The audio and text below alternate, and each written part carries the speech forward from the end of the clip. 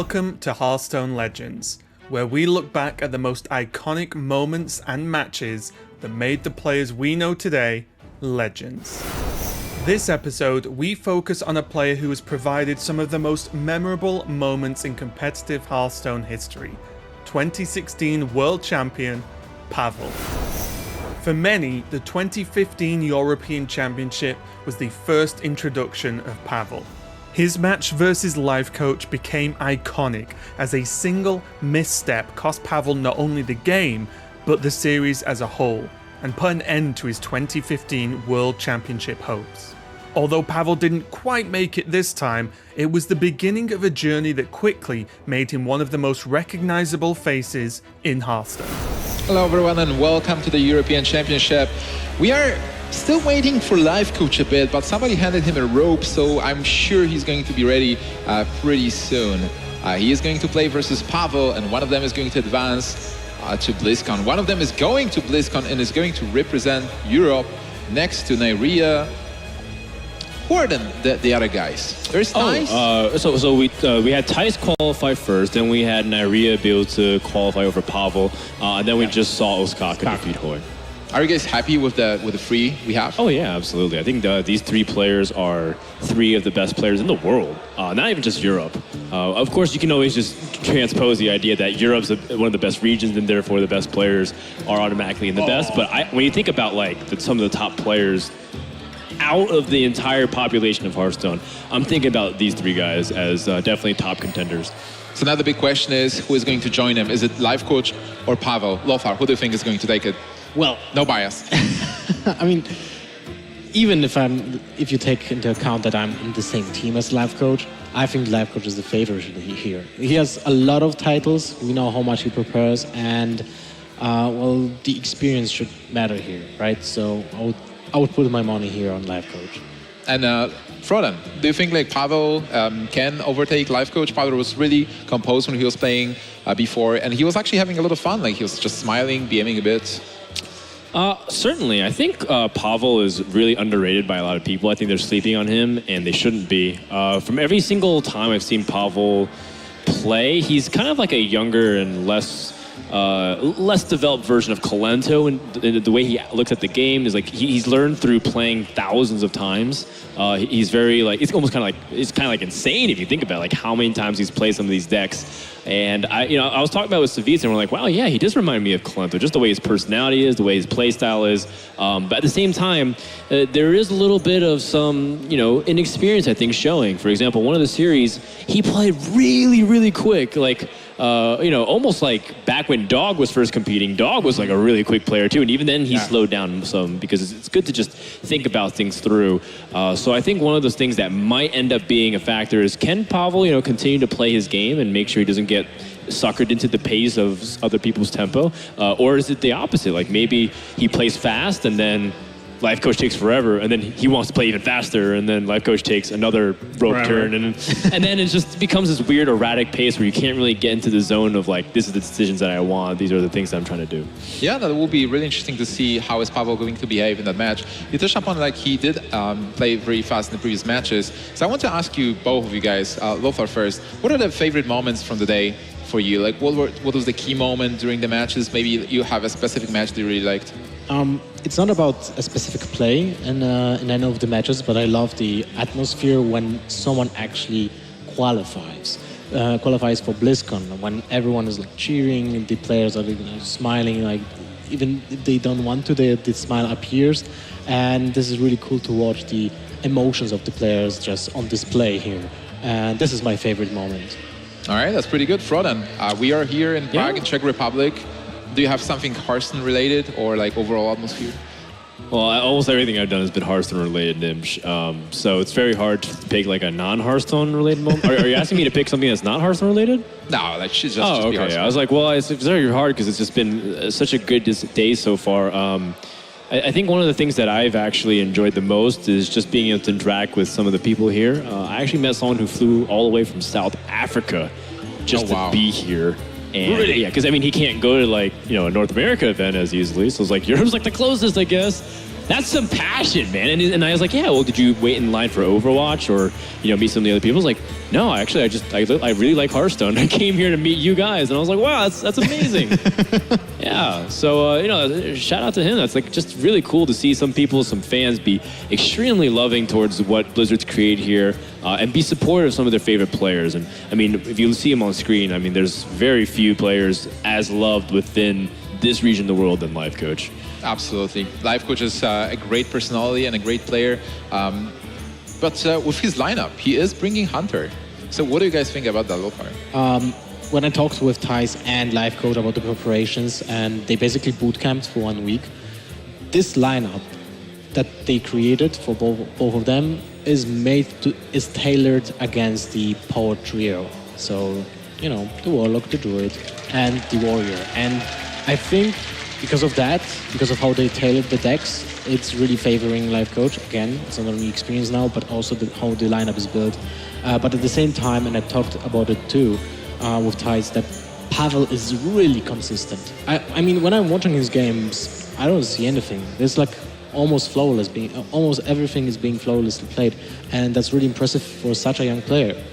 Absolutely. And Pavel is bringing a standard hand lock instead of demon lock front. And do you think it's going to make a difference? Maybe demon lock would be better? It's hard to say. I think, I kind of want to see how things pan out a little bit beforehand, but there are some weird choices already that somewhat redefine how the match is going to be approached, like the Big Game Hunter and the Patron, for example. So I'm excited to see. I'm going to go ahead and say that I don't think it'll be worse. I think it's just going to be different, and I'm ready to see who's going to come out on top. Oh, man, I'm excited to see what's going to happen. The players are almost ready. So for this match, Frodan and Lothar is going to bring and talk about the action. It will take a while. Or so they say. I think the first game is about to begin. Thank you very much, Nimsh. Warrior versus Druid seems to be the matchup we're starting off the most commonly outside the Druid versus Druid. And that opening hand Man. from Life Coach looks really powerful. That's a force to be reckoned with. It looks grim for Pavel now. Well, hold on. I mean, let's just wait with for the curve. grim. If Pavel throws it back, gets another Force Nature and 2 Savage Wars, then we're talking. It's like, it's probably but it's turn the worst 6. case scenario. Sorry, turn 5, Green Patron, Innerate Whirlwind. Right, but he doesn't have Death Spite. Okay. And he also, he has to also use Coin, but he also might just get too much pressure. Like, what if Pavel gets Innervates and some Of Shredders? course, that's possible. Some wild Because that's codes. how Pavel wants to win the game, right?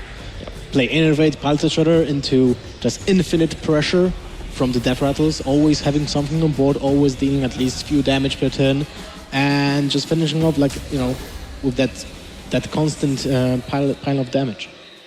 All right, well, first game for the final spot in BlizzCon for European Championships. Everyone claps now. Between two players, Life Coach and Pavel, both worthy, honestly. Like, if you really evaluate it, from both a standpoint of the fans and the peers, you have to understand that both these guys deserve to go. Yeah, and fun fact, Life Coach is twice the age of Pavel. Mm-hmm. Exactly twice. Life Coach is 34 years old, and Pavel is 17. Wow. So he technically...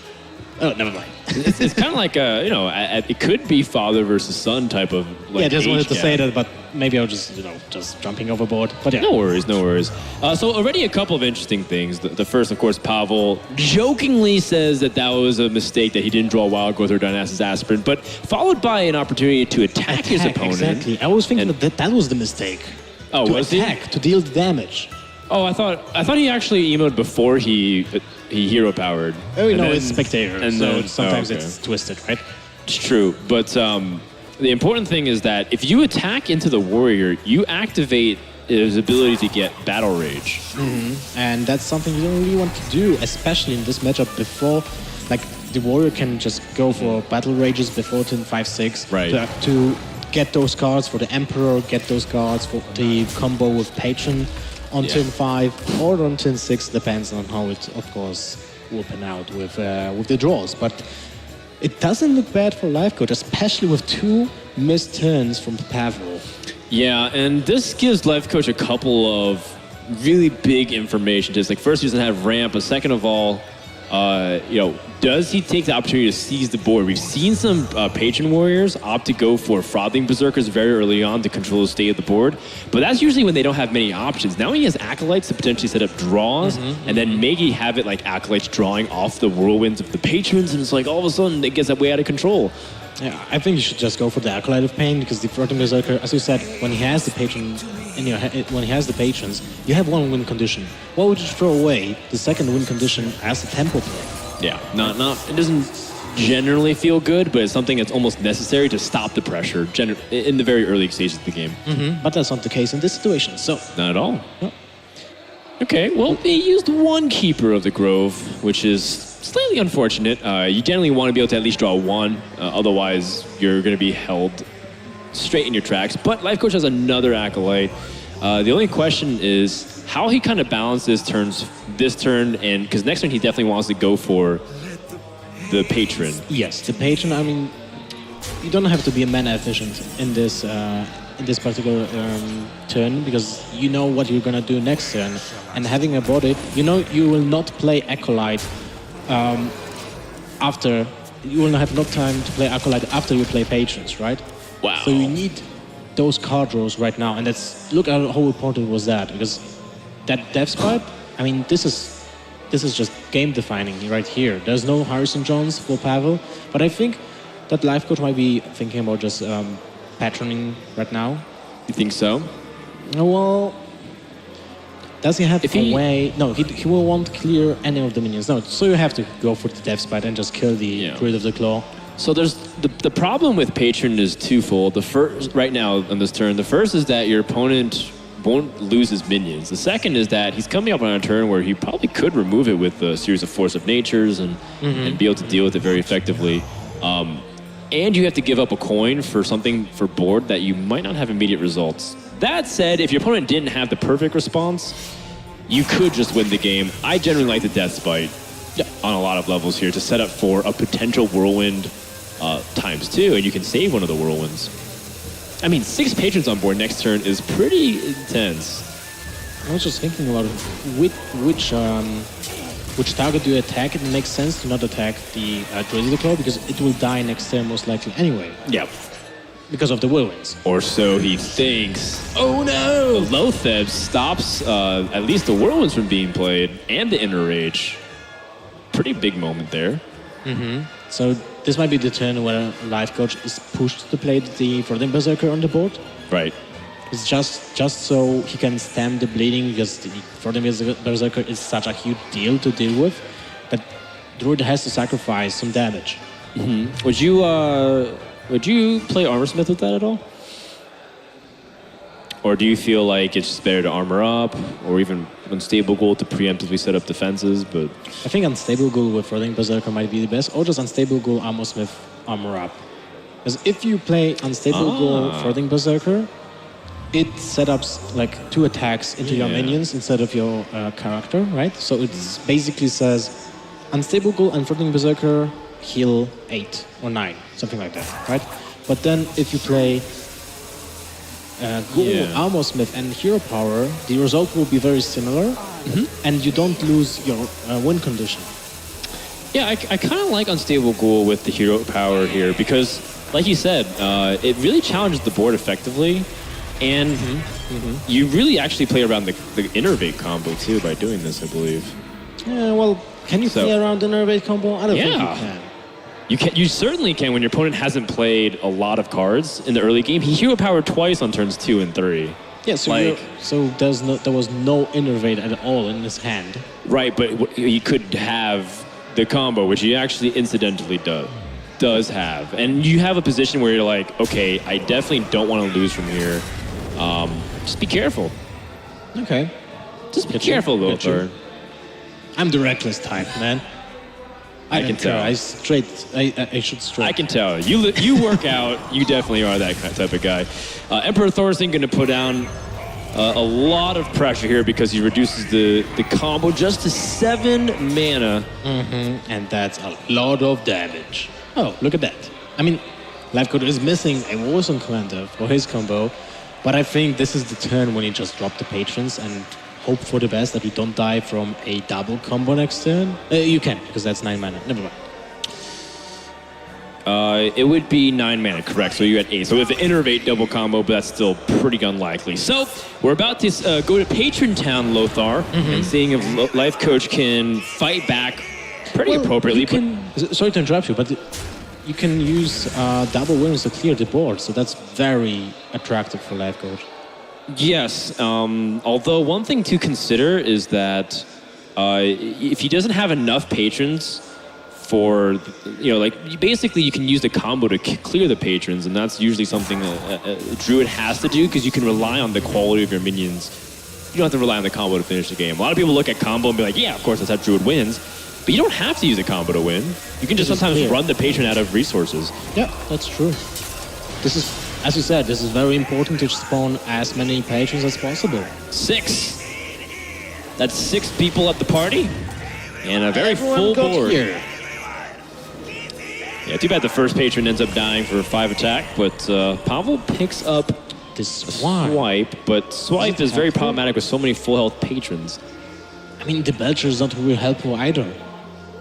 Yeah, but the thing is, oh man, the real big problem with 6 patrons is that if you combo clear, you still have a 3-2 patron. So it can still copy technically, and you're like, this really stinks. But it almost, you gotta do what you gotta do. So now the combo goes off and kills the full health patrons, as you said, leaves the 3-2, and right. This might be awkward for Pavel. The next turn just can be as awkward as this one. Oh, that's a huge draw. The battle range to draw 3 cards followed by an Emperor Thorson. I'd be very surprised if Life Coach did not capitalize immediately off of this. I mean, you don't have to necessarily play the Emperor because that depends on the quality of your draws. Fair enough. Right? That's also good. True. Yeah, like Novish Vener is also appropriate, but I don't think you should Emperor this. I think you should just maybe consider even. No, I was thinking about whirlwinding, but that makes no sense because you're left with the same stick. Yeah, almost the same. I mean, you have a 3-3 instead of a 3-2, but that's basically it.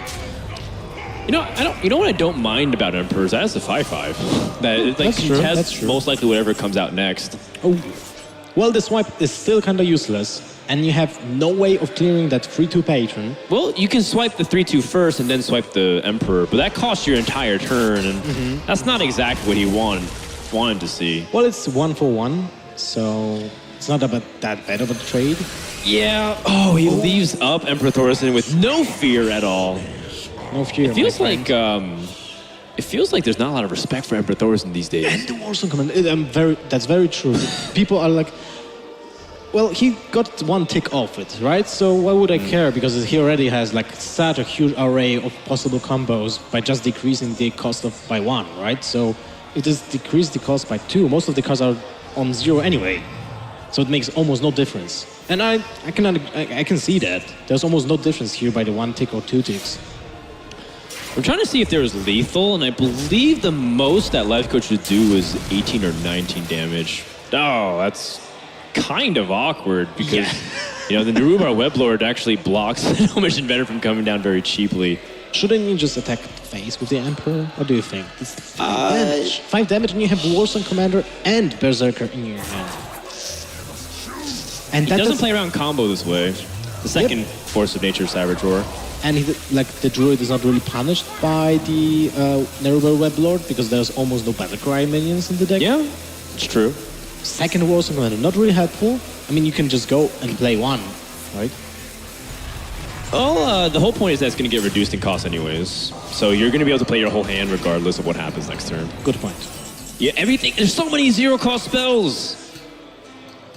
And if this is wondering if it will heal. Dangerous too, because the idea that Sludge Belcher loads up the board even more, and then it's like more minions get buffed the Frothing Berserker for whirlwind damages. I'm not feeling very confident if I'm Pavel. 2 slams are gonna just get additional cards just for 0 mana. It's like Wild Growth that deals damage. Does he have? Okay, so he can play 4. He can play his entire hand. Yes. He's gonna get 4 minions plus the 3 on board, so it's 7. So a whirlwind's plus 7. But 2 slams are also adding damage, right? Well, 1 damage. Well, it's one. That's Yeah. 2, right? That's a lot. 2 berserkers. Okay. So now it should be There lethal, almost right? certainly has to be lethal here. Because each Frothing Berserker gets 7 from the Whirlwind. Yeah, that's more than 9. enough. So yeah, that's definitely more than enough here. Because the Warsong Commander can help buff it and get some extra damage as well. And the so slam adds 2 damage now, so basically the outcome was almost Yeah. the same. everything is doubled twice over because of the 2 Frothing Berserkers. So that looks like a pretty huge Sure. lethal. Why not? Only thing that could sabotage it is time, but The Pavel doesn't Pavel care. saves some time there. Game number 1 is in the books. Life Coach off to a very quick first lead. In fact, it looks like Life Coach is still playing. Well, and because going the Someone should tell him the game's over. Life Coach is like, no, I'm not finished. Don't do this to me. Pretty intense stuff. Very good first win there to get the patron out of the way, considering that we know Handlock is available for Pavel, and I think Pavel's going to want to do the same exact thing. The only interesting dynamic here is that Hunter deck from Life Coach. How does Pavel fit that in? Like, is it going to be the Handlock or the Druid that runs into it, or does he get to kill it off with all these decks and it doesn't really matter? Or maybe the Hunter just wins and lets it pass through, and he has to 3-0 Druid. Those are always really tough positions for our Russian player. Yeah, it is really tough. I mean, Hunter, as we know, is a natural nemesis for Warlocks, just because of the hero powers, how they're being designed. It's the complete opposite. Yeah. So one does damage to yourself and the other does damage to yourself. So it's pretty one-sided with how the damage stacks against Handlock. And that could be ultimately what you're looking at here. Maybe that Hunter deck from Life Coach is, it's a throwback too. Life Coach used to play a lot of Hunter back in the day. In fact, that was his claim to fame, the Sunshine Hunter. Sunshine Hunter, yes. The same goes, like, maybe no one knows, but Sunshine's actually the daughter's name. That's right. So back up a year and a half ago, Life Coach was still just like beginning to play Hearthstone and learning it. He was actually a little bit known as a very interesting streamer. He used to stream with no shirt on. Yeah, shirt off, and then he'd get a little mad. Actually, people called him King Mukla for a while because he'd get like really mad, like oh, I can't believe this happened to me. But he transitioned from that into a very respected deck builder with mid-range Hunter. And at the time, Hunter was not a very respected class. Yeah, so Life Coach basically soared the mid-range Hunter to high popularities with Kolento. And that's what really took off the Hunter class. Since then, he's definitely transitioned to other decks, Handlock being one of them, Paladin being another patron. But bringing that Hunter back for his journey to BlizzCon is definitely a really cool thing. Yeah, it's a story, that's for sure. And now we'll see. Oh, he uses one Hunter's Mark at least for sure, and the Freezing Trap. I'm really interested in the array of traps he has in his deck, because that's a really defining thing for Hunter's decks in general. Yeah. It almost like dictates the type of style you want to play with this deck, just through the traps. Because what the traps do is they represent the way you play for tempo, or you play for board, or play for damage. And all those things could factor differently with how you make trades. And I do really like the idea of evaluating Hunter's deck based off their traps. It's a very smart way to do it. And also, it kind of allows you to bluff. It does. Mixing it up is very good. I'm not a big fan of only 2 explosive traps unless you're trying to go for super damage, or only 2 freezing traps, because sometimes it just becomes a little too predictable. Yeah, but at the same time, now with the inclusion of Bear Trap, you have the option to always set up a Snake Trap and a Bear Trap at the same time, and always trigger something. It's true. So the Coin Knife Juggler is the most optimal amount of damage. Pavel has no play minion-wise, just instantly plays Wrath. And he also clicks the one off the top, just to kind of mess with your opponent's psychology. Yeah, I just drew the exact response I needed. Yeah, but to be honest, I like to use the cards that I have in my hand, because most of the time you're not then telling your opponent, I kept this card in my opponent's hand. Why would I do that if it's still in my hand till turn 6? It's true. An example, right? I mean, you could, for every argument for, you can argue against. And for every time you see an Innervate, you might see a Hunter's Mark. Nisha, that's actually the best one against Druids. Yeah, it's going to force out a swipe. It's force out a swipe, that's a very good point, but it also doesn't die to Keeper of the Grove. So it's like a huge tempo loss for Hunter if it gets Keeper of the if the Hopper is getting Keeper of the Grove. This has been a very tit-for-tat game so far, but it definitely still feels like Hunter's in the driver's seat because it keeps presenting the threats. However, this Keeper of the Grove is a very big one. Yes. It's going to be able to shut down the Knife Juggler. And the second one for the high main. Oh, man. Okay, what's really funny is that Pavel's drawn almost 2 of every card in his deck outside of Innervate and Druid the Claw. He's drawn 2 Wraths, 2 Swipes, 2 Keepers. By this logic, he's going to draw either Druid the Claw or Innervate next. Let's see. Oh, no. But it's really important that he has the second swipe because the Snake Trap is a huge deal here. Right, the second swipe is a really big deal, but and even so, how do you kill? I guess you have to Wrath the high main. It's very smart that Pavel played the second Keeper that also cost him more mana because otherwise he'd give intel to Life Coach that he's of course playing a second Keeper in his hand. And it's not so important to use the hero power right now because you're not dying at all. So the 1 HP is not that important at all. And Lotheb's 5 damage you don't want to miss. But this does mean you can deal with the high main. Oh, but the Snake Trap, he knows. Well, now he knows because he was also thinking about Bear Trap. It might have been possible that this Bear Trap because the Bear Trap is triggering right. when it deals damage. I mean, when the opponent deals damage to your hero. So if the oh no! Whoa, 2 Keepers for 2 high mains, but 1 Keeper was used for a Knife Juggler. Yeah, is this Noah's Ark or something? Everything comes 2 by 2 right now. But those are both males. 2 lions. 2 lions on the Ark, so they can repopulate the entire Earth. With hyenas. Oh, yeah, it's true. That's the babies that come out. Life Coach picks up the high main, but the play on curve is actually the bow and the shredder for more mana efficiency. And the bow does give a charge because most likely he's going to want to kill off the high main in some capacity. So you could argue that it's just the better play. It's a lot of damage and you squeeze a hero power regardless what you draw next turn because you would like to play Savannah High main. So it's Savannah High main plus hero power. Okay, well, the swipe should be able to clear, but as long as, well, something reasonable comes out. Huh? That's additional free damage for the bow, which is very important, because it basically does almost the same as Snake Trap on its own. As long as something with 4 attack doesn't come out here, yeah, it should be clear. But at the same time, like you said, he's got more damage, and that second high main is backbreaking. Oh, no. I was thinking... Fatal Trap is like pretty useful if he wants to isolate a target and keep his high main alive. Like, I mean, Ancient of Lore. Oh, look at Pavel. He was pretty upset to see that. Yeah, Ancient of Lore is great, but it most likely just has to heal. You can't really draw cards. Well, when there's a Savannah high main staring at you, the Ancient of Lore is not really appealing because it's like always just 1 damage more than the turn before, even if you heal. And there's a hero power that deals 2 damage each turn. So this way, how to work, you spend 14 mana to get 6 damage. Yeah, but that being said, I think it might be that time. The game is not going to last very much longer with the high main on board. Life Coach is also debating if he should swing at this 2-1 Keeper of the Grove or go for face. With the bow, you have 10 damage, assuming you can hero power every turn, and that's still going to be short. So he might feel like this high main is all in. Yeah. Like he's going to protect it as best as he can. He can't wrath it. He wants to make sure that his minion gets as much damage as possible and make up for the lack of bow damage. I really like killing this minion here. I agree. This is very important, just to make sure that the Savannah high main is not in danger at all. It's not a dangerous species.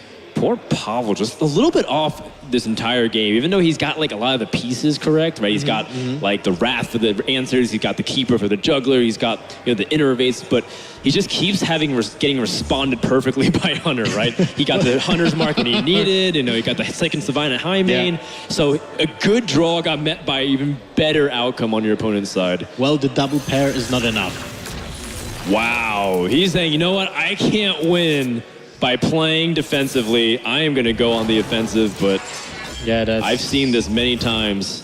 That's really sad. And I've seen Druid lose almost every single time this happens. Yep.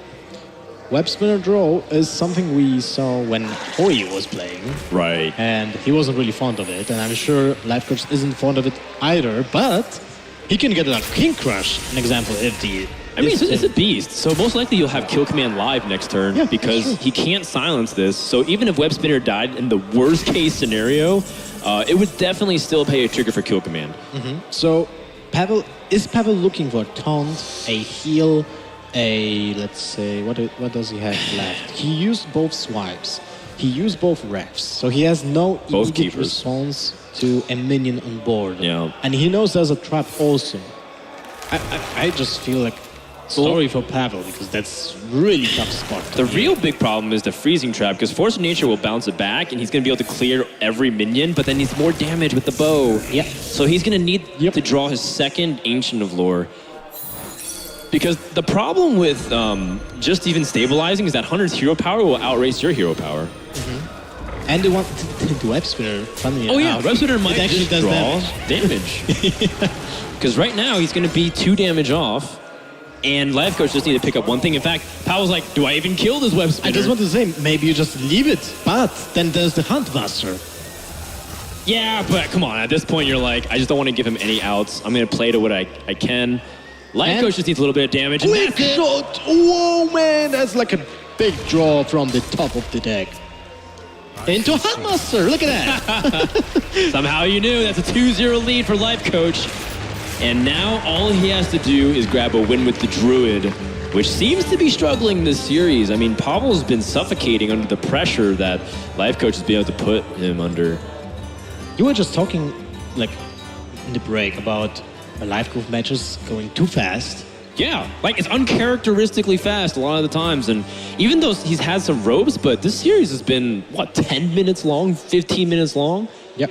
The break leading up to it was kind of like making it seem like this would be an epic 3-hour match. Like 2 men enter, 1 man leaves.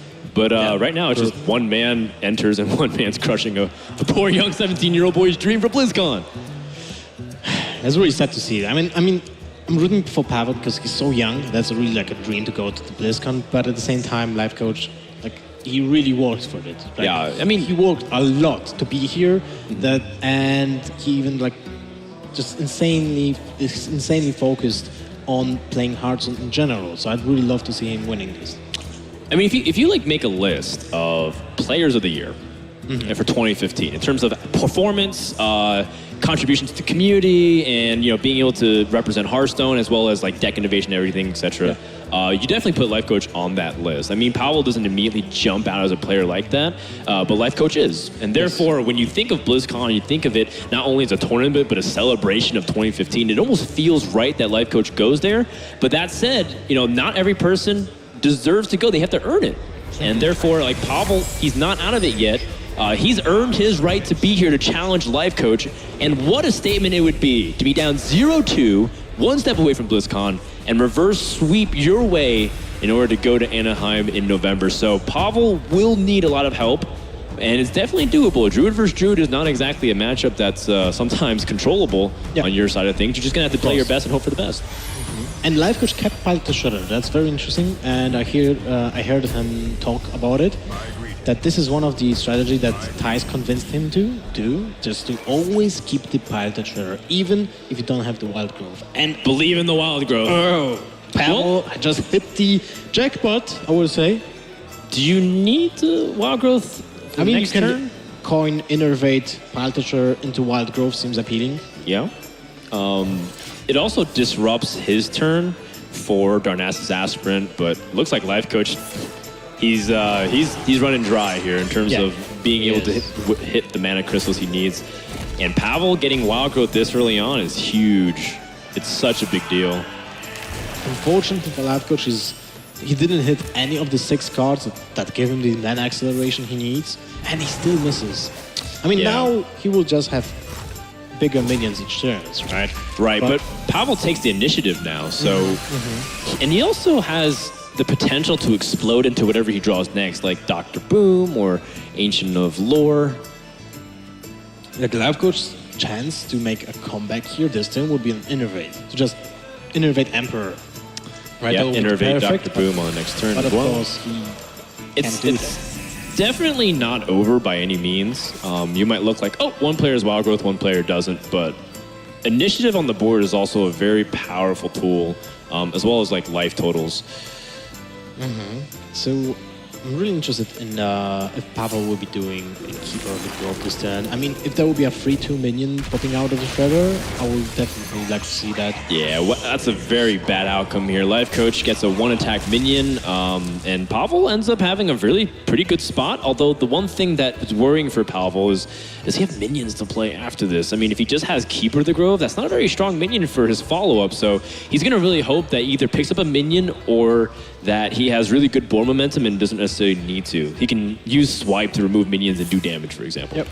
I just wanted to I waited till you end this sentence, but there's like Dr. Boom in 5. One good draw deserves another. Oh, well, that's a good draw to counter the Dr. Boom. Not bad. I mean, Life Coach got the ramp he needed, but Pavel has several options here. He can play the removal game. He can also just answer big minion with big minion. What if he just kills Dr. Boom and just plays Ancient of War? Like, it depends on how he wants to go for it. If he feels aggressive, if he feels more board-oriented. This is where I defer to guys like Tice, because I feel like Tice has played so much this matchup. He really understands the dynamic of what Druid can and can't do. And there's no Hunter's Mark to help in those situations. No Hunter's Mark in Druid! Imagine that. Imagine if Hunter's Mark was a neutral spell. That's a very scary thought. Yeah, definitely too good to be true. And there's no, as we talked before, Life Coach has no potential comeback mechanism in his hand. There's no Force of Nature, no Savage Roar, no Wraths, no swipes. I have to remind you that he does have one comeback potential: the boom bots. Okay. Don't underestimate the boom bots. If you kill Ancient of Lore or Ancient of War with Boombot number 1 and Dr. Boom, and then you somehow killed the Shade of Next Rammus, and they just play the Emperor Thorson. What kind of board is that? What kind of situation have you flipped around? This is what Dr. Boom does. Or you just Boombot into Palette Shredder and pop out Doomsayer, right? Yeah, but then you can't play anything on your board. So half of Hunter's Mark is being played. All right. I just thought it's Doomsayer, man. It really looked close. like Doomsayer for half a second. It was a little scary. But it wasn't. I really like the sequencing too, because now if it lands on one of those minions, the Boombot has a chance to kill it. And it lands and it's 3 damage. Almost. Wow. That was a perfect Boombot, but for the Shade. Yeah. That allows him to trade effectively. And now the Keepers are coming down in full force. Pavel's still choosing to hold on to his Shade. Also, something to note is... Is he? Yeah, I think he attacks. Or is he? I think he should attack here in this situation. If he attacks, then he opens himself up to Wrath. That still gives him the opportunity to develop a 5-mana minion. Well, in this situation, there's no option for Life Coach to play, an example, an Ancient of Lore, and even if he does, then the Shadow of Summers just trades for 2 cards. That's true. That's true. Right? So I would definitely trade the way the Pavel did. Yep. That's also fair. Very fair. And now we can see that if Life Coach finds a way to somehow clear the board and just regain some control, Pavel's hand is not that great. Right, but it's also has a lot of potential for finishing damage. In fact, if Pavel drew Savage Roar instead of Wild Growth last turn, I think he might have won that very turn. So it's still a very dangerous situation for Life Coach. Druid of the Grove, that's a good draw. Yeah, a minion to play is just very solid overall. And that's why Life Coach fought with smaller minions than just like one Ancient of Lore, because it's not a resource battle, it's a board battle at this stage. What comes out of the Shredder still could be pretty meaningful. 2-3, it's not the best, because it doesn't necessarily put any minions from Pavel to a lethal range. For the minions, of course. Right. But it does soften it up still, though, for Swipe, I believe. There's no Swipe with Life Coach hands. That's the problem, right? And what? Oh, that's so painful to draw Titanos' Aspirant right now. What can you even do here? Drop the the Druid Ancient Claw, yeah, it absorbs so much damage, and if you pass, you're letting 12 damage exist on the board. I mean, Pavel very wisely set up lethal for the following turn for exact damage, assuming his opponent has a hero power, because he would have 12 on the board plus the Force of Nature hero power, so that's 19. So Life Coach would be at 18 at best. He could use the Ancient of Lore to heal himself, though, but that's like a losing play because you survive, but do you win? That's exactly what we talked about last match. That this is the play to survive, and this is something you don't really want to do at any point of a game in Hearthstone, because this is game of Hearthstone is about being the beatdown, and you want to be sure of killing your opponent the next turn in most situations. All right, Life Coach choosing to go for the Darnassus Aspirant, a little bit more board resilient than the big game hunter gets traded into. And that means Pavel will drop this Pilot Shredder. Still not enough mana crystals to use Wild Growth for cycle. It's unfortunate. But the Pilot Shredder is one of the best drops because it goes well with the potential Savage Roar draw next turn. Speaking of, but not for the player that we talked about. They could fuse their hands together.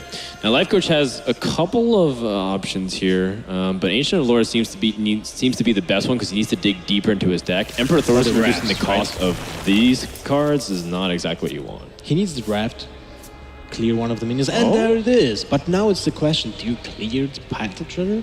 Because one minion makes the combo lethal anyway. Right. There's no difference. Unless there's something that unless the Shredder drops Doomsayer, that clears the board. But that's a very low probability. That kills but you don't die to combo. So there's no way to play around the combo. I think at this stage, you're pretty much sure that when your opponent draws the combo, you die anyway. Even if they'll be like... Yeah, exactly. Return. So I don't think you just clear the Pilot Shredder at all. I think the logic is that there's no way to play around the Force Nature Savage Roar anyways. So, well, that's a lot of damage. We're gonna Wild Growth first though to see what we get. And Pavel could just draw like super amounts of damage here. Ref, that's helps. Not bad at all. This allows you to cycle through the deck and use the minion from the Pilot Shredder to clear that Ancient of Lore. Yeah. And there's the Savage Roar draw. Savage Roar is pretty big. Looks like Pavel is in a prime position to climb back into the series and win at least one game, but he still has to wait one more turn before he gets his final blow. In this situation, Life Coach has to armor up and clear the board. It's impossible. Like his Azure Drake, he had to have Azure Drake swipe and the ability to hero power, and even if he had those things in hand, he would need to have Innervate. Exactly. So there's no way Life Coach can get out of it unless Wild Growth can hit something though. I'm just thinking what's the most ridiculous card that can have in his deck to get out of it, but I don't think there's one. If Wild Growth was in the hand, I think Life Coach may have survived. Oh, sorry. If Wild Growth was able to get Ancient of Ward, maybe he would have won or would stabilize. But in this case, Pavel is just so far ahead. The damage is too much to stop, and Life Coach does end up dropping a game, which means Pavel climbs back and gives the series some life. It was looking a little bit one-sided. Yeah, kind of. Well, that's the usual thing about the Druid mirror match, right? One of the players hits the mana curve and rams at the same time, and then the second player is kind of punished for not having like a turn 2 play. Because most of the time the turn 2 free with Innervate and Wild Growth means a really big minion, and if you can't catch up with your opponent, you're just losing too much damage. Even if you make a comeback, you're not enough high on your health points to just sustain the combo. Right. Definitely an opportunity for Pavel to come back. We're going to check off that Druid momentarily. He has an opportunity to go into the Patron, into the Druid, followed by the Handlock, and that's going to be his best sequence, although realistically he can choose whatever he wants. In theory, Life Coach has 2 okay matchups. Maybe one is even heavily favoring the Druid, and I mean here that Druid is favored against Warlock, especially the classic Handlock. Because there's no Void Colors, there's no Jaraxxus, there's no Mal'Ganis to play around combo. And yeah, that's basically it, right? Yeah, it's never truly over till it's over. Of course. And specifically with Patron Warrior, we've seen that do very well against Druid. And, Handlock can stabilize against Druid, even though it's very tough. It just takes Druid whiffing, a game, not getting their Wild Growths and their Darnassus Aspirant. So its consistency just has to not work one time. very doable still for Pavel. You don't have to. You don't look at it as I have to win 3 in a row. I just have to win the next game. Just to win the next game, one step at a time, and Pavel can make this comeback. Yep, and we saw a lot of comebacks when it comes to Conquest format because it's not about the Conquest format, how it works. It's not about the strongest deck in your lineup. It's about the weakest link in your lineup. So if one of your decks struggles against a particular strategy, it can be abused. And you can win 2 games first, you can be 2-0 up, but you can still lose with your third deck because it lacks something to battle against your opponent. And it'll just be, that would just be your weak point, your Achilles feet. Yeah, absolutely. And I think that's going to definitely come to play here. I mean, Pavel's had a really long journey to get to this road to BlizzCon. Life Coach also had a really long journey himself, but he's also had a little bit of help because he's got a lot of invites to tournaments and got some of his points that way. Pavel's had to go through so much ladder qualification, hitting number 1 season, being able to climb through multiple seasons, hitting top 10. And he comes in here as one of the highest seeds. He's going to go with Handlock immediately. You know what? I like it. He says, I have to win with this eventually.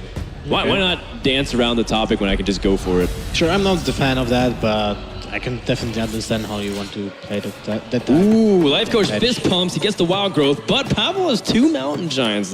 That's insane. That's pretty formidable. Yeah, that's something. If Druid can't really keep up with those Giants, because basically it says, well, I have Wild Growth too, but in form of 1 card. And it just, applies to 1 card only, right? Because it basically says I'm ramping out a huge minion for 4 mana. Like double innervate. Right. Well, Life Tap is going to almost be a certainty for Pavel over 2 turns. Life Coach will Wild Growth into the Shredder. And he does have a curve. He has Wild Growth, Pilot Shredder, Harrison Jones, Dr. Boom. Well, the Harrison Jones is kind of lackluster, but sure, it's still a minion. I mean, it's a reasonable sized minion. It allows you to set up trades or even just pressure the opponent. We didn't talk about one thing, that Pavel is playing Siphon Soul in his deck. That is pretty true. The Siphon Soul allows him to go 1 for 1 with big threats, but it only allows you to answer the part of Dr. Boom, not all of it. Mm-hmm. And interestingly enough, he's not playing Void Colors, but he has still the Draxus in the deck. True. So that's also very true. One of the things that Pavel why Pavel is being different from other Handlocks players. And Life Coach is drawing a Swipe, which is a great card to finish off the game, but he needs pressure from board first. The Pilot Shredder coming out with pressure is what he needed. Pavel does have his own big minion. And, don't be fooled. Even though, generally speaking, he might be baited. Oh, man. Like, the fact is, if you play the Twilight Drake, you can have the Mountain Giant the following turn, and you're really tempted to do so. And you don't want to get big game hunted for tempo. Mm-hmm, definitely. And in this case, this is a lose-lose scenario. If there will be a big game hunter or either Keeper, both are really bad. And actually, Keeper is more statistically likely because there's 2 in the deck versus big game hunter, generally speaking, there's 1 in the deck. Unless there are some particular changes in the Life Coach lineup to maybe beat Handlock. It's true. Oh, man. But if he plays the Twilight Drake, then the Keeper of the Grove will come out, and then the Coin Hero Power will take it out. Mm-hmm. And but that will be bad for Pavel. But then there will be no turn 6 Dr. Boom, at least. The whole point is that you have something on board, though. You're threatening. I'm just saying, trying to find an upside in this. What's it going to be, Mountain Giant or the Twilight Drake? You got to make a choice. I wouldn't mind. It goes Mountain Giant, but the Twilight Drake is going to get punished. Silence! Yeah, he's got the Wrath. I think you keep the Wrath. You think so? Yes, I think you keep the Wrath, and the reason why would you do that is that you need something to clear the Giants. Okay. And you have no Big Game Hunter in your deck. In your hand. So you have to find another way. And when you're at such high life points, I think you can just use your health of resources, but Life Coach does not agree with me. Well, I can understand what you're saying, but I think Wrath, he just wants to find his Savage Roar, find the more powerful game-ending cards. Mm-hmm. That's generally what Wrath I feel like functions the best. And he's got 6 power on the board. It's not something that you want to scoff at, and Pavel's not happy. He's like, I chose the wrong one, so he's going to tap Mountain Giant. And he did this calculation already. He's like, well, I know he has coin. I know he can do this. Can I afford to take this damage? And he thinks so. Although it's really starting to mount up. 12 damage available right now for Life Coach. What do you think about Harrison just this turn? Instead of Azure Drake, because you have to swipe, so maybe it'll make a big difference on turn 9 if you don't draw the Savage Roar. But at the same time, as you said about Wrath, it's about digging through the deck. I want for the Savage Roar. That's just the card I'm looking for right now. So maybe because of that factor, Azure Drake will be better here. The thing about Harrison, too, is that... well, no I mean, one will play it's just, yeah, it's not that they won't play Jiraxis. The thing about Harrison is that, it's the same thing as Azure Drake effectively, because you have Swipe as your removal, you just use Wrath. And so I think Azure Drake and Harrison is actually not too much different, except one draws you a card and one doesn't. Yeah, that's my same impression. Yeah. However, I'm trying to explore a world where Life Coach can just go super ham, and I don't think so. He's not very well prepared for... So he goes into taunt mode. No charge! He's trading? Oh, wow. Interesting. Wait, what? Untitled Totem? Well, That's a troll. Yeah, I just wanted to say something about, maybe something good about the Vitality Totem. Maybe it's like, it's still there for the Savage Roar. That is really interesting. I was not expecting that at all. I was expecting more of Azure Drake. I think he didn't want to get Shadow Flamed because he didn't want to lose his entire board. Second Force of Nature. Well, you have to go for the Dr. Boom, right? If his opponent is Shadow Flamed, yeah, I guess he wanted to set up Dr. Boom as best as he could. Dr. Boom, though, is the best specifically for this mana slot. Pavel doesn't have a big game hunter yet. He has his own Dr. Boom instead. Sunfury Protector. Nice to have. He can Shadow Flame. Let's see. If you Shadow Flame the Watcher, you can trade in the Sunfury beforehand and then Mortal Coil the Dr. Boom. Yeah, that's correct. Oh, he goes for the Mortal Coil. Okay. For the bomb, so. Picks up Twilight Drake instead. Damage onto the Giant is pretty relevant if he wants to trade into Boom, so he doesn't have to worry about that. Is it so important? Because you would have left the Giant 1 HP, so it would have most likely died to a swipe, to a trade from the bomb. Yeah, true that. 3 damage to the face. I mean, this is actually relevant because there's no Molten Giant in the Pavel's hand. Yeah, and Pavel, he's like willingly going lower, but how low can you go before it's just too low? It's the ultimate question. I was thinking about this. Like, imagine a Savage Roar right now that's 6 damage, and Swipe, that's 4, that's 7, that's 9, 11 damage right now. With just a single Savage Roar and a Swipe. Yeah, that Vitality Totem is not threatening at all. So Pavel just calmly places onto the board. He says, you know what? I'm good to go. Second Keeper of the Grove on draw, exactly for the Twilight Drake. But that's the second time the same situation. Did you use Swipe this turn? Just Hero Power. I just would say the same, 2/2. but probably Life Coach disagrees again, just swipes face. But the thing is, you can take it slow. Like, now you're going to be on 9 mana for the rest of the game, at least. Darnassus Ashburn can actually knock you from 10 to 9.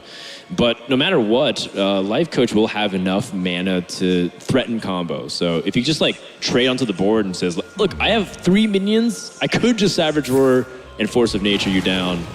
Pavel has to play with that fear in the back of his mind. Okay. Well, he's still at 15, right? So right, but it's a threat. Not to mention that he's not in a position to win anytime soon either. Like, one of the things Handlock sometimes can do is load the board to win, but it's not in that position at all.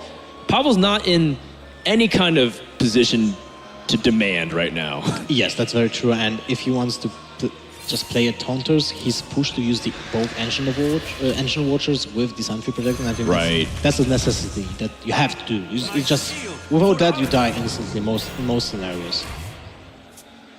2, 4, plus 6, 10, 24, even if he had combo. Oh, he does pick up the Big Game Hunter. That's going to be really useful against the inevitable Dr. Boom. Probably next turn, but for now it's kind of too late for the Giants. Imagine if you would have that against the Giant, like the second Giant. Sure.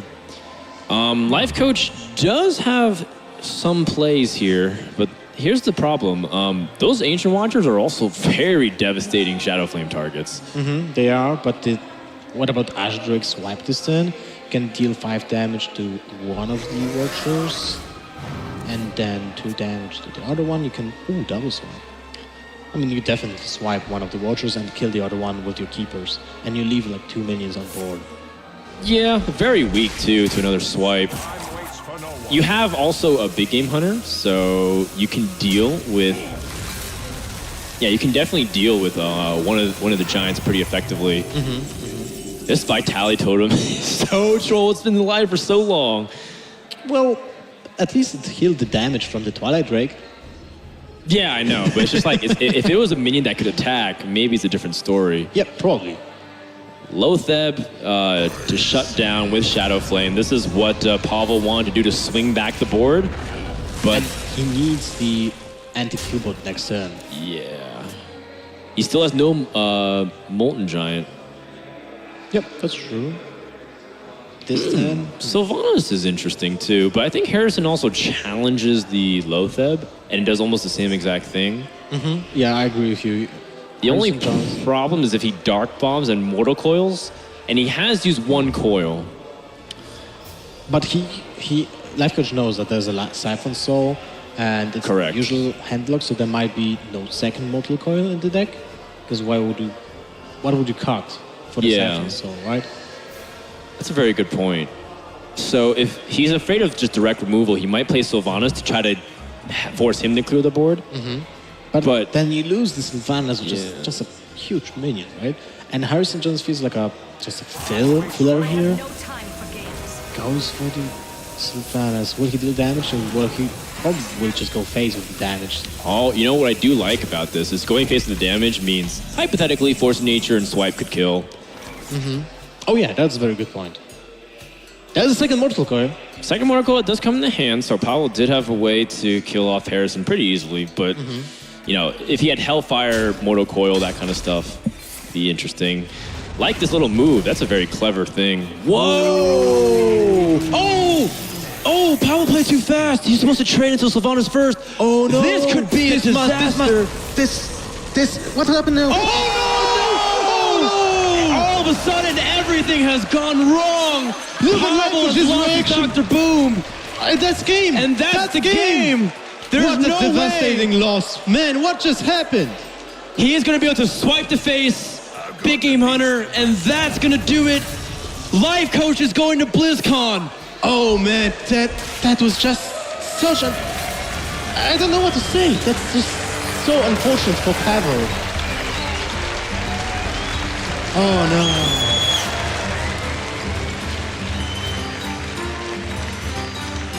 A big congratulations to Life Coach. He goes to BlizzCon 3-1 over Pavel. It may not have been the way he wanted it for either player, but a really good accomplishment nonetheless. And Pavel, it's a tough loss to accept, but he's also done a great job.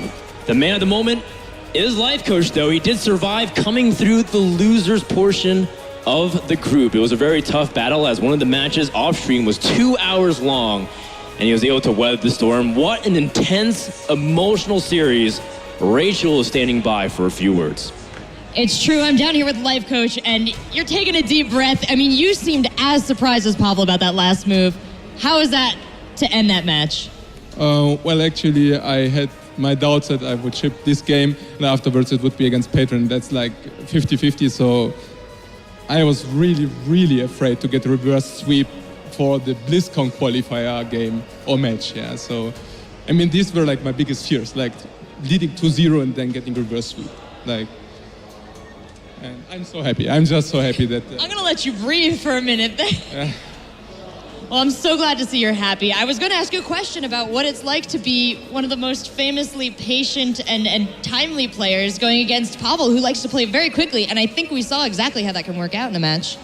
Yeah, I mean, it's rather like, I don't want to answer this question, but rather about the audience. Like, I mean, I've been in some tournaments now and in some arenas, but the mood was never that great as it is today here. And I really want to thank all of you, like, for being that great. I did notice that there is a huge contingent of Life Coach fans here. How did you get to have such a relationship with this huge crowd here in Prague? I have no idea, but I'm really happy that it is like how it is. Well, in the theme of happiness, you have qualified for BlizzCon. You are our 4th qualified player, and you will be competing at the tournament at BlizzCon. You're going to Southern California, man. How does it feel? I'm emotional for you. Yeah, I mean, California, I will actually come visiting you. You're also living in California, right? Yeah, let's hang. Perfect. So good stuff.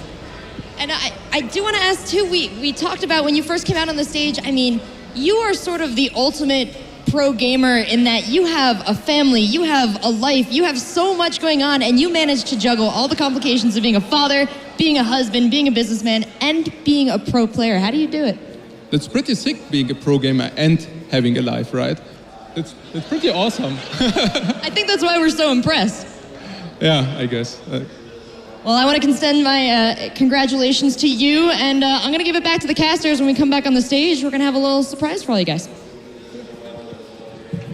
Life coach, the man, the myth, the legends. And we have our top 4. We have life coach, we have Ostkaka, we have Nyria, and we have Thijs. What are you guys excited? Well, I'm for sure excited. Both my teammates are going to BlizzCon, man. That's 50% of the European participants. I don't know if I recovered from that game quite yet. I was very That was emotional. really hard to digest, and I was just watching and talking about the game. I can't even imagine.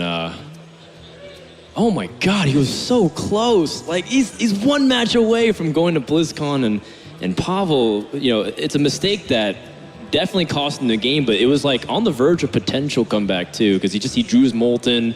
He just had to taunt it up. Yeah. You know, it's like he would be GH, but he had Dr. Boom and that. So it's like, can he actually do it? And it's like, So close.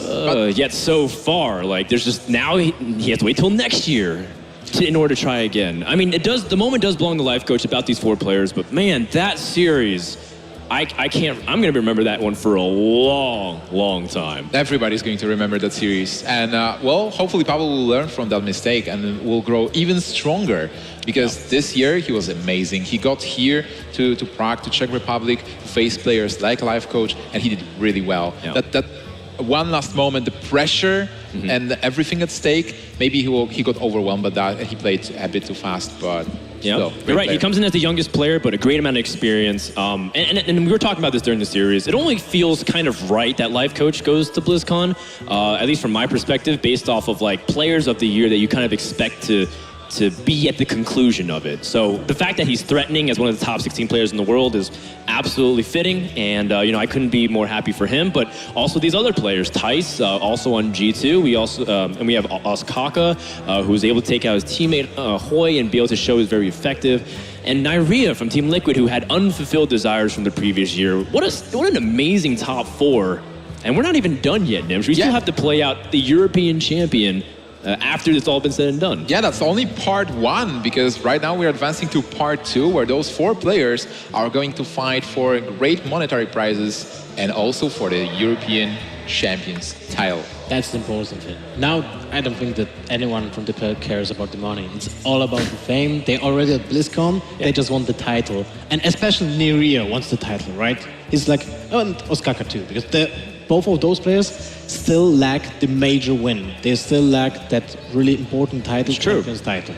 It's true. It's one thing to be, you know, among the best, but to be the best. I mean, that's, at least for today, right? You can set yourself up so that way you can be the European champion, you have all the confidence. And that's something that you can kind of hang very proudly, because this is the first European champion that we'll have. Last year, this is where we stopped. Yeah. We stopped at the 4 players and we're like, yeah, we'll see you guys next time. And it's like, well, no, we're actually going to determine it out and make it so that way you have an accomplishment. There's a narrative like this guy comes in as the king of Europe, but only one of them can be out of the 4. It's a very heavy title, and they still have great opponents in front of them to actually grab it. But right now, we're going to head into a short break, so stay with us and get tuned for more Hearthstone. With his 2015 hopes over, we quickly jump forward in time to early 2016, where Pavel competed in the 2nd season of the Hearthstone Champions League. Beating RDU, ECOP and Thijs, he found himself in the finals against 2015 world champion Ostkaka. After going down 0-2, Pavel pulled off what later would become his trademark, taking 3 games in a row to become the winner. One of them is going to be crowned Season 2 champion of the Hearthstone Champions League. So, a lot up for grabs here, not just prize money, but the prestige of winning this event. So, yeah, I think Pavel is going to be hungry for this, but also Ostkaka, just to get another kind of major under his belt since winning the World Championship. Yeah, absolutely. And I really like the fact that the world champion, the guy who actually went through all those rounds and took it, is again in the final. So Ostkaka is proving, like Fireball last year, he won the world championship and then he won many tournaments after that. He ended up in many finals. They are proving that they are worth the title, because getting title once is a great achievement, but then holding it for the whole year and winning other events as well, proving that Hearthstone is not random, it's all about skill, I'm the best in the world, is a great achievement. Yeah, and Pavel is a player, a very good up-and-comer from Europe and Eastern European scene. One of the youngest pro players in Hearthstone, especially on Europe's side, kind of like our very own Amnesiac. And he's been performing very well in the end of 2015, going into 2016 now. And he starts off with a good matchup for himself, Freeze Mage versus the Secret Paladin. However, Ostkaka has a very great start. Yeah, that's a very good point, because I wonder what was Ostkaka thinking taking a Paladin to start with, but apparently Pavel did snipe that Paladin with Freeze Mage. He was bold enough to take it. Normally you would think that maybe he will not take the Freeze Mage for the first match because he will be afraid of the Druid being played by Ostkaka as the first deck to open, but he was bold enough to take that Freeze Mage into Paladin. And let's see, overall it's a great matchup for Freeze Mage. There are cases where Paladin can actually steal it, but it's what it is. It's just stealing it because this matchup is so right.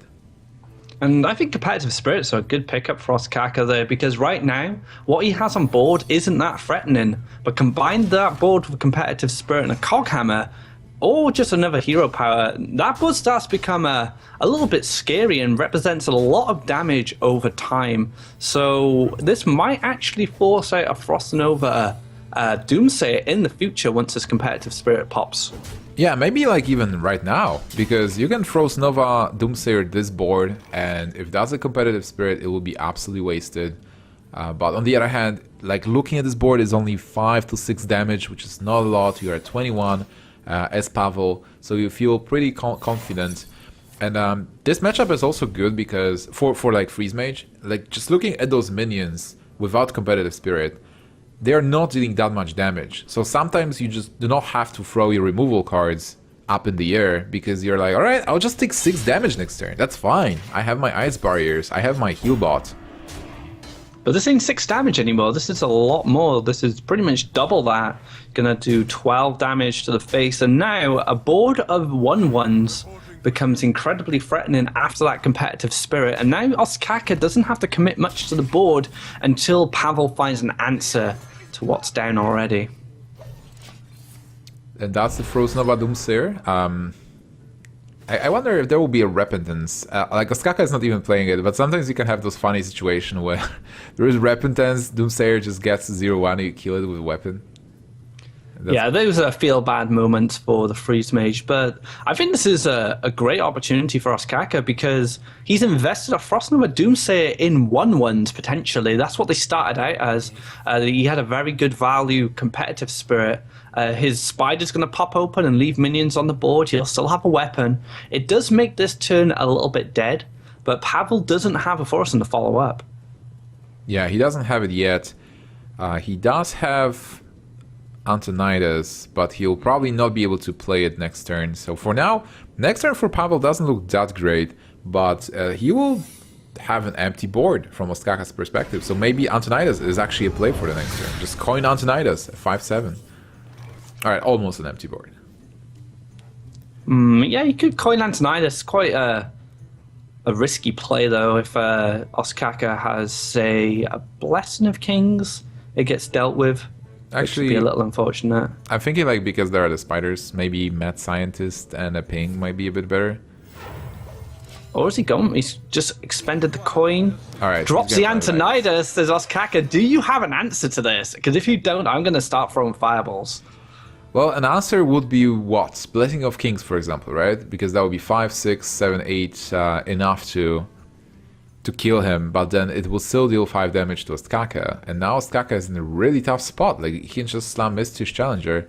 but Pavel can generate fireballs, or at least one fireball. Yeah, you can throw one fireball. I guess that's the unfortunate situation of this Antonidas right now is he's only going to generate one extra fireball, but the Antonidas does pose a threat. He does slow down Ostkaka a little bit, and that might be what his intention was.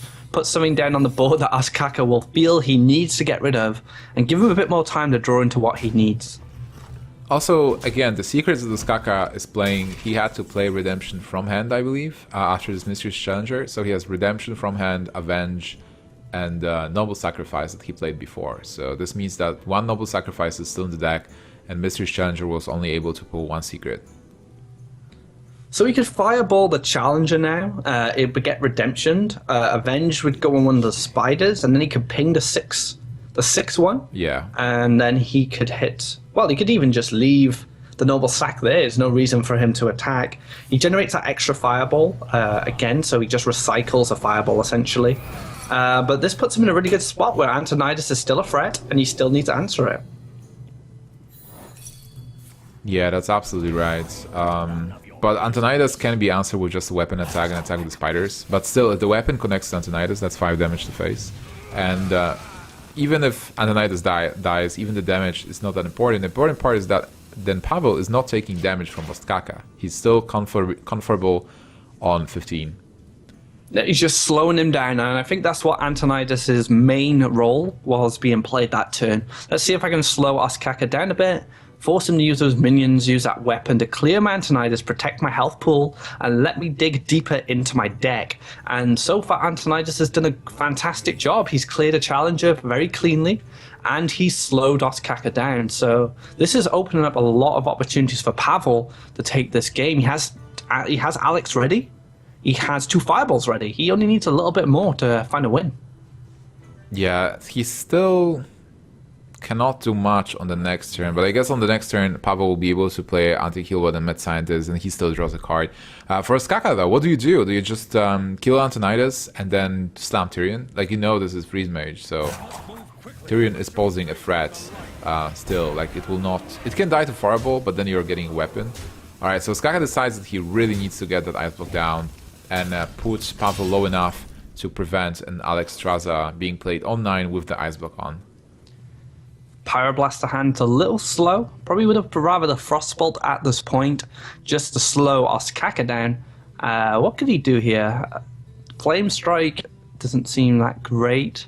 Anti-Healbot heals him for 8, but a Scientist will also heal him for 8 as well through the Ice Barrier. But if the block gets popped, the Scientist is there ready to get another Ice block out, unless Ostkaka kills the Scientist first. So I think maybe just Anti-Healbot into the Scientist at this point, just to get a lot of sustain on your health pool. Yeah, it should give him enough to be able to, and even attack with Antonidas maybe, to get rid of the... Oh, actually, not really. You probably want to attack into the Noble Sacrifice with the Mad Scientist. So now Ostkaka needs to pop the... Is it possible to pop the block with Blessing of Kings? That's 15. He's missing 1 damage. Oh, man. If he gets a Knife Juggle off the hero power that hits face, he'll be able to pop the block, but a lot of minions on board is very risky, and of course Antonidas is still sitting there as a threat. He does have an opportunity to clear it at this point with just a Divine Shield and the 1/1, but Ostkaka's already kind of said that, I need to pop the block at this point, and he looks like he's going to go for this knife. That knife could have decided the game, but he did miss that. But yeah, oh man. If you pop the block this turn, then Pavel, can he really play Alex Straza if he gets Ice Barrier? Not really. Like, he'll have to start trading, and if you just pop the block right now and Pavel getting Ice Barrier from the Mad Scientist, it could have just won the game. Well, there's going to be no Ice Block now. That's definitely going to be a Ice Barrier. And Ostkaka, not finding that dagger on the face, decides to take this opportunity to clear the Antonidas finally. I've never seen an Antonidas stay on the board so long. Yeah. And Ostkaka still had a chance to take this game. That was amazing. But right now I think it's mostly over with Alex Straza being able to reduce Ostkaka to 15. Oh, actually, not over yet. Ostkaka can pop the block this turn. Yeah, I think Pavel might have to Flame Strike here. How much damage? Flame Strike does get a... Flame Strike clears most of the board. The only thing that will stick around will be the Sludge Belcher, right? Because he can... 1/2 actually. Oh no, there is the Noble Sacrifice still, right? So... Oh, that's true. So Tyrion would stick around. So you ping the Sludge Belcher, and then you Flame Strike, and then there is the 1/2, there is the 6/6. So there is 7 damage on the board. If Ostkaka gets like Blessing of Kings, you get 11, so you're still good. It's probably better than just slamming Alexstrasza, because specifically if you go for Alexstrasza, there's a good chance that the Ice Block will be popped. Like, you can risk it that there is no Blessing of Kings, but Pavel knows better. He makes a read that it's absolutely possible, especially because of the sequencing from the last turn, I think, that Ostkaka showed. And of course, like, the killing Tyrion. Oh, double Blessing of Kings? Oh, really? Wow. Wow. That was a good read by Pavel, but it doesn't, sadly for Ostkaka, it doesn't change anything yet, I think. Like, he cannot pop the block this turn. It's 15. He's just out of range, not far off. And yeah, but would you go for it at this point? Just kind of go all in? Or maybe just drop 1 Blessing of Kings on your token? I think you have to, because it's like, it's not checkmate yet, but Ostkaka is just checking the ice block, and he is putting Pavel under pressure all the time to not give him an opportunity to play the Alexstrasza, unless Pavel finds a Frostball, because for now he doesn't have the kill yet. With just a double Fireball and Pyroblast, he'll need 2 turns, or something like a second Frost Nova maybe to block the attacks, a freeze. But with this, he probably just needs to go. This is hard. Like, if he is in range of Ashbringer, and he's exactly at 5. Yeah, clearing the Tyrion, well, clearing the board doesn't really do a lot, simply because the Ashbringer is going to pop the block regardless. So, a very awkward situation for Pavel. He could go for some card draw, try and find that freeze, like you said. But if you do commit, say, like an Acolyte, it looks like he's going for the double Fireball, which I figured he would go for, but again, his block is still going to be popped. Yeah, but this gives him actually a chance to just find something like an Ice Lance, or like whatever. Like, the Ice Block is getting popped for sure, but he has a couple of tools to be able to deal with the hero attack, and 5 health is still a lot. Like, Keeper of Ulduman and a 1/1 guy will not be able to pop the block if there's just a simple Ice Lance. And Pavel will have some draws. So an interesting game. Like, I didn't expect this game to go this way, for sure. It was looking very much in Pavel's favor for a while, but some aggressive plays from Ostkaka, well, basically put him in the driver's seat for the win here. It's looking very close. Pavel's going to need to find something to keep him around, and he has to defensively Alexstrasza himself. So Antonidas is gone, and both Fireballs. So he's relying on Alex being able to stick around here and do some damage. There is the Keeper of Ulduman, so Ostkaka will be able to deal with Alexstrasza, or just limit the damage a bit. Maybe he's still going for the Dome.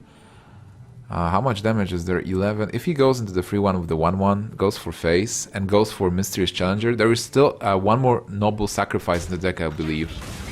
Because he played one before he actually played the card. Yeah, I don't mind actually just ignoring his Alex at this point. Just swinging into the face. And again, putting more pressure on Pavel. What can Pavel find that could potentially win the game here? He needs a freeze effect. He needs something like a Frost Nova to just stall stuff, but that Ashbringer is still chipping away at him. Yeah, but on the other hand, if he actually deals with this board, and Ashbringer can swing for 5 for one more swing, Paladin might not have the remaining burst. There is the Blessing of Kings is out. If you are able to deal with this board, like freeze it and maybe then remove it. So going for Acolyte and pinging an Acolyte makes sense. Right, he's going to go for the Loot Hoarder as well. I guess he's going to drop a freeze on these 2 minions, potentially. He needs to test the secret first. Noble Sack is what we're convinced it is. Oh, he needs to act fast. This game is still winnable for Pavel, but it seems for now that... Oh, there's an ice block. There's the ice block, so that's going to definitely help in the future. Okay, Frostbolt and then Ice Lance, a 6/6. Oh, wow. He is taking a gamble here, but what can actually buff those minions? Double Blessing of Kings is out. Lothab is really good, but he's like staying in one. And he knows weapon will never attack him. So he has no fear of a weapon attack, no fear of a True Silver. Consecration. Juggler, possibly. Consecration would be lethal. Knife, but Consecration is not common in Paladin decks, and I don't think we've seen one from Ostkaka. A second Knife Juggler would be possible, and a knife hitting that 25%. But Ostkaka didn't have that lucky knife earlier, so again, it's still a big gamble with Knife Juggler to get the win. Yeah, and Pavel think about the represents courage, lethal. right? Like, think about the courage from Pavel. Just, I can be at 1 health. I'm good. Like, you have 9 power on board. I have 10 health. I'm alive. Lotheb's going to make things awkward because he wants to line up the Pyroblast for the win next turn with the minions he has on board. He wants to force trades, but Lotheb is probably going to force an Ice Block for next turn. Which is fine, I think, especially because some minions are going to connect to face, and the Ice Block is going to be 8. So I think with that... Oh, no Lotheb. So that's still not it, but he can just slam Ice Block, go 4 to face. Oh, actually, Lotheb can block the Pyroblast for the next turn, and he can still pop the block. Smart play from Ostkaka there. I wonder if he was thinking about that. So if he has Pyro, he's seen 2 Fireballs, he's seen... definitely seen a Frostbolt, definitely seen an Ice Lance. So if Pyro is his only out, he knows he can't be taken out this turn. Again, being left on 1, much like Pavel did the same to Ostkaka. So very smart play from Ostkaka there. That is crazy good. That is such a great read. He basically knew that Pavel is sitting on that Pyroblast. And now he pops the block, seals the Pyroblast. And Pavel will have to... 1 block was already popped, right? Yes, this is the last one. Yeah, this is the last one. So Pavel needs to top deck something like an Ice Barrier, I think. But it still might be too much power on board after playing Lothab, especially because Ostkaka can deal with those minions. And Pavel is just so upset about this. Wow. That was a fantastic play from Ostkaka there. Oh my goodness, he got a Frost Nova, but there's still a weapon, so he cannot do everything he wants. And Ostkaka just brilliantly kept that weapon. Checkmate, well done, indeed. That Zoo Mirror is going to be a very intricate matchup anyway, because they're 2 very different styles. And speaking of mirrors, we have the classic Druid Mirror. Yeah, the classic Druid Mirror, which a lot of people say is a coin flip, and I believe it is in fact a coin flip. It's just really similar decks, not many differences. The key is to ramp and actually get tempo plays, because the player who starts attacking face and can get that tempo advantage. There was a small Paladin secret for Ostkaka, but disappeared for now. The best Druid mirrors I find are the mirrors where each player doesn't get ramp, and it becomes a very honest game on board. When one player gets the ramp and the other player doesn't, it can very much snowball out of control for the player with the ramp. So when these players have to match each other evenly, that's when the game gets more interesting, I find. Yeah, I do agree with you. But sometimes I've seen games where one player got ramp and the other was forced to make weird plays, and it actually worked for him. By the way, Weblord, most of the time is useless versus Druid. Most of the cards from the Druid side do not have Battlecry. They do have Choose, which is not affected. So we can see in Ostkaka's sense, only Lothab is affected by the Weblord. And it's not going to matter at this point, especially if that Shredder gets an opportunity to clear the Weblord in time for that Lothab to come down. As for the Shredder, there is a Keeper that could silence or even ping it. So there's a few options there. What do you prefer here, the silence or the ping? I think you do ping. I know I'm saying it after the fact. Oh man. Yeah, but I would prefer that specifically because you hope your opponent gets a 1/1 and you keep your shade overall, and then you're in a better situation there. But Doomsayer. Let's go back to that Doomsayer. How much of an impact did that have for Ostkaka? Like, he just cleared Pavel's board without really doing much. He doesn't have a brilliant follow-up play. He has a Keeper of the Grove. He decides to go for Living Roots. But wow, that was terrible for Pavel. Considering looking at his hand, he doesn't have any minions to follow up right now. Yeah, it was very unlucky because Shade of Naxxramas is one of those cards early in the Druid versus Druid that can kill something like Druid of the Claw later in the game. And so you really need your Shade to grow as much as possible. Losing it this early is kind of like a backstab. And a very slow response from Pavel, then drawing another Wrath. So not drawing that minion he wanted to develop. And then Lofeb can get slammed down. You can innovate Keeper of Law, Ancient of Law, and get some cards. But he does keep hold of the Innovate just in case he gets the double combo. So yeah, things are looking pretty tough. Oh man, Pavel was lucky to get that Pilot Shredder. Without that, he will be in real trouble. Preemptive attack on Lotheb is possible here. Yeah, he does that to be able to contest Lotheb with the Shredder. That's a really nice play that a lot of pro players do, and I've seen a lot of other players actually missing. The Silence Wrath is just a perfect response. Clears that minion right up, and Lofeb is going to stick around for a little bit. Might see a swipe from Pavel, but Ancient of Law is looking too tempting, and what a clunky hand at the moment. Yeah, it's quite tough, especially because he is losing on tempo. Even though he was able to clear the board, Ostkaka is the one who is going to play the minion now, and then Pavel needs to react. Ostkaka can get faster to the Force of Nature Savager as well, because he will be drawing the cards first. So a really tough situation where Pavel is just playing from behind and is overall behind on health and cards. What do you think has more influence here, the Shredder and the Shade, or the Ancient of Law? So Shredder and the Shade, yeah, it's probably better. You want to let your Shade grow, and you don't really need cards in hand at the moment.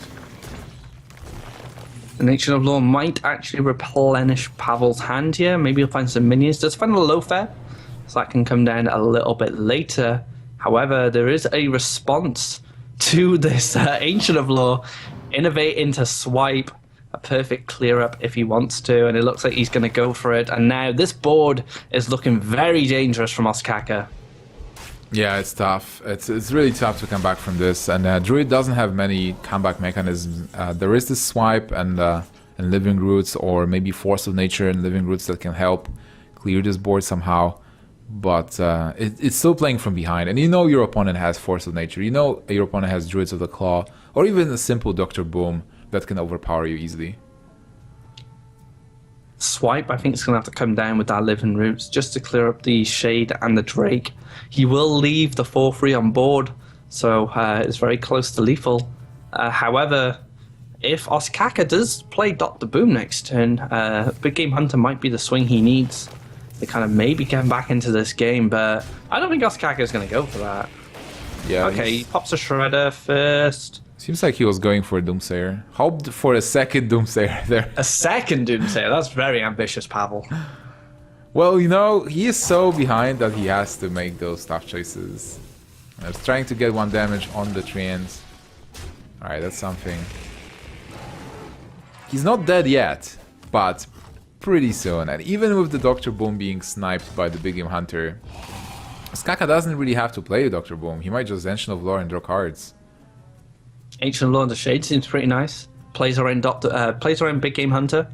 Puts 2 threats down, which Pavel will have to have very specific answers for. Although he could just slam Dr. Boom, like you said. Those Boom bots pose enough of a threat on their own. However, I do like the Ancient of Law here. Just play around that Big Game Hunter and try and secure this win next turn. And Pavel concedes. He knows there is no coming back from this. There was no way to clear the board. So Ostkaka taking the lead 2-0 versus Pavel. Freeze Mage versus Zoo is a great match. And then the last deck for Pavel was Palad. No, it was a Zoo of his own. Alright, so well, I don't want to be a Doomsayer here, but Ostkaka has a really good chance to win this. Yeah, Ostkaka could 3-0. Taking a 6-0 final in the last 2 games of this tournament. which would be a big testament to his title as world champion.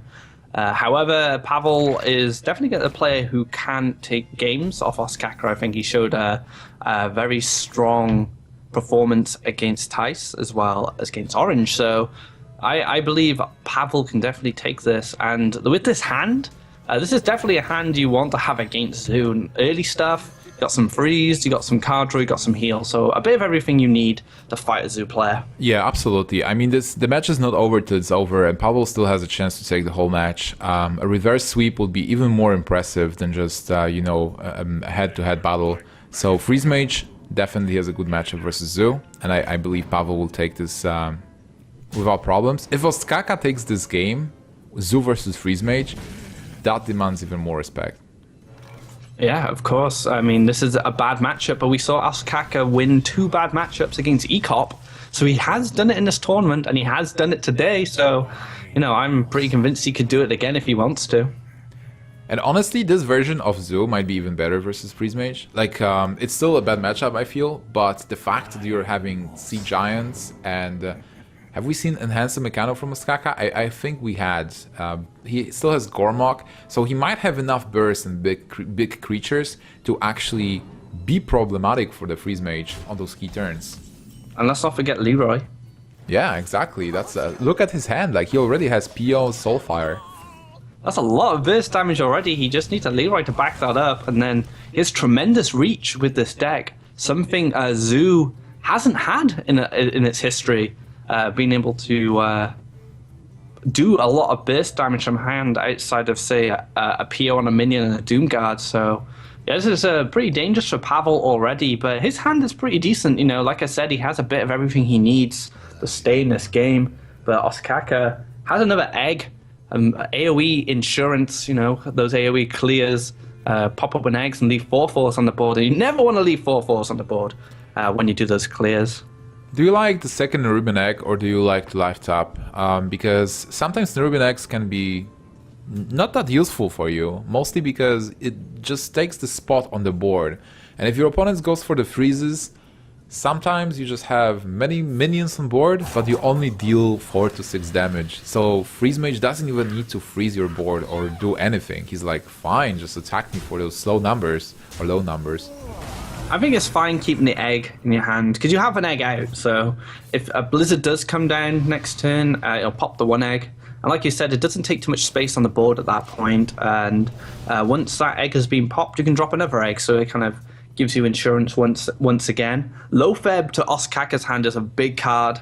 He can lock out a freeze turn or a flame strike turn, and be able to push even more aggressively with damage and an owl. So he has 2 of the key cards that can really put Freeze Mage into a state of misery, because those cards can be devastating in their plans of clearing the board. Yeah, I think I would easily say that his hand at the moment with all the 5 cards are really good versus Freeze Mage. All those cards are a threat.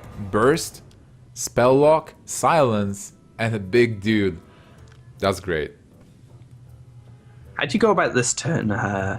Forestun is definitely a threat you want to get rid of. However, we've seen Ostkaka ignore these kind of invisible taunt minions before. I think Forestун's a bigger threat than Antonidas at this point. Yeah, probably it is, especially because you will be going lower. I would like seeing a Sea Giant here overall to have a big threat and force a freeze from your opponent that you can actually do something about, and definitely clearing some part of your board to be able to have space on board and play something like Lotheb or Iron Beak. And Ostkaka does that. He knows he needs the space. If there is a Frost Nova Doomsayer, he needs space for silence. And this way he can silence his Sea Giant next turn instead of silencing the Doomsayer, and then he can clear the Doomsayer. So the Doomsayer has no chance of soaking up knives, and those knives could be very important in finding lethal in the future. I think there is a slight misplay from Pavel. I would like to see a ping on the Imp Gang Boss. And, well, it's not like a misplay, but knowing that there is a possible Iron Beak into that Doomsayer, if you ping the Imp Gang Boss, you fill out his board, and then you Frost Nova, so there is no chance for him to play the Iron Beak to silence the Doomsayer. Yeah, that's really good, actually. If he had gone for that, this wouldn't be happening right now. And the Giant clears up the Doomsayer. Now look at this board, very threatening. No more Doomsayer, no more freeze. Flame Strike being the only thing that he can drop right now. But it pops open at least one egg, which is very dangerous. I think that's still fine. You have the Frostbolt, so you can... You will end up with a 4-4 on board and an 8-1 if you Frostbolt it. Yeah, the Frostbolt's great, actually. Looking at it, he can pop open the egg here, and then he can Flame Strike, Frostbolt with the Giant, so next turn he can ping it. He does have to deal with a 4-4, but I wouldn't feel too bad at that point. Goes for the heal bot. Okay, maybe he wants to pop open an egg first before... Wait, if you go to the... Can you even go for the heal bot at this point? If you freeze the Giant, you do slow things down quite a lot, though. How much damage is there? 9 damage, so that's not much. Basically the eggs, like not popping the eggs is fine as well. Basically they are 0 attack almost. 10 damage I think with the other egg. So Skaka doesn't have enough and he cannot play any minions here unless he trades, which he can do. You can pop your egg open to get that 4-4 down. Run your Argus into the anti-heal bot or even your Owl. Whichever, and then drop Low-Feb, and then he can't do an AoE effect like a Frost Nova or a Flame Strike, and things look really dangerous from that point. Yeah, it's hard to clear because of Low-Feb, and overall I think Oskaka can set up a really nice situation here with that Low-Feb, and he still has Burst. Like, if he pops the block next turn, then Pavel will have to either kill him or freeze the board and...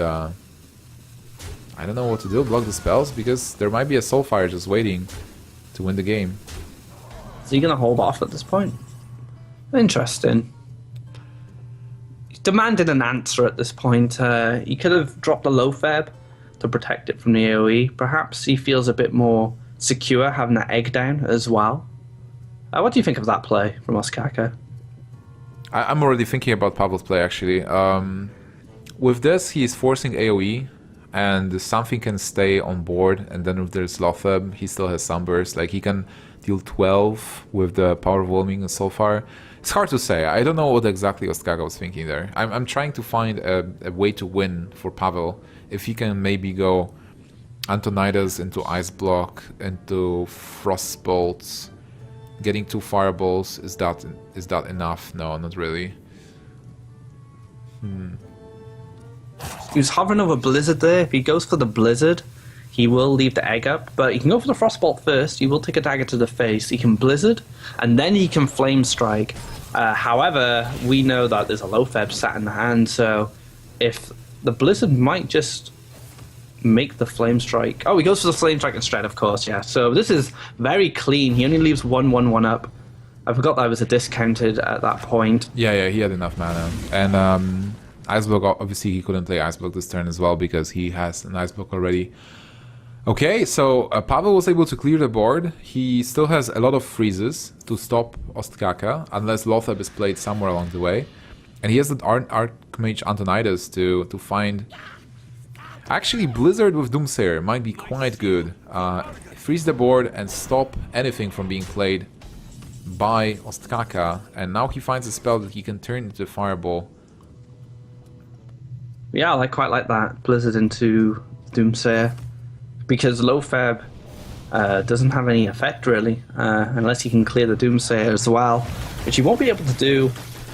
He can, well, he'll get an extra Imp, right? But that Imp gets frozen, of course, so yeah, he won't be able to use Overwhelming with the Direwolf Alpha, for example. Leroy comes to hand. That is a way to deal with that Doomsayer with Direwolf Leroy, if he really wants to go that line. He can also pop the block here, which is quite awkward. I mean, still, Pavel has a block in his hand, like a second one. But is it tempting to pop the block, or do you want to just clear the Doomsayer and keep the board intact? It is a tough one. I mean, we've seen a lot of AoE clear from Pavel already. So to expect another Blizzard after seeing a Flame Strike Blizzard, Frost Nova, double Doomsayer, He may just take a risk here. I like playing.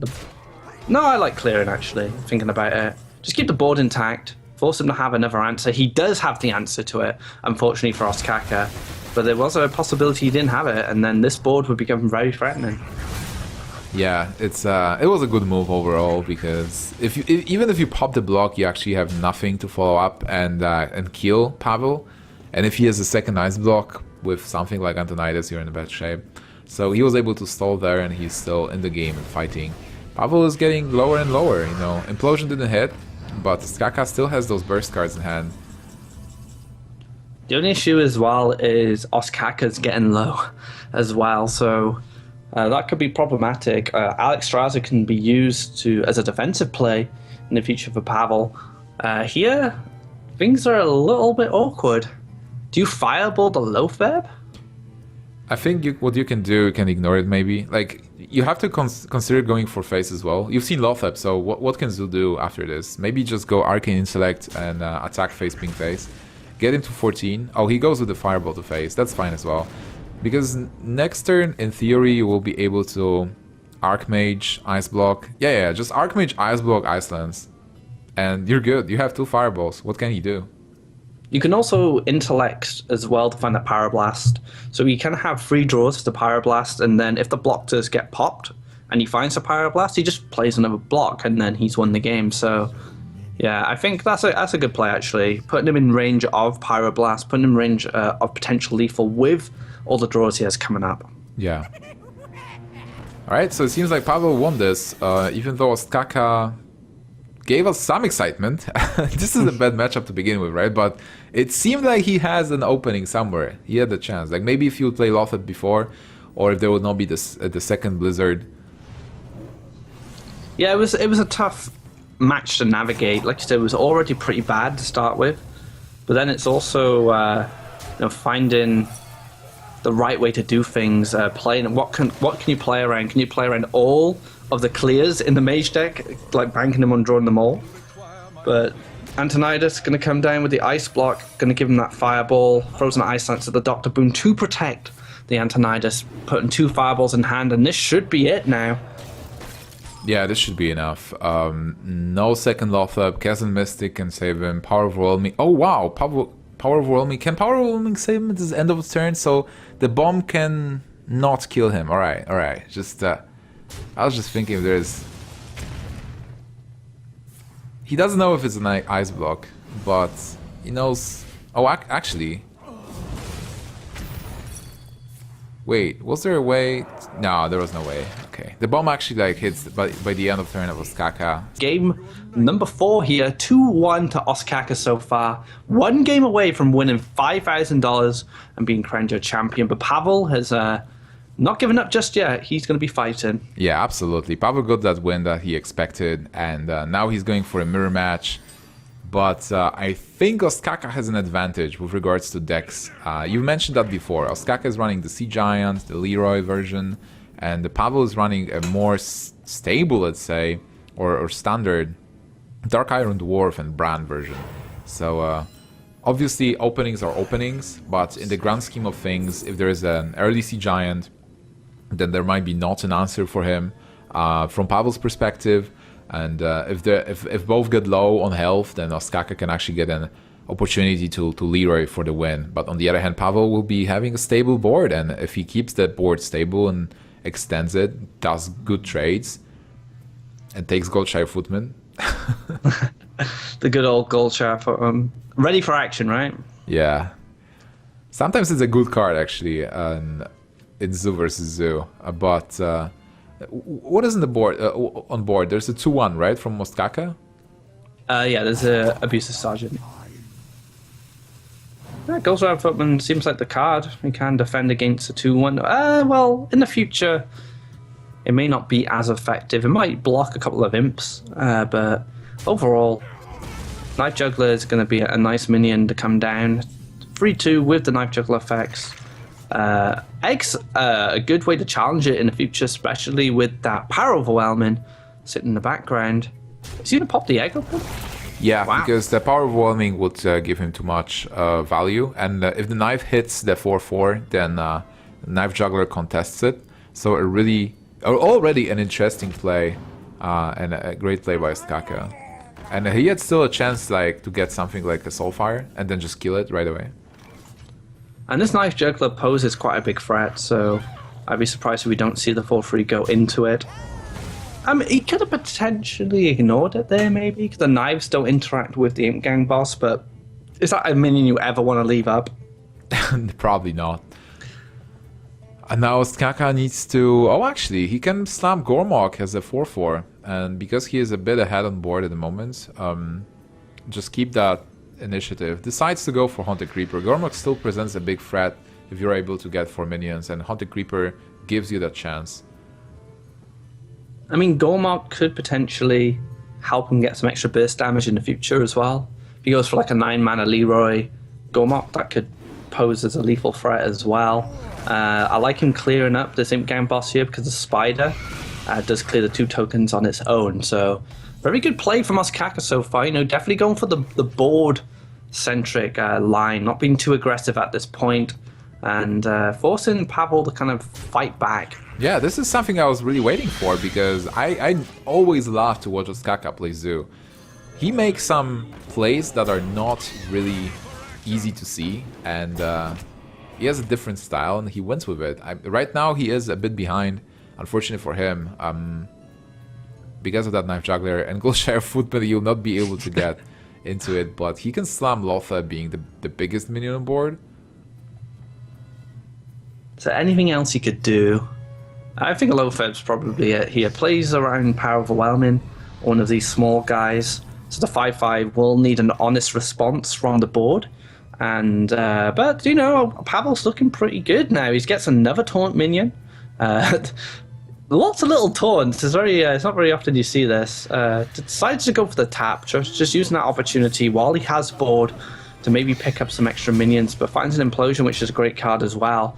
So things are looking pretty good for Pavel at the moment. Yeah, Ostkaka would need something like an Implosion himself to be able to come back from this. Lothar is not doing anything. Just playing Gormok as a body might be something he has to do. Sea Giant, not this turn yet.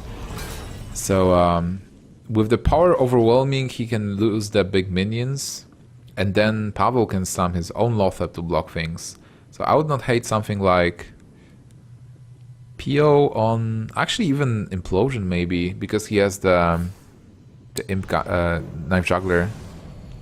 I think he needs to clear the Imp boss first if you go for the Implosion. You don't want that guy spawning loads of 1/1s. And if he gets a nice number here, 2 isn't brilliant. And, oh, that's awkward. Yeah, he can still hit the knife though. And he clears it, so not too awkward after all. Pavel taking the dominating lead on board here. And this is what you need to do in this Zoo game, and nothing in Ostkaka's hand that can help him at the moment. Yeah, I can't see anything actually. Just slamming the Sea Giant might be the thing you need to do. And you can't even tap your too low at the moment. And there's 5 plus 3 plus 2 more. It's 8, 10, 14 damage. If the knives hit, you will be probably 1 off still. But that's the position you want to be in anyway. I don't think there's any way Ostkaka's come back from this. Yeah, especially with Lothar. Yep, Lothar blocks out any kind of overwhelmings, any implosions. 5 health left, a giant ball from Pavel. This looks like it's probably going to go to a game number 5 to decide who is the champion of the Hearthstone Champions League Season 2. So this is the intense game that you guys want. I mean, money's great, but tournament wins is what makes you get invites to these invitationals and stuff like that. That's what people look at. So, I mean, money's great, but when you're a competitive Hearthstone player, tournament wins. The pride is what. It's the pride. It's the grand prize, really. Ostkaka, won a lot of money from the World Championship, but he is the world champion. And that is a title that only him and Firebat hold. I mean, absolutely. These titles mean a lot. But this matchup was supposed to be good for Zoo, and it is a great matchup for Zoo. But Pavel got a very important Wild Grove, and he has a very important Keeper of the Grove into Lothar or another Keeper if he wants to. So normally Zoo is able to overpower Druid easily with cards like Power Overwhelming and then the Rubian Eggs, but thanks to the good opening, Pavel has a chance to fight back and maybe even take this game from Ostkaka. Yeah, those keepers are great, and there's an Enhancer mechanic which we were talking about earlier. So he is running the Chinese Zoo, the Sea Giant Zoo lot with Leroy completely. Those Enhancers, but like you said, Pavel has an opportunity to definitely fight on board here. Needs a good implosion, gets a 2. Very unfortunate for Ostkaka there. Yeah, and that might. It was really important because of Enhancer Mahano as well. If he will get something like a 4, he will get a lot of really good imps. Pavel doesn't have a swipe. And Lofeb is going to lock out any power overwhelming shenanigans coming from these 1/1s. And if he gets a swipe next turn, things will look fantastic for Pavel. What can Ostkaka do? Just play small minions, I guess. Before you play Enhancer Mechano, you want to have as many minions as possible. So he can go for the Flame Imp, the Ruben Egg, Abusive, and even kill the Lothab, I feel. Yeah, I think you kill Lofeb at this point. You do clear all your little 1/1s, but if a swipe comes down, it's pretty devastating. So yeah, I think I like maybe the Imp. You could go for the Egg, but I think the Peddler probably has a lot more value. See what you get from the Peddler first, and might influence how you play the rest of this turn. Actually, Seeker. Okay. There's a second Abusive which probably changed his line of play, but there was some value in not killing Lothab overall, because Voidwalker is blocking the Lothab unless there is a Shapeshift.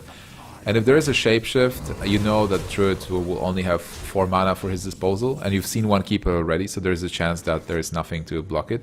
But Force of Nature is a great card to deal with a lot of minions at the same time.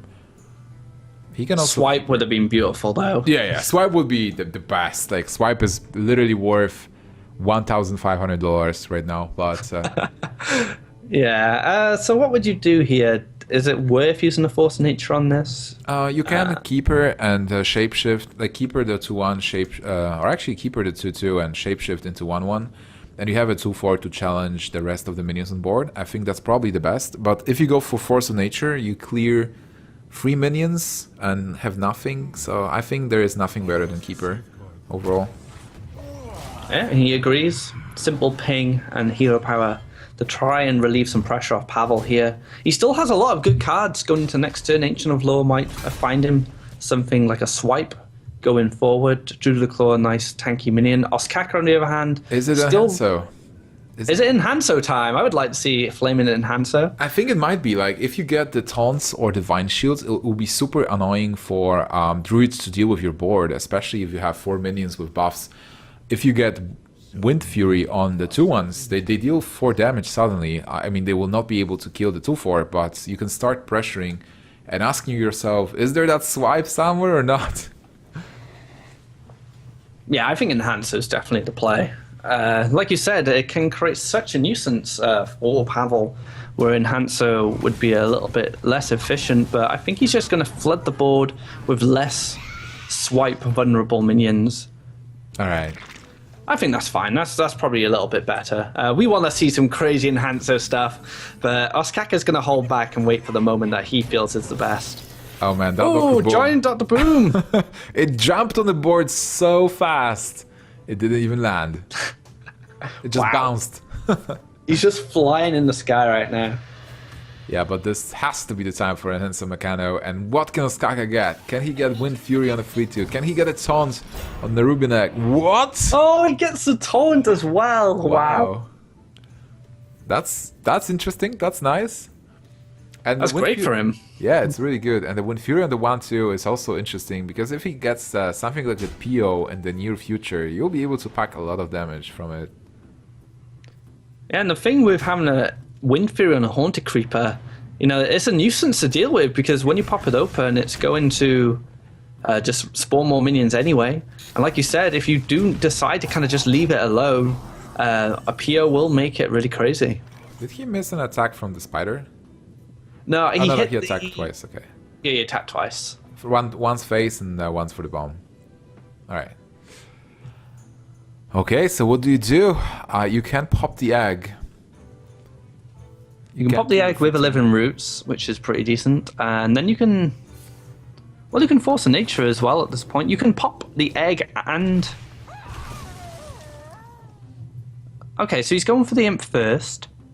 You could use Living Roots here to pop the egg open, clear the egg with a 7/7 and drop the taunt. That is an option. Force is not bad overall. Force will be able to clear the 3/1 and the 4/4. And then you... But here you can clear the Wind Fury, which might be a bit more important. Because if there is this power overwhelming, suddenly it's 8 damage out of nowhere. Oh, he leaves him up? Okay. Well, he does have a taunt in the way. Direwolf Alpha, almost a dream. But not quite there. With a knife, with a good knife, it can maybe work. But you can't commit Loatheb as well, so... Tap into PO. That would be so funny. Like, Knife Juggler into Direwolf, Knife lands in the 4/6. Then he attacks into it with the 5/4 because it's now buffed. And then goes PO on the Spider, and Spider attacks for 12 to face. The dream, right? Or even 6 to face, and then attacks into Dr. Boom, and the knives kill Dr. Boom. But no PO. No dream, unfortunately. Ostkaka's going to have to take a more practical and fair route in order to deal with this. But he still hasn't quite decided. The rope is burning down. Definitely looks like a Knife Juggler. Direwolf Alpha is not mana efficient. Imp Boss is a little bit more stickier. Let's see where the knives go first, I guess. He really wants to kill that 4/1. Can he kill it? Nope. No, it doesn't get killed. 4/1 sticks around. How much damage is there now? With Force, that's 11 plus 6, 17, 19, 20 damage. Really close to just having lethal on Pavel's side. This game is so intense, but I think Pavel has a great advantage here. He can basically clear this board easily with Force if he wants to, and he'll just have a vanilla 7/4 on board. What could he do? He could clear the Knife Juggler with the Living Roots. That's nice and clean. He could even heal his Druid of the Claw here, which I quite like. I think I kind of like Force. So attack into Imp Gangbos with 4/1, take 1 dagger somewhere, and then Force and Shapeshift and kill everything. You take 1 damage to face, and then you slam face with Dr. Boom. And after that you play Ancient of Lore next turn. But this is probably fine as well. This represents so much damage next turn. He has Force of Nature combo with Living Roots. You can just slam 7 to face, and now he's saying to Ostkaka, do you have a way to clear my board? Does it take him down to 16? So he actually has lethal from hand alone at this point. Ostkaka needs taunts. Well, he has or a Loatheb to stop this. So Ostkaka can hold things off for a little while. But look at this board from Pavel, is very threatening. Yeah, it's absolutely threatening. And Ostkaka, can Ostkaka just leave it alone? Or does he have to clear Boom? Alright, so he clears Boom first, then goes for the Loatheb, and he cannot play Nerubian Egg this turn. But this is still great situation for Pavel. He can literally just kill the Loatheb and deal 2 damage to face, or do whatever. He has the combo in hand. He can heal himself, drop the Shade, clear the Loatheb. Still in a fantastic position to win the game. He could draw if he wants, but I don't really see a need to at this point. Does it mean that Pavel was actually able to reverse sweep Ostkaka in the final from 0-2 to 3-2 versus the world champion?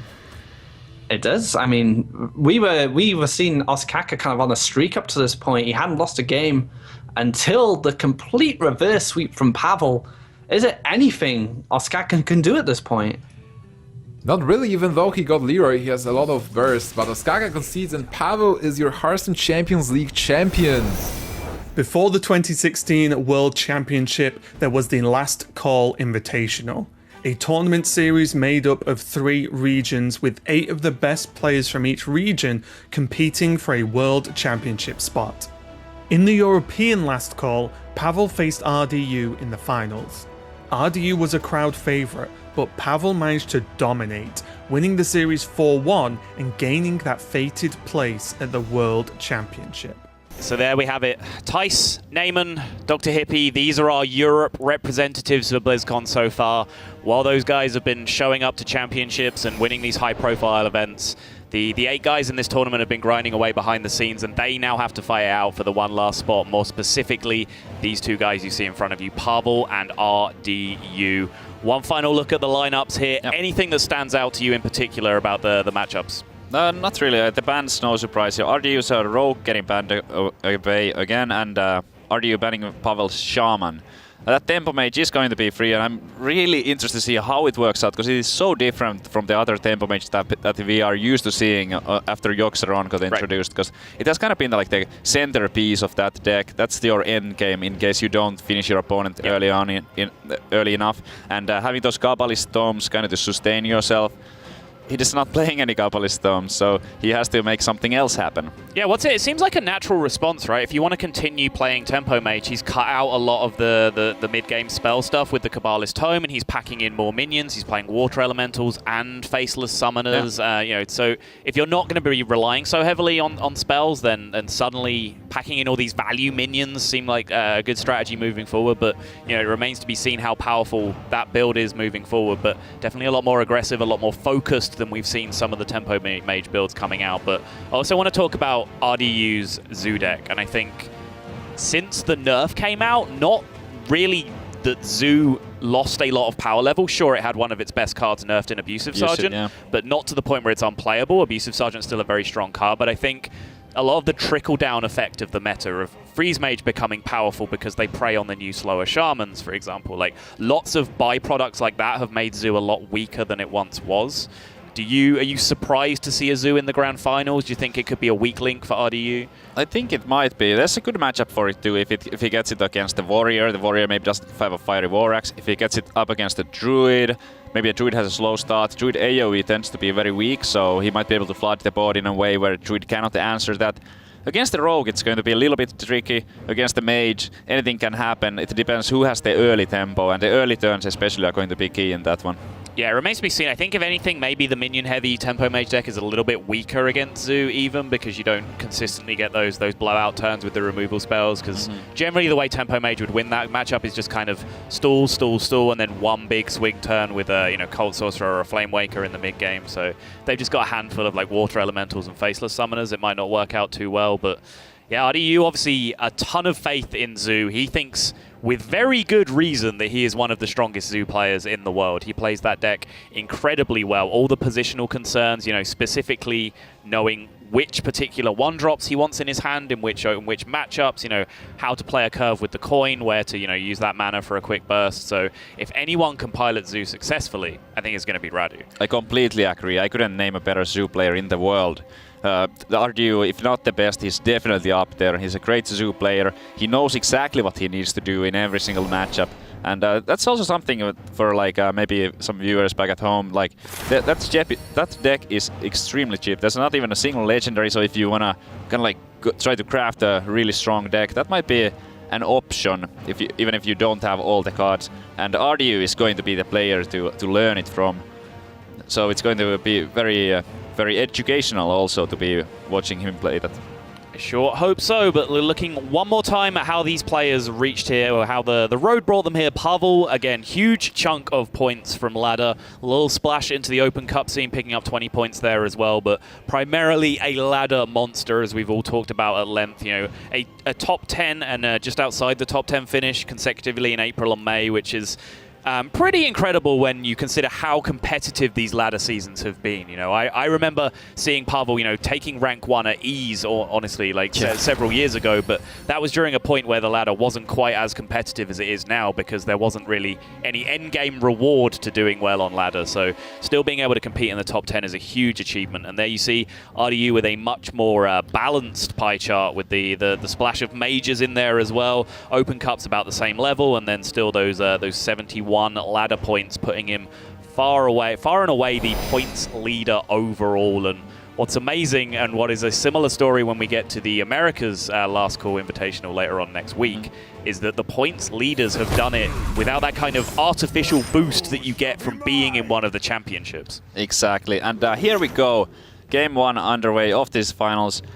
it's going to be RDU's Zoo wall going up against Pavel's Tempo Mage, and like I said, the early turns are going to be absolutely critical for this one. And both players are right now looking at decent hands. Actually, really good hands. Is double Mana Worm Arcane Missiles good? I would say that's good. Colon. But Faceless Summoner is not that great though, and so Pavel might be whiffing out on the turn 3 and 4. Maybe if he misses a play there, that can be something that he can't really recover from. Right. So now suddenly RDU has to play a game of removal roulette in his hand. You know, he has to consider all the options. Frostbolt, Arcane Blast, Mirror Image even is a relevant card. Arcane Missiles as well. When you make a play that is strong against the most of them possible, and he's going to go for the line here, and now Arcane Missiles is going to come out. Such a high percentage to be able to take out this 1-3 here. Just needs a single shot on it. Oh, even better.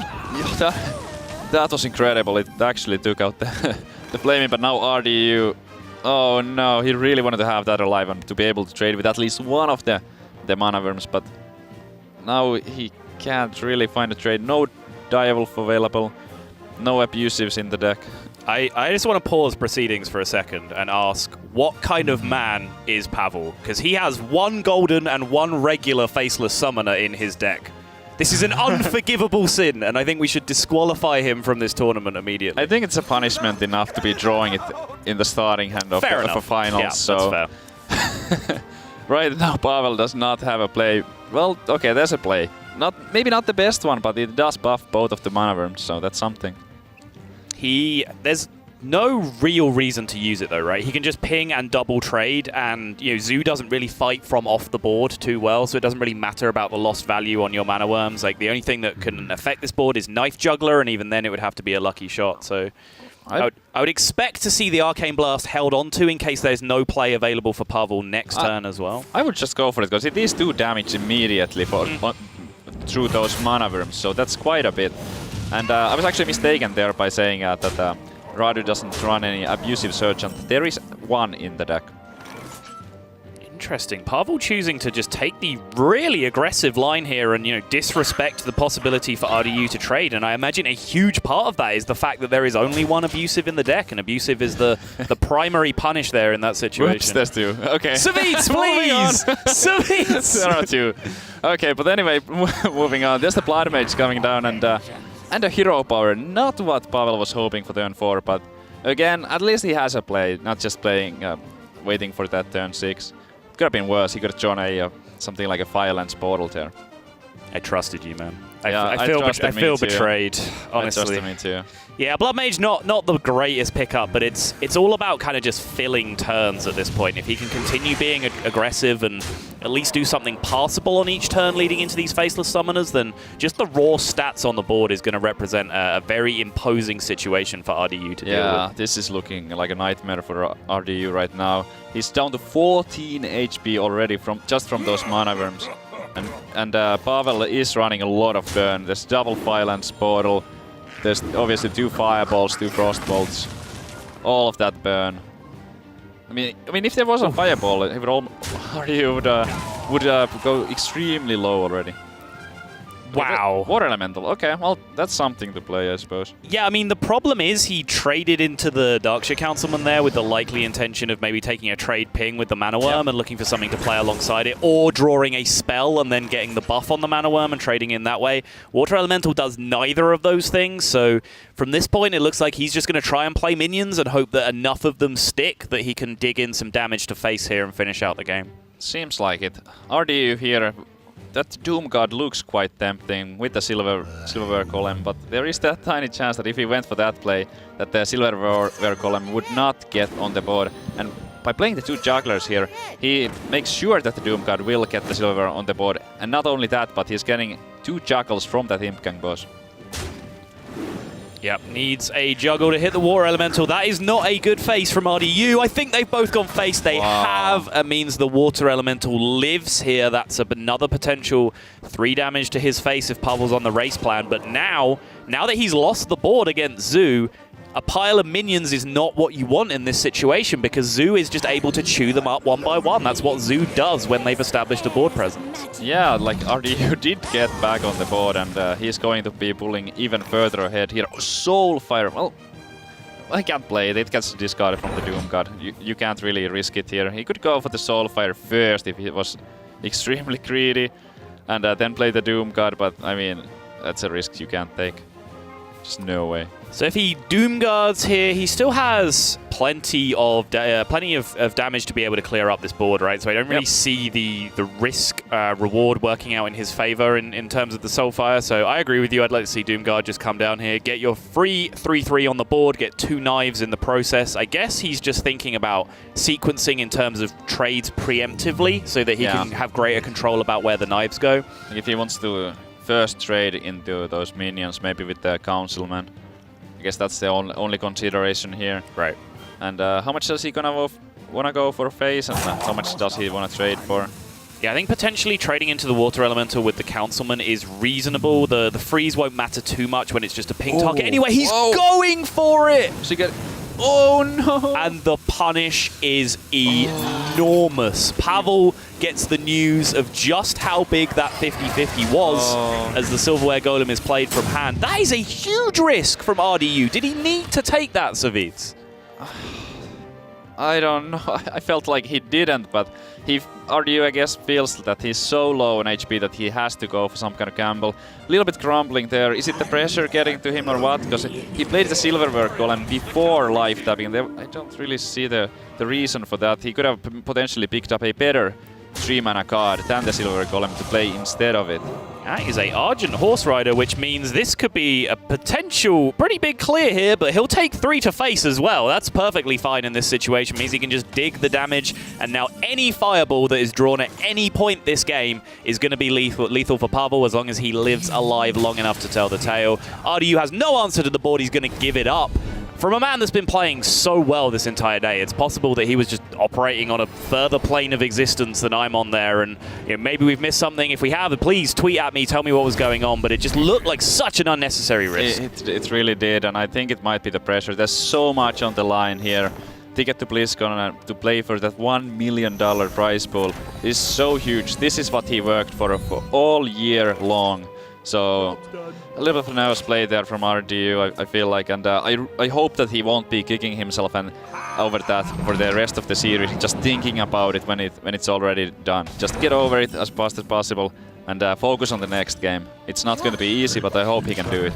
So, new matchup on the boards, Rogue versus Hunter here. RDU trying to fight back with the Hunter deck, but Pavel with a strong-looking opening here with the Rogue deck. Has that Swashbuckler on 1, picked up a pretty nice card with it in the form of the Infested Wolf. Yeah. And any hand against an aggressive board presence deck that contains the cards Preparation and Edwin Van Cleef usually puts you in a pretty strong position.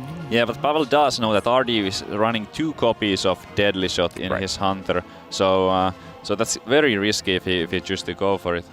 I don't think you can do it just yet. Maybe just go for something like a 6/6 on next turn. Just dagger here. Save the coin for later on.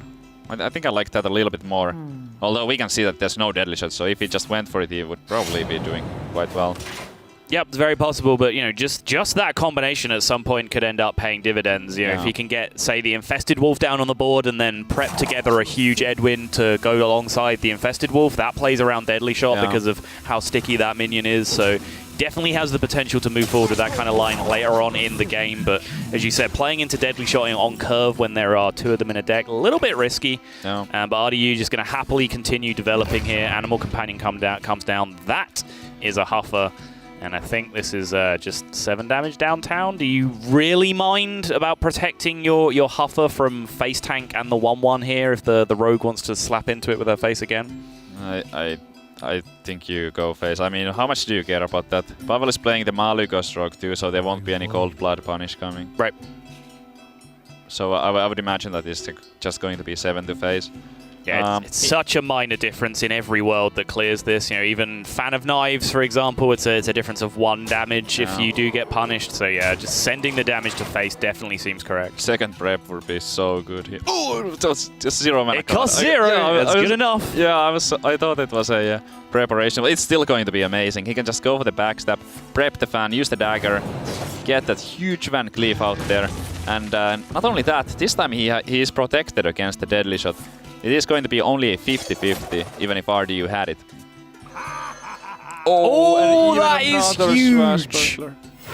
That is a huge deal. That means that if Deadly Shot was in the hand for RDU, from Pavel's perspective, he is completely insured against that card now. Now only a 33% chance of hitting the target, and there it is. I wouldn't be surprised if he just went for it. I don't see how he wins the game if he doesn't try to Deadly Shot this 12-12. It's the correct play. 66% of the time you lose the game, but 100% of the time you lose the game if you don't Deadly Shot.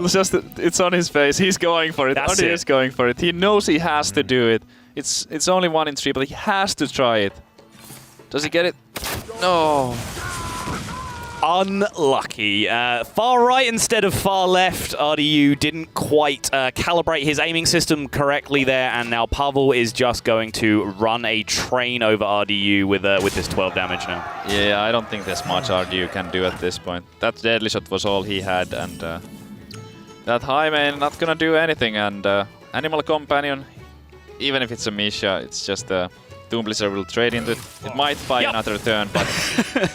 Yep, seems like the line of play is bottom right, click that button, and then it's the top option. RDU manages to find it, he finds the line, but on a serious note, like the deadly shot, it looks a bit comical or whatever, and if it had come off, it would have perhaps looked even more ridiculous, but the important thing is, you know the odds of that working. They're 33.3%, and you have to do it because 33% of the time you give yourself a chance to win the game. If you don't take that line, your win rate is roughly 0. Yep, I completely agree. I mean, it might look pretty terrible, like using it there, like it's only 1 in 3, but he absolutely had to take the shot. Yep. So RDU, now, after following up that first performance, where maybe there was a shaky turn towards the end, just a crushing win for Pavel means the momentum is building up for him, but I don't even really want to bother asking questions about RDU's tournament mentality because there is not really a more experienced man in terms of high-pressure situations, dealing with the mentality that you need to make a comeback. So if anyone is equipped to just continue playing solid Hearthstone, even perhaps recovering from playing some suboptimal turns earlier on, I think you'll agree RDU is one of the men to do that. Yeah, I certainly hope so. But even no matter how experienced he is, it's just it is tough, especially after that game 1. Just trying to like reset the situation. He might be thinking he's in bad shape right now and start overthinking the plays. That's the most common mistake that I see. Is when a player is kind of like there is the obvious play, that's kind of the one that you see first, and then you just like think about it, just trying to avoid mistake as possible, and then you see something weird and just think about the perfect card that would counter your first play. Mm-hmm. Usually the first instinct is correct when you play as much as RDU does, so I really hope he won't start overthinking. I agree with you for the most part. When you've played tens and thousands of games, as all of these players have, essentially, you build up correct instincts over that time, right? Your mind is trained to recognize patterns, and without even really thinking about things, your brain says to you, okay, you've been in this situation 30 times before. Here's what you have to do in this situation, and you have to learn to trust that a lot of the time. So I agree with you, overthinking can be a problem, but RDU needs to make something happen here because Pavel is very quickly putting his wins on the board. So his remaining decks now, the Malagos Druid, one of the most powerful decks in the game, sure can be expected to get a win fairly comfortably here, but also the Cthulhu Warrior. How does the Cthulhu Warrior line up against RDU? I'm not sure. Like the Cthulhu Warrior is something that has also not been that popular lately. I mean, it is a strong deck. It's especially good in beating aggressive strategies. So I think it might do quite well against the Zoo if it just gets the couple of important early game cards. It can fall really far behind if you don't get the Fire War Axe and the Ravaging Ghoul, maybe to kind of do some cleanup if you don't get the Revenge at the right time. But I think all the tools are there to beat the Zoo Warlock, and maybe even like Hunter is always going to be difficult, but I think there's even a small chance to beat that one. Yeah, I think against Zoo, Cthulhu Warrior has so many great additional tools. Obviously, they have the Fiery War Axe and the Revenges and Brawls and all these classic tools that we know are strong against aggro. But even just things like Cthulhu's Chosen on turn 4, for example. Divine Shield minion, really hard for Zoo to interact with correctly. And then the extra late game stability with the Veclaw and the Shield Bearer being able to just wall themselves out of rough pit situations. I think Cthulhu Warrior has a very decent chance against some of these aggressive decks for sure. But just give you guys a quick update. Pavel has just gone for a quick bathroom break. I think RDU has gone for a quick bathroom break. I apologize. So we are just waiting for him to return while he's composing himself a little bit. But yeah, so Cthulhu Warrior, probably good against the aggressive strategies. How about this kind of wonky build of Malagos Druid that Pavel is packing here with the Dark Arakoas in it? Like where did the Arakoas come from? Only Pavel is a player who would do something like that. I mean, if I heard that one player was bringing some cards like that nobody else was playing, I could have guessed that it is Pavel. And yeah, I mean, it costs 1 less than an Ancient of War, and it only has 3 less toughness, so I guess it makes sense. Seems logical. I mean, it is just a very high quality minion. It's very nicely statted for its mana cost. It's just not really something you've seen too much outside of Cthulhu decks. The occasional appearance in some heavy wall ramp Druid style thing, but not in this kind of combo Malagos deck. RDU here queuing in his Hunter now against this Malagos Druid, this unique Malagos Druid. So hopefully we get to see if Dark Arakoa can do some work here for Pavel. Yeah, Pavel did get an Innervate, and he also has a Mire Keeper. I'm just to see if he just chooses to go for it right here. He wouldn't really have a play for it. Just going Hero Power could work, actually. Or he could just go for the Innervate Mire Keeper too. The Fundrel I don't like one bit, because there could be something like a Quick Shot, and then the Fiery Bat, and Quick Shot would deal too easily with the Fundrel. He also just has no upside on Fandral either. Like, even if it sticks, he has nothing to pay it off afterwards. So it doesn't really seem that worth it. RDU here just going to push face, it looks like, with the Fiery Bat. That does give Pavel potentially an opportunity to increase the odds in his favor of some favorable juggles here from these early Hunter minions. But on 3 mana, he's unlikely to be able to develop a secondary minion to change the equation on this Mire Keeper getting sniped down. So definitely don't mind RDU taking the aggressive line. Yeah, he didn't want to take the risk there. He would have been kind of rewarded for it, because now Pavel won't need that Feral Rage necessarily. He can just Hero Power and trade for the huge Toad. Yep. And he'll be hoping to tank this one onto the 3/3 Mire Keeper. Gets it as well. So, yep, just mitigating a little bit of damage there. Every little helps, and he's going to be able to develop Fandral on the board on the following turn. And now he does have some upside to following that up potentially with the Feral Rage. Yep. Swipe is looking quite alright too. How about Fandral? No, Fandral no good. Just gonna go for the swipe. Doesn't expect RDU to be going too wide on the board. 9 mana Call of the Wild. We are a long way away from that, but there are 2 very sticky minions being developed into play now. The Squire and the Horse Rider being able to push through from RDU, and Pavel having just used a swipe. These Divine Shields and the 1 health of these minions per potentially able to get a lot more value than usual, but Living Roots is a pretty nice answer to this board state. Yeah, it certainly is. It doesn't remove the minion straight away, but with that Fandral, he also gets the 1/1s, and those 1/1s are going to be trading so efficiently.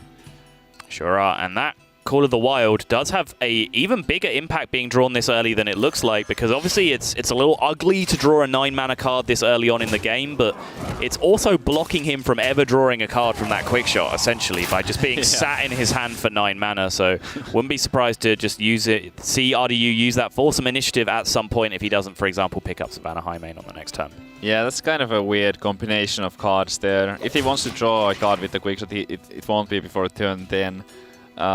I would expect him to just use it to maybe remove a minion on the board. Or if he gets closer to lethal, maybe just throw it at his opponent's face. Healing Touch, Soul of the Forest, he does have those.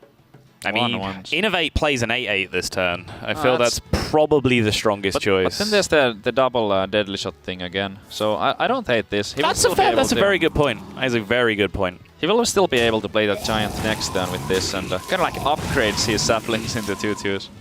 That's a fair point. He's also seen this quick shot hanging around for a little while, so he could be giving credit to this to being Deadly Shot. There hasn't been a fantastic Deadly Shot opportunity so far, so yeah, sure. A 1 extra turn on your Giant to play around the danger of Deadly. I like it. Yep. And Infested Wolf, not the worst draw possible. It goes well with the mana that he has available. by playing that quick shot alongside it. And if RDU picks up something like a high main on his next draw, he's totally still in this game. Plays out the Wild Growth, I think influenced a little bit by the fact that he drew Nourish that turn, realized that he's not going to need that Wild Growth to cycle late in the game, just uses it to gain the mana, and an 8/8 on the board thanks to the extra discount from the Wild Growth. High main. That is a Savannah high main from the Barnes. RDU doing his best seems good impression right now, trying to hide his delight. Yeah, that's the second best minion that he can get from that. The best would have been Ragnar's the fire load, but still amazing. He's definitely happy with that result. Sure is. Double Feral, that's so much damage. It really is, yeah. So does he ever have a world where he gets to go face here? If he goes face, he puts RDU to 16, and then he has 14 from hand. Is that right? 12, 14, yeah. I think that's a pretty good play potentially with just like Feral Raging the Barns and going face with that Giant, then he puts his opponent down to 16, and with the second Feral Rage and the Swipe, he could end the game on the following turn. Yeah, that relies on the Arcane Giant connecting with face again, but he's relying on that anyway. He's just a little bit short in terms of pure damage from hand right now, I think. Maybe with the hero power over the 2 turns as well, he has lethal from hand? I don't think he wants to swipe here, but just because that high main is much less threatening as a 1-1 than as the 2-1-1s. I think if he did just want to go for a direct lethal setup, he could just push some damage this turn with 1 hero power and then follow it all up with the damage and another hero power on the next turn with an Innovate. But he's going to take a more conservative line and just gain the life, try and push through the hard way. No, that's still going to be good enough. Like, RDU did not find an additional point of damage, so there's no trade available for that Giant. And Pavel is about to go up 3-0 in the series. Yep.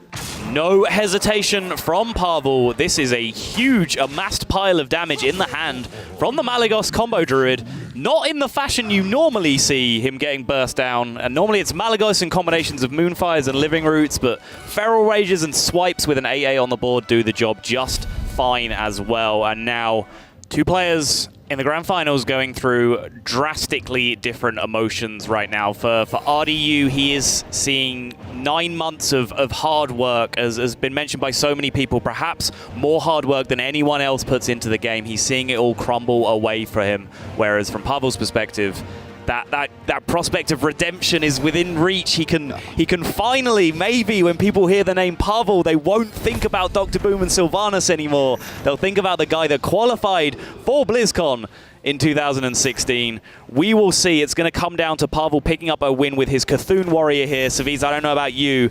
I feel like he's got a great chance. Definitely Pavel on the driver's seat here. The Cthulhu Warrior is fairly strong against all of the remaining decks from RDU. This is the best matchup that RDU has available to him. The Hunter is pretty good against Warrior in general, and especially if Pavel doesn't find some early cards, I wouldn't be surprised to see RDU just run away with the game.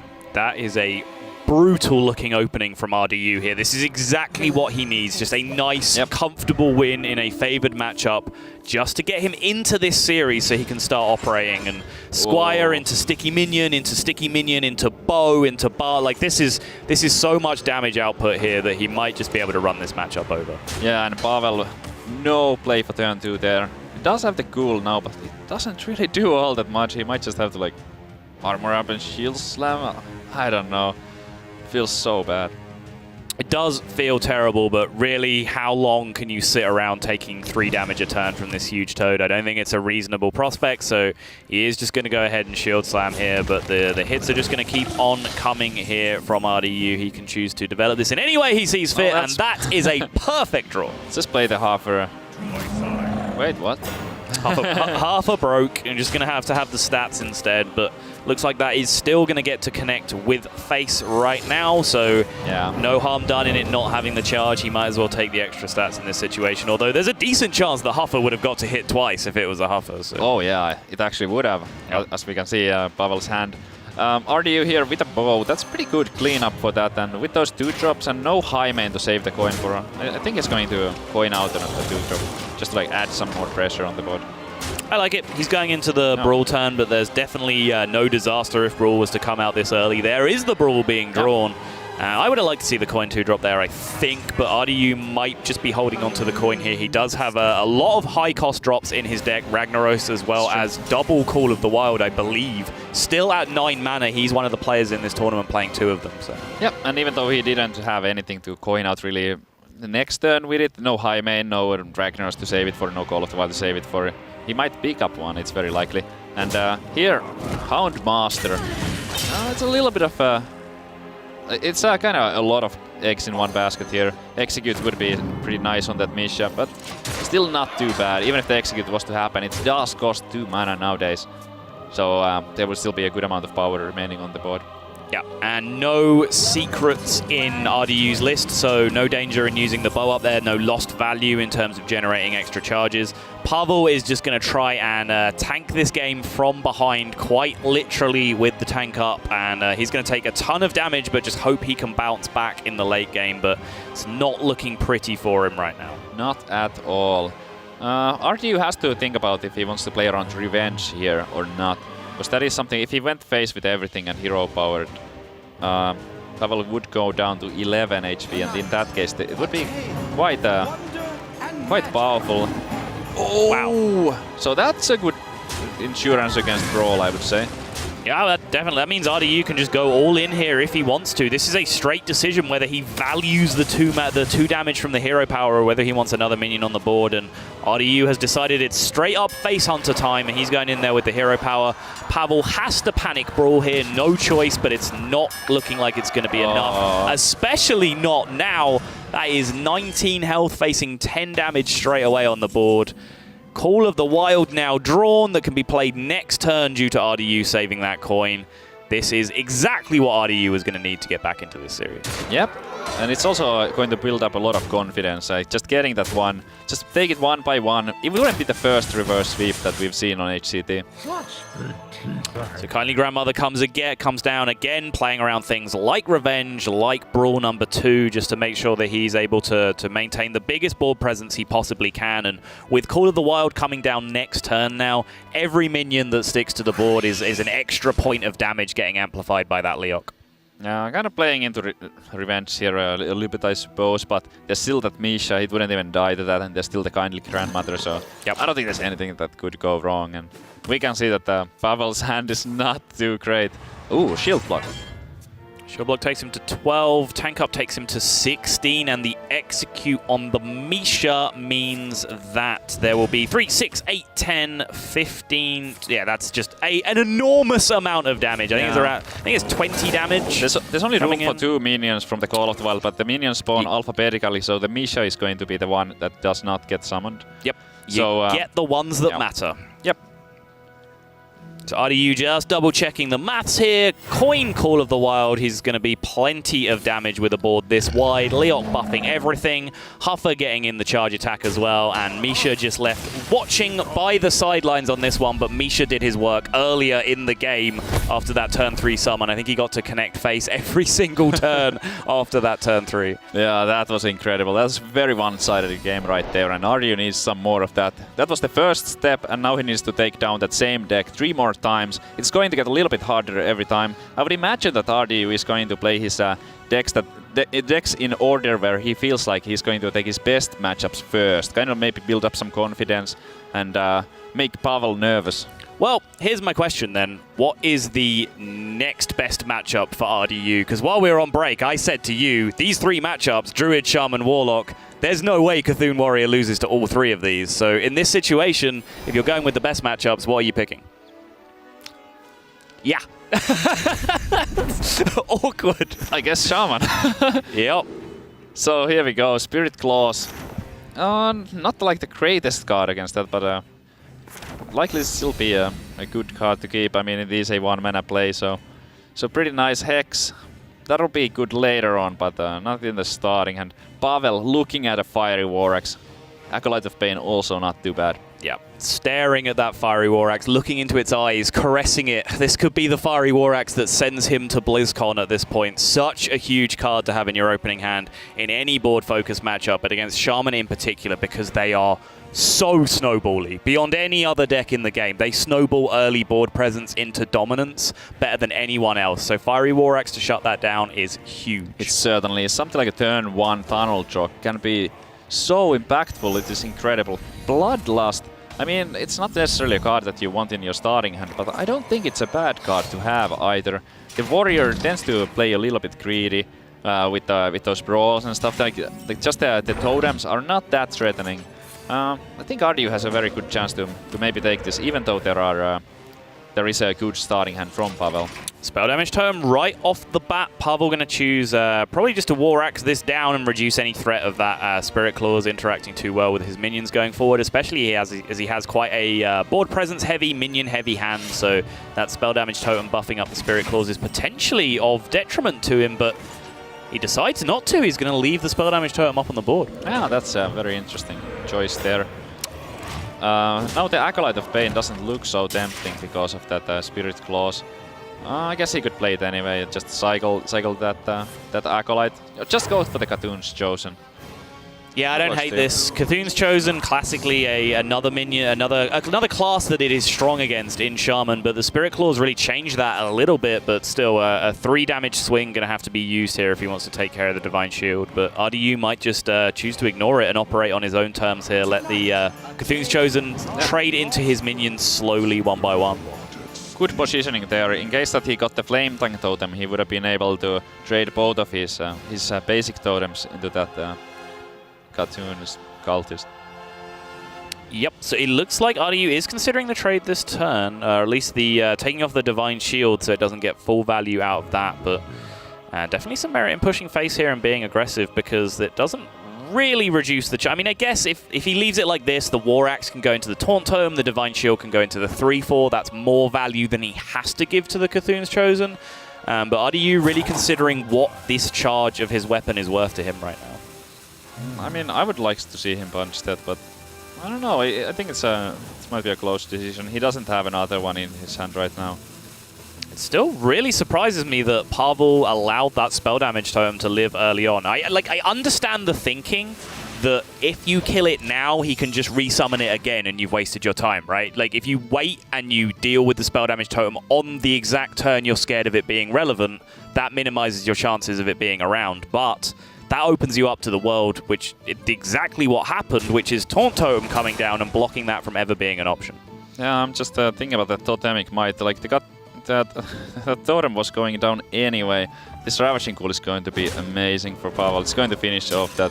It does take his own minions Divine Shield, so there's that. Yep. That it kind of backfires in that sense, but still very powerful. Yeah, what the Totemic Might did is prevent that trade I talked about where the War Axe goes into the Taunt Totem and then the Divine Shield of the 4/2 goes into the Barn. So he was trying to prevent that much Divine Shield value coming out from the Cthulhu's Chosen.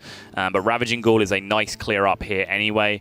RDU can only address one of these minions with what Pavel can see, but does have Lightning Bolt, plenty of other strong options in hand as well to take care of this. Yep, and there's the Lightning Bolt. Has 4 more mana, so think from below.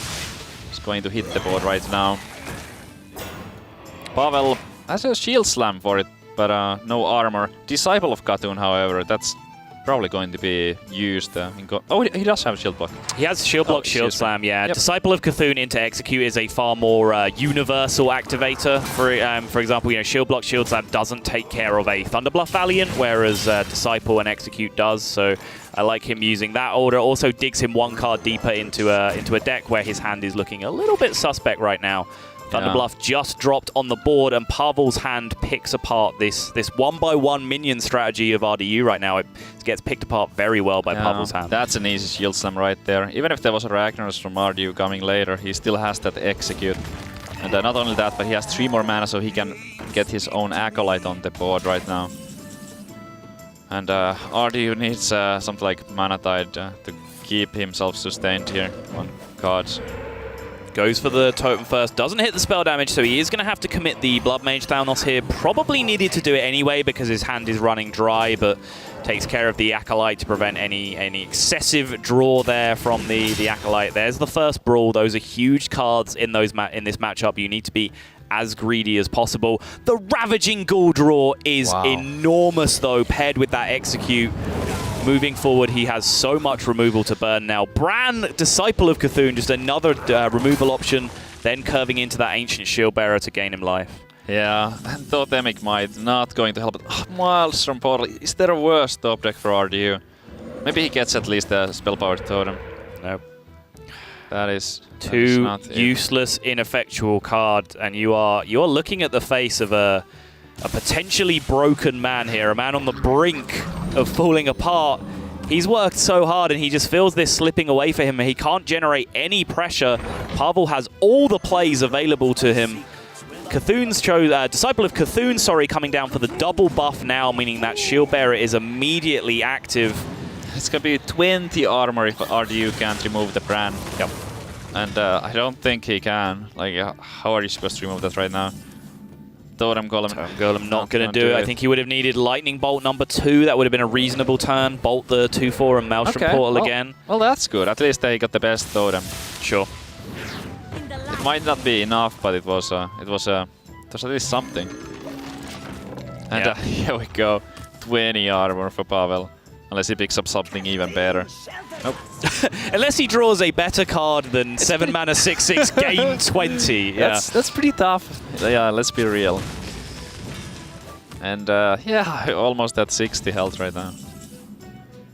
I mean, the good news for RDU is that if he can actually gain a grip on this board, you know, kind of irreversibly, the health doesn't really matter. If you can just have a couple of turns beating away for 6 to 8 damage and then finish it all up with a huge Bloodlust at the end, you are capable of bursting down huge amounts of damage against Warrior. The bad news is that he has to beat 2 Brawls and a Cthulhu to be able to do that, and his hand is just not equipped. Pavel is looking in incredibly good shape here. RDU needs to cycle this Drake into Hex right now. Yeah, if he gets the Hex, I guess he still has a small chance. The Taunt Totem would maybe help a little bit here. Doesn't even get that, so Pavel, 1 damage off right now. Yeah, and RDU just gonna give it up. Even in a game of this importance, he knew that he was beaten, and Pavel is gonna be our final competitor from the Europe region at BlizzCon. RDU, I think he played like an absolute champion today, but just fell a little bit short. And for Pavel, no slouch himself. Incredible stuff from him. And now, maybe, after I do it one final time, people will stop talking about that misplay. After making it to Worlds, Pavel wasted no time and found himself in the semi-finals against Jason Zhou, China's last hope for a world champion in 2016. The match had some crazy moments and went back and forth throughout. But much like his winning moment in Last Call, Cthulhu saved the day and secured Pavel's spot in the World Championship final. Pavel versus Jason Zhou, I cannot wait. Yeah, unbelievable stuff. I'm so hyped for this. This has been a year-long process to get down to this point. We are left with just 4 players at this point. Great mix, China, Korea in the mix, and the 2 Europeans. I can't wait to find out who's going to come out on top. Yeah, we got to actually cast Pavel's game yesterday versus Amnesiac, which was a very emotional one for everyone, I think. We were getting a bit crazy on the desk ourselves, but we've not really, we didn't get to cast Jason Zhou. Right. We did obviously see him a lot last week, and we did see his match yesterday, but what do you think of him as a player? Yeah, I mean, I think it's important to point this out because, you know, we as guilty as anyone else, we as much as anyone else have been guilty of getting caught up in the sort of Europe versus America mass hysteria that's been going on, and very quietly, this representative from China as well as Chonsu from Korea have been putting together some of the strongest performances. Jason Zhou had one moment yesterday where some eagle-eyed Redditors managed to spot that he'd missed lethal, where he just wasn't looking for a damage push whatsoever, but outside of that, he's been the strongest performer that's left in this tournament outside of, I would say, Chonsu, and that's amazing. You know, having a 3rd different region, having, you know, Asia come in now and potentially have the world champion of their own, that'll be so huge for the game, so huge for that region, but standing in his way, the Russian comeback kid, Pavel, who's come back from 0-3 not once, but twice in this tournament. Yeah, and we are going to get straight into game one. Jason Zhou on the Zoo versus Pavel on his Rogue. And, you know, as you were just mentioning then, Pavel somehow pulled it out the bag versus Amnesiac yesterday, but I'm pretty sure he's going to want to hope that he doesn't have to fall behind in this series and actually, you know, get ahead and stay ahead. Yeah, I mean, obviously he's shown that he's equipped to do it, but Pavel probably feels like he's due a break at this point. He's due a nice, easy 4-0. He's had to work so much harder than anyone else to get to this point, just in terms of, you know, minutes on camera and games played. But early on, he does have this Malagos Rogue going up against the Zoo. This is quite a greedy build from Pavel, so it does have the potential to get snowballed by a Zoo deck, but he does come into that all-important coin SI play that Zoo is so afraid of. Pretty much all of their 2-mana plays are 2/2s these days, so if coin SI is there for the Rogue, such an early tempo swing. Yeah, and on top of that, he has Backstab and Eviscerate as well to just negate any early pressure. As you said, this Malagos Rogue is, you know, even slower than, for example, Questing Rogue and some other variations, so it's going to be a struggle to get there with cards like, you know, we can just see now Pavel has 2 Sinister Strikes at the top of his hand, and they're going to be pretty useless for the moment, more than likely used to cycle with Gadgets and later if he, you know, happens to come out for Pavel. But these backstabs just doing work. Count Summon on turn 3, instant answer, and most importantly, the SI7 agent is still alive to contend anything that's played from Jason Zhou next turn. Yeah, I mean, whenever you queue up against Zoo, you learn that it's Zoo, this is your goal, right? You think at some point, I want to clear their board and I want to stick a minion, and at that point, I feel like I'm in control of the game. Pavel has managed to achieve that as early as turn 3, and he has a great follow-up now with the Tomb Pillager. The rest of his hand is completely dry, so he's going to need that SI and Tomb Pillager to do a lot of work for him, but he has secured an early board lead, and that's so huge in this matchup. Yeah, Jason Zhou still has some plays though. You know, being Zooey is going to have to start tapping pretty soon, but still got a couple of minions to play. But the frustration from him, as we mentioned, is that the SI7 agent just trades straight away with the Direwolf. So Jason Zhou effectively just negating the 3-2, swaps it out for Tomb Pillager, and he only has his Alchemist on the board. And again, this follow-up is just not great. He can't deal with the Tomb Pillager. He can't, and that really just, you know, gives him no incentive to play Darkshire Councilman here, because it's just going to give him a free trade with the Tomb Pillager into one of the highest value minions in his deck. So he is in a really rough spot right now. I think he may even just have to tap here, try and dig for that Abusive Sergeant, dig for a Soulfire. If not, he still has a strong 3-mana play to make using the Knife Juggler, and now the choice of the Flame Imp or the Possessed Villager. Yeah, it's an interesting choice as well, because we've seen the Backstab and an SI and an Eviscerate so early. You just got to say that the Flame Imp, you might just need the power on the board at this point. You know, we've seen that Jason Zhou struggle to deal with this Tomb Pillager. If an Azure Drake comes out, the Tomb Pillager trades with one of these minions, then well, it's the same issue all over again.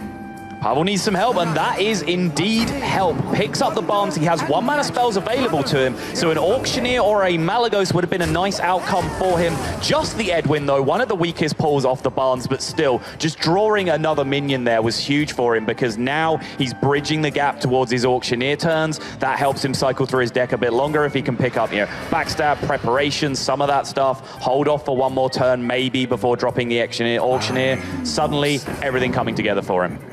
Yeah, it's not looking too bad at all. Pavel did get a Malagos from his Barnes yesterday. Yep. But no chance of that, because it is in his hand. So no chance at all. The Van Cleef not going to do too much. And finally, Jason Zhou is getting on the board at least just a little bit. The Barnes with that 4 health is going to be great to start trading down these minions. But Jason Zhou starting to stack up that damage with the Power Overwhelming in hand as well. You know, a lot of burst combined with a Doomguard can kind of come out of nowhere here. Yeah, I mean, now there's a kind of an interesting decision here for Pavel. Without drawing the SI, it looked like pretty clear that he might just get the Gadgetzan on board for a 4-4. He could cycle the Coin and the Sinister Strike in the meantime, but having drawn the SI, he has so much more clearing power now that he is just going to go for the SI turn, continue his board dominance, and the longer he can hold off with that Auctioneer from here, the better it gets, the more potential cycle it provides, the closer you get to those preparations in your deck that can really create the absolute chaos with the card. And Jason Zhou has just been having to play this game from behind since turn 3, which is just not what Zoo is equipped to do. No, not even close. And when you get this kind of hand or this opening versus Zoo with Rogue, it is very easy to just get ahead and stay ahead. But Pavel is going to have to navigate the few turns, the Auctioneer, as you said, being the key one. And we even saw like Sinister Strike be used before, just to prop the SI. You don't really care about the damage. It's a spell that isn't the coin that is going to be used to help just clear up some of the board. The Councilman is now finally down from Jason Zhou. That is a Van Cleef. Nothing he can quite do with it this turn. I feel like using the spells this turn just blows your Auctioneer, becomes a 6-mana 4/4. Yeah, I agree. I mean, the Edwin isn't even really that impressive. You make a 6/6 Edwin, which doesn't really even get you, close to a position of threatening lethal, because your opponent has minions on the board to make out trades. So I feel like you're going to need a few extra resources to push through this game. The Gadgetzan Auctioneer looks vastly superior in this situation. Pavel agrees, starting off with the coin. Swashbuckler picked up will at least fill out his curve here. Also potential for some 1-mana Warlock spells. Doesn't get it, just cycles out the Sinister Strike, and he did run a little bit dry on his Auctioneer turn there, but still, he's cycled through his deck a bit more, has more options in his hand moving forward. But this might just be the window now for Jason, where if he has a powerful turn, if we see a Doomguard here, Defender of Argus is not bad either. This could be the moment. Yeah, especially with that Abusive Sergeant and the Worgen on the board. You can very easily just trade the Worgen in and sort of, guard or protect the health of the Councilman, which is going to be super important, because the best thing about the Councilman is the 5 health, like total. That's so such huge. An awkward number to deal with. Outside of, a Shadow Strike, there's nothing that just directly deals with it in like a 1-for-1 card trade. So I wouldn't mind the trade up here. The Abusive Sergeant here is just so huge, and Abusive being nerfed to a 1/1 and now only being played as a single copy in most people's decks is such a huge impact, because think all the way back to the turn where it really started going wrong, where there was the Tomb Pillager on the board. He tapped to try and pick up an answer, didn't hit it, just had to play minions. He'd have hit an Abusive that turn. He would have had the amazing value trade. This time he picks it up. So Abusive being weakened has been a big hit to Zoo. It's one of the strongest cards in the deck for sure. It's basically good whenever you draw it in its original 2/1 form. Now it's a bit more difficult to use, but Jason picking it up in good time there to be able to make a tempo swing on the board. Yeah, and Pavel found himself in a similar spot yesterday where he hit the point where he pretty much needed to draw a sap. And he did have the Auctioneer and managed to cycle through to get it, but just the one draw off the Azure Drake was not good enough, as it's pulled the second Swashbuckler in.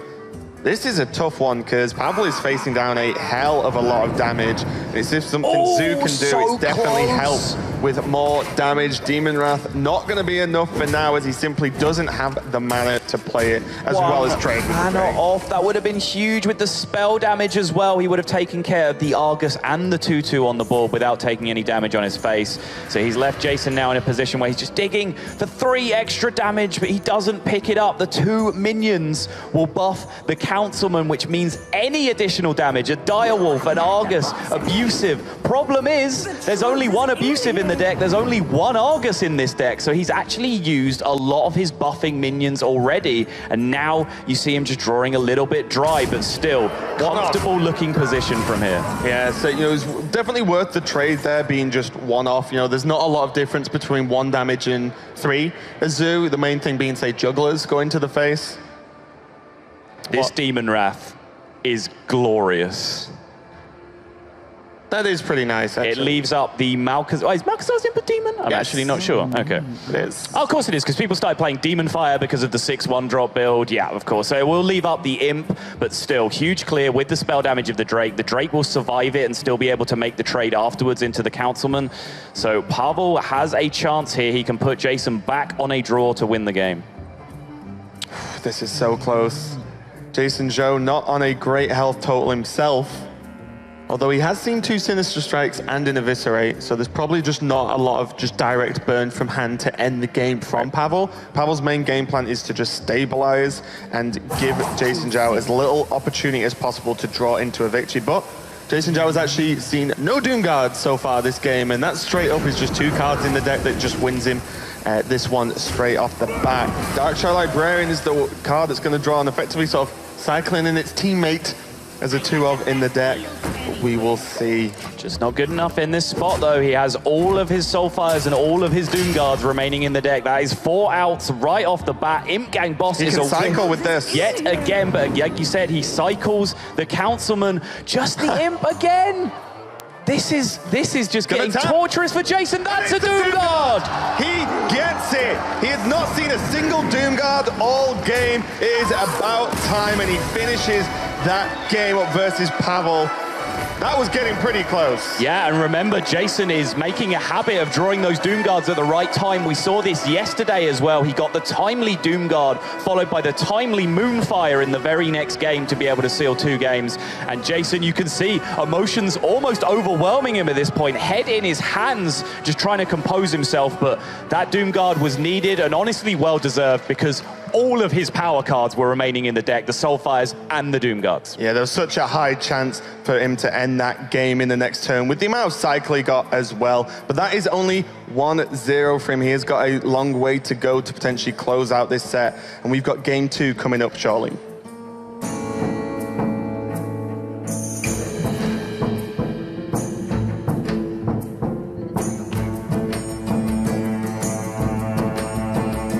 The Hearthstone World Championship is sponsored in part by Intel, T-Mobile, NVIDIA, and Republic of Gamers.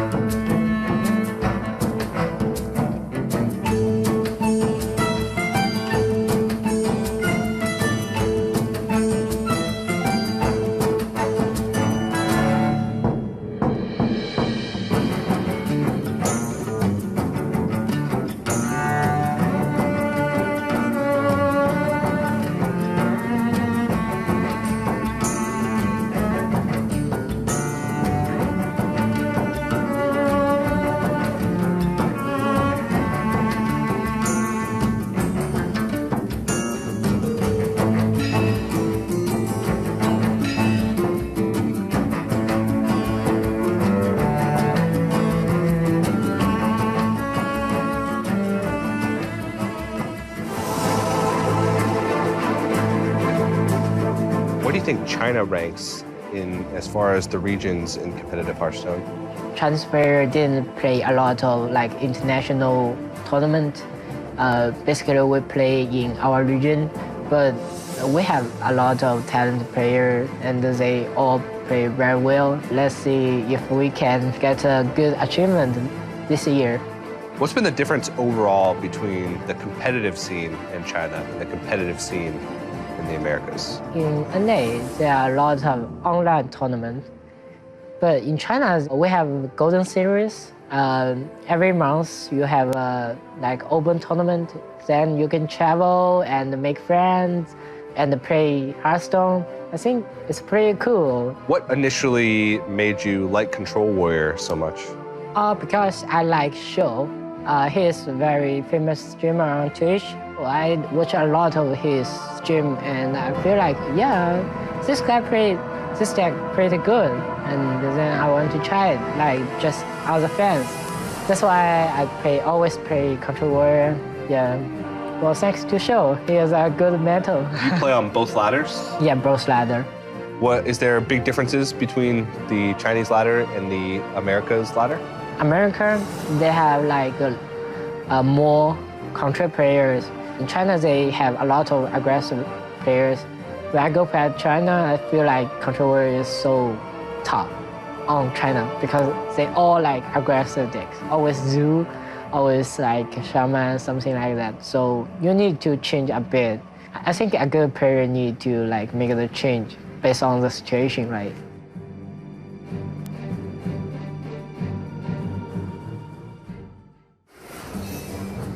Jason, Joe, they're talking about being flexible and actually needing to change it up. And he did exactly that. He is known as a control warrior god there, saying, you know, show as his inspiration.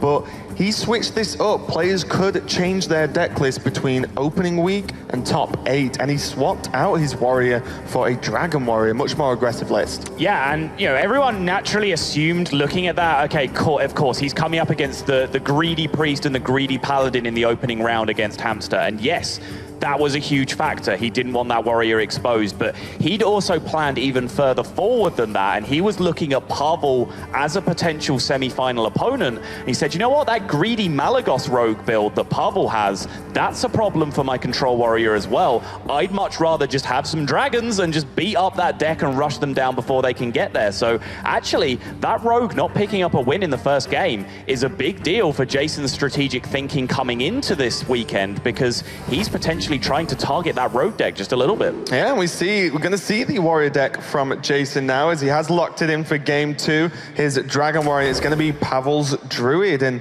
a lot of the time, you know, the dragon warrior's got quite a lot of late game, can take games pretty long as well, especially with this the curator list. So you're going to play the curator and just draw additional cards a lot of the time to keep the juices flowing, but it can also just rush someone down and punch them in the face pretty quick. Yeah. And Jason's warrior list here is still playing both copies of Execute, which is going to be helpful against this list from Pavel, which has these extra mid-game taunts with the Dark Arakoas that he's going to have to push through. A lot of beefy minions in this deck, and it's by no means a given that you play 2 copies of Execute in your Dragon Warrior anymore. When it costs 1 mana, of course, it was a no-brainer. This thing costs 1, it kills anything, it's an insane tempo card. But when it costs 2, much trickier decision. A lot of people are going down to a single copy in the deck, or sometimes even 0. Jason choosing to include both, and it's going to potentially pay out for him in this matchup now against the Malagos Druid. Yeah, he couldn't go full Dragon Warrior. There's still a splash of control in there, just using the double executes.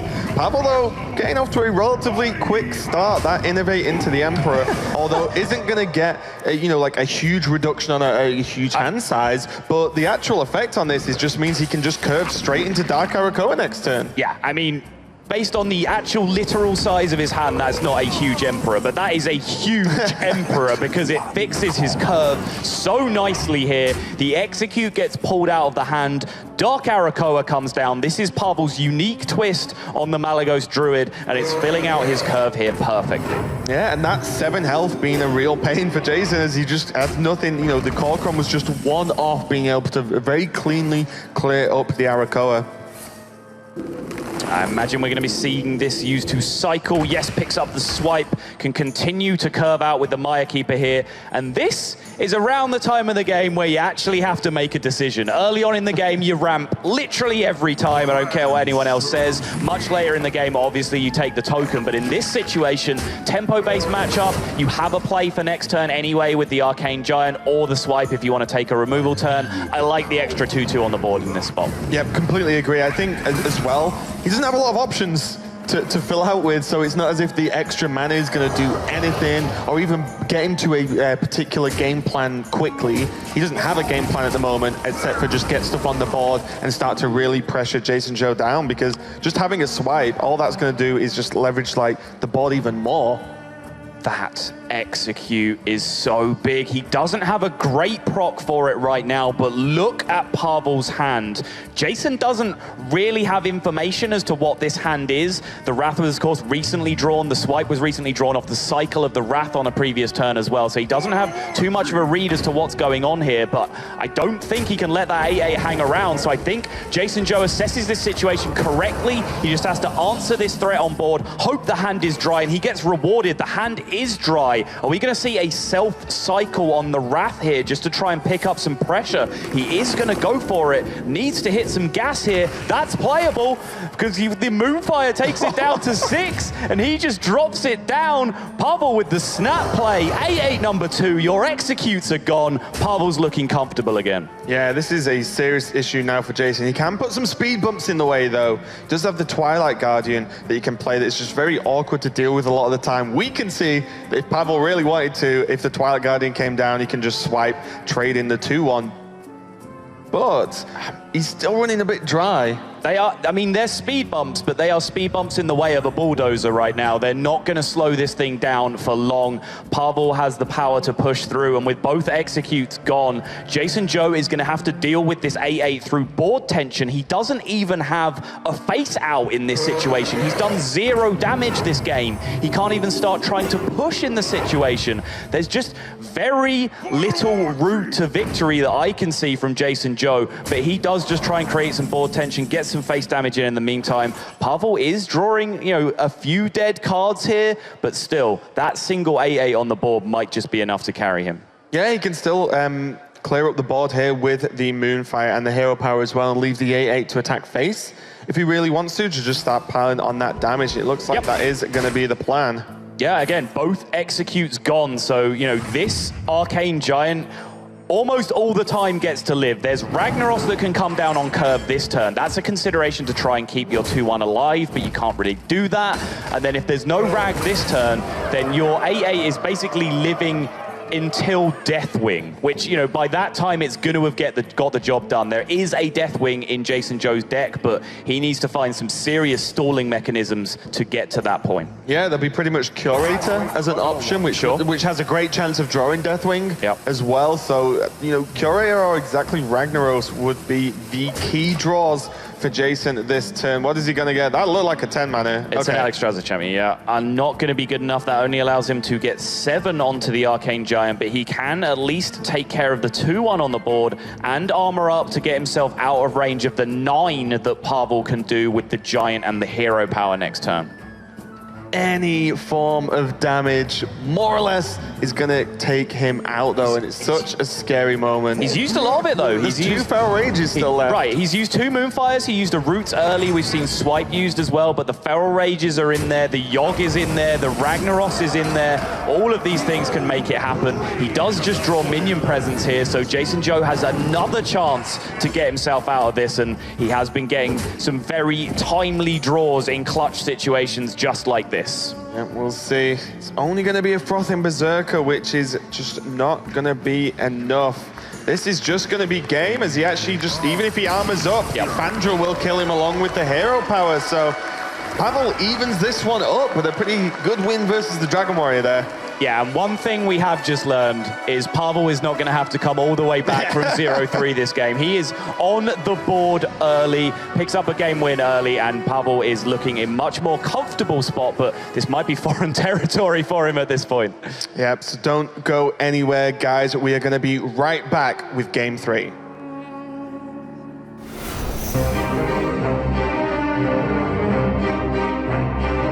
Do you think you have a playstyle? In Hearthstone, it's not about playstyle, it's about which play have better chances to give you a win. What about if you don't know which play is better? I will choose play which I feel give me more chance to win. How did you prepare for the World Championship? Just thinking about which decks is the best, test it on ladder and with my practice partners. Like, who were your main practice partners? I don't have main practice partners, but I was practice with Yogg, Maverick, it's French players. Also with Naiman and Hippie, we had Skype call. What's the Russian Hearthstone scene like? Yeah, Russian community have a lot of strong players, for example, Shtanodachi, Unvi, Kalenta, Naiman. Who would you want to beat the most? Doesn't matter too much. Not Dr. Hippie?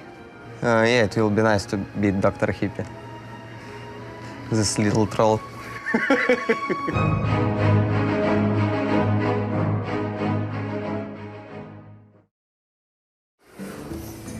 To have a chance at Dr. Hippie, he does have to go through Jason Zhao, though. It is 1-1 at the moment, and moving on to Game 3 shortly. How do you think this series is going to pan out, Sol, based on mainly that Rogue, to be honest, as you said. The Rogue was a tough one for Pavel to get a loss with. Probably really wanted the win just to get it out of the way.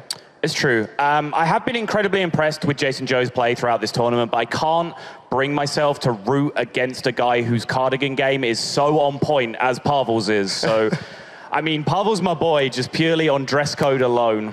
Yeah, Sol actually took me out shopping and it took me straight to a store that just pretty much was like, these do the best cardigans. And it was definitely an interesting trip for me. I didn't purchase one myself. I feel like I'm not quite up on that game yet. But maybe one day you'll get me to wear one. Yeah, but serious time, the Rogue is a big deal. Like I said, Jason Joe had this consideration in his mind. He thought beyond the opening round matchup against Hamster and went all the way through to potentially playing Pavel in the semi-finals. And he's adapted his lineup a little bit towards what he was expecting from Pavel in this situation. So I think, Jason Joe, I think, has been playing stronger as well overall. Again, that one miss lethal yesterday where, of course, it's almost unforgivable to miss lethal in a game of Hearthstone, but it was a situation where his opponent was at like 20-something health. He just wasn't looking for a damage push whatsoever. And, that one turn aside, he's been playing incredibly strong. So I have to, realistically, cardigan game aside, give the nod to Jason Joe. Yeah, he is looking fantastic, and I think, again, the main thing, and something we've talked about through opening week and so far yesterday, but this morning, is that just consistency and just generally you don't need to do anything too flashy, but just not messing up and just playing well overall is actually enough. Something we've seen from Chonsu as well, who's also doing pretty well in this tournament. Yeah, I mean, for a while, Chonsu was a guy that I just described as playing robotic Hearthstone, but, this weekend, he's gone even beyond that. He's getting reads into his game. He's outplaying people on the human side as well. So the Asian representatives, Chonsu from Korea, and more relevant to this game now, Jason Joe from China, have been incredibly impressive to me. And this has been something that we've long since needed in Hearthstone, honestly, is just a consistent threat coming in from the East just to shake up that Europe versus North America conversation just a little bit, get them in there. We've been splitting the world champions a little bit, Firebat followed by us. Is it Asia's time in this tournament? Yeah, it definitely wouldn't surprise me too much based on how these guys have been playing, to be honest. But something we've learned as well is that you can never count Pavel out. No matter what the score looks like, until the whole match is over, it is not finished. He's proven time and time again that he can come back even in dire circumstances. Yep, so one game apiece on the board. Both of the Shamans are banned out. So there's the crowd. Shout out to you, crowd. There we go. Some cool signs going on there. Some support for Jason Joe in the crowd as well. Absolutely. I saw a couple earlier. Partisan crowd all rooting for their favorites, their champions, people from their home region. However they're picking their allegiances, they're getting behind their players. And Pavel is ready to re-queue now. Jason Joe staring at a handful of mana with nothing to play with it. Swipe is not what he needs. He's going to need to pick up some gas here, but he has all the ramp in the world. Pavel is going to have to go fast this game to overcome the mana deficit that he's going to have. Yeah, and taking a note from something we briefly discussed yesterday was that Pavel's mage deck is very minion heavy. Yes. Still tempo mage, but with cards on the lines of Water Elemental, double Faceless Summoner. There's just so many minions and like bulky mid-range minions in the deck. Druid kind of just struggles to deal with them most of the time. Water Elemental, how does Druid actually kill it outside of a mulch? Like, not in a very clean way. Pavel is literally one with Babbling Book. I have never seen a man with such control over Babbling Book as Pavel. Incredible outcomes for him yesterday. Picked up a Polymorph and a Firelands Portal exactly when he needed them. And here picks up a nice, juicy mirror image to go on curve, buff up his Mana Worm, get the aggression rolling. Everything's looking great for Pavel in this situation because despite all the mana for Jason Joe, as I said, he's just not picking up the plays to go with it. And look at this already. Unless there's spell power drawn and maybe a couple more innovates that aren't in the deck, like, how is this Water Elemental answered? And it's actually going to lock down the hero power potential. That is how it's answered. Good job, Jason Joe. You answered my question pretty quickly there. Mulch can be used, but we said, there's way more mid-range minions in this deck after Water Elemental. So if he has to mulch now, he knows that is gone from the deck overall, and it means he has to do something pretty brave to keep up later. He's doing it. I mean, he's going for a full clear here, so I can only imagine from Jason's perspective, he's saying, okay, Pavel, you've drawn a bunch of minions, but in this situation, Tempo Mage is somewhat entitled to run dry. They do play a lot of spells as well, but as you correctly pointed out, so many extra minions in Pavel's deck that he can just constantly keep reloading the gas here. The thing from below obviously isn't going to get huge in this situation, or isn't going to get discounted to a huge degree, but it's still just another chunky minion that he can drop on the board at some point. So Pavel's decision to just bring all this extra beef, not just in his mage, but in all his other decks as well, is paying out for him. Yeah, and you said about the thing from below. We see effigy as well from the babbling book. Sure. So there's a chance that Pavel can set up a fortunate situation where the thing from below is forced to get killed, because it does have taunt as well, and then that's going to summon, like, resummon a 6-drop, and there are a couple of powerful 6-drops in the game. Ken, Sylvanas being a couple of them as well. There is 1 or 2 of them, yeah, but Pavel doesn't manage to find an answer to the fan draw, which means that, say, a Nourish would be a huge draw for Jason Joe, but Harrison picked up not the matchup that he's aiming this at. Jason Joe does seem to be tilting his lineup towards Control Warrior just a little bit with all his weapon destruction as well as some of his lineup choices, but Harrison is very much a whiff in this matchup. Yeah, and we see the Sorcerers, the Cult Sorcerers is actually going to line up really well versus the Fandral as well. Yeah, so Wrath going to come out here, probably to cycle here from Jason. Needs to pick up some gas. That's gas, but it's not playable, but it does give him some game in the upcoming turns to be able to dominate the board. But Pavel here can try and take advantage of this one free turn of tempo that he has available to him to try and create some kind of board state. And this is the situation where you have to take a step back and say, okay, I have massive card advantage. I'm going to have tempo advantage because I'm the first guy playing onto the board.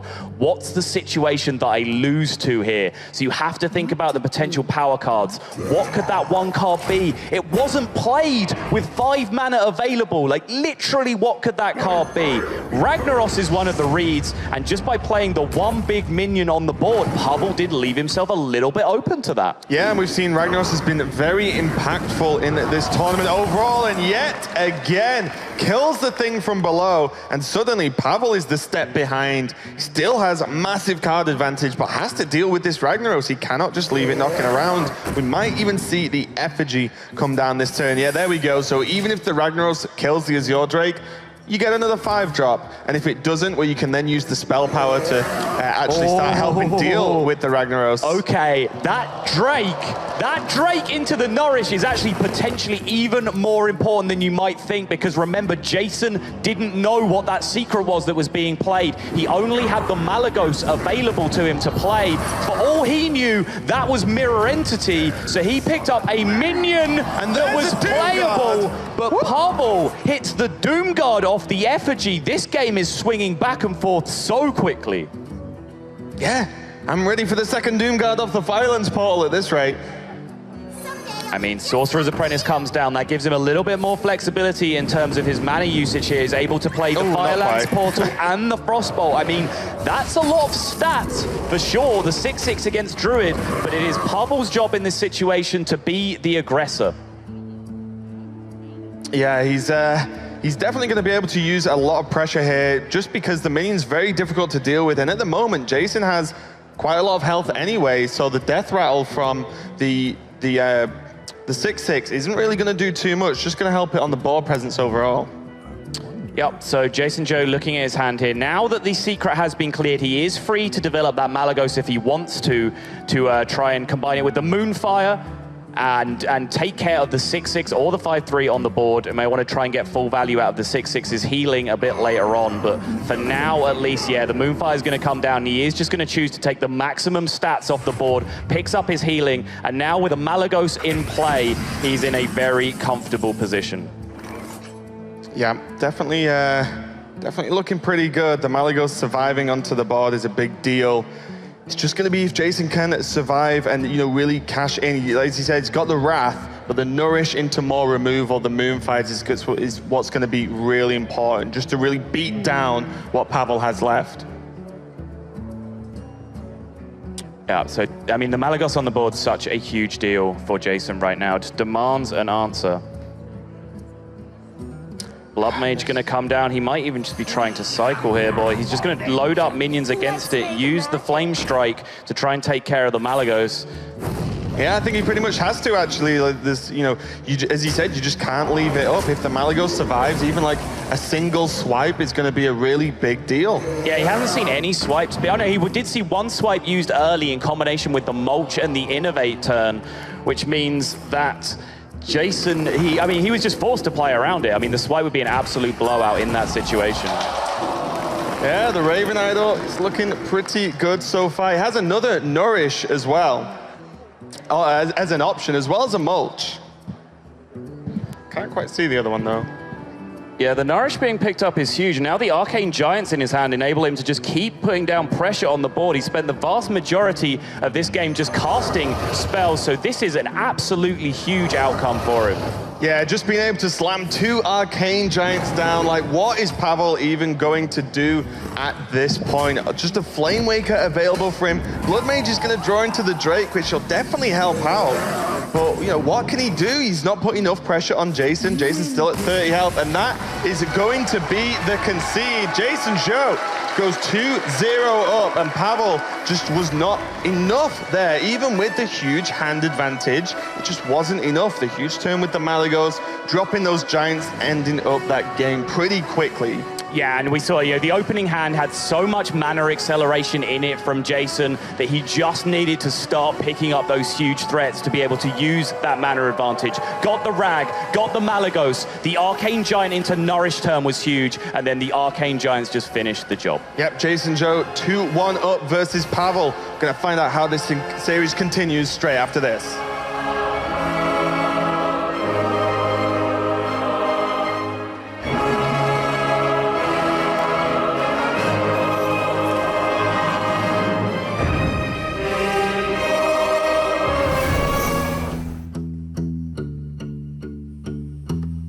Have you started thinking about playing on the big BlizzCon stage yet? I did think about it, but I need to be come out through the group stage first. Have you thought about the money at all? Yeah, it's a lot of money, right? I maybe spend some money to travel a bit, and the rest maybe to do some investment. Investing into Hearthstone packs, perhaps? Actually, I always do that. A Control Warrior is always expensive, right? Yeah, it's always expensive. Who's been the coolest person that you've met in all of your travels? My fans, my stream Oh, your fans. You have to pick one person, though. Does he have blue hair?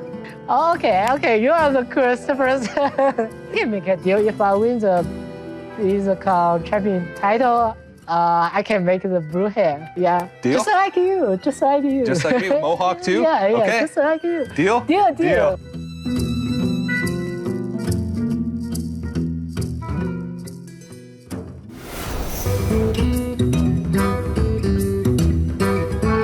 What was your strategy with your decks coming into the World Championship?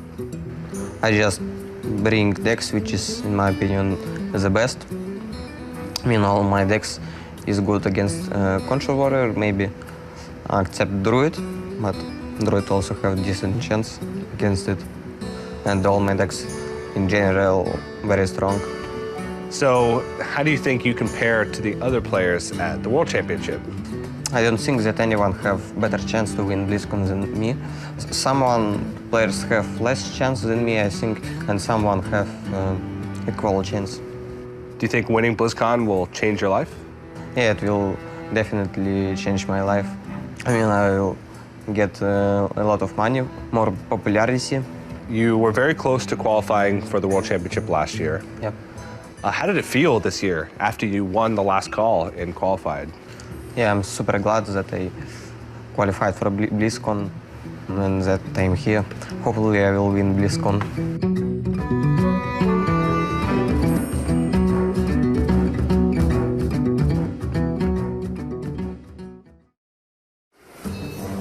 And we are back with Pavel versus Jason Zhou. Jason Zhou is 2-1 up at the moment. Sorry about that slight delay, but we should be ready to get into the next game. Pavel, can he do it, Sol?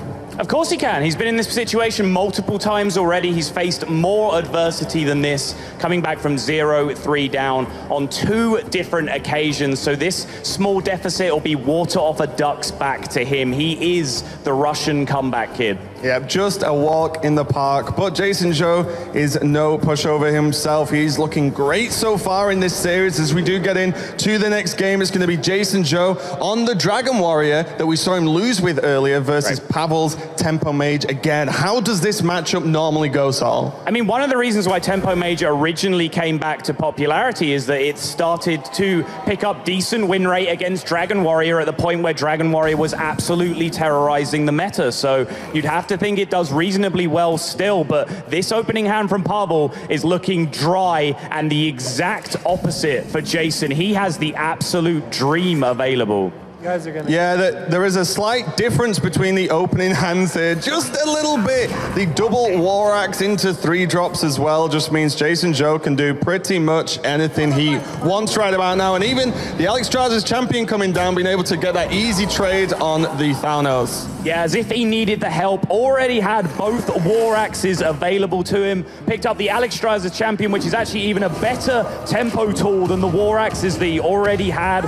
And the missiles! Why not? Take care of it though, but Jason's just fine with that, honestly. He has the War Axes to start ramping back. Yeah, and he even has the 3 drops just to follow up as well.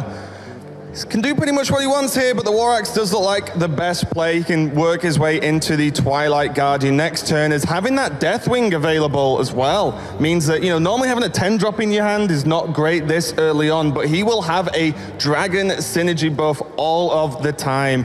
The Twilight Guardian, the Blackwing Corruptors, another Alexstrasza's champion, they are just going to be live and active. I mean, I'd be really surprised to see any play that isn't the War Axe here, even though it's off curve, even though it does, you know, it's mana inefficient, doesn't use his resources as efficiently.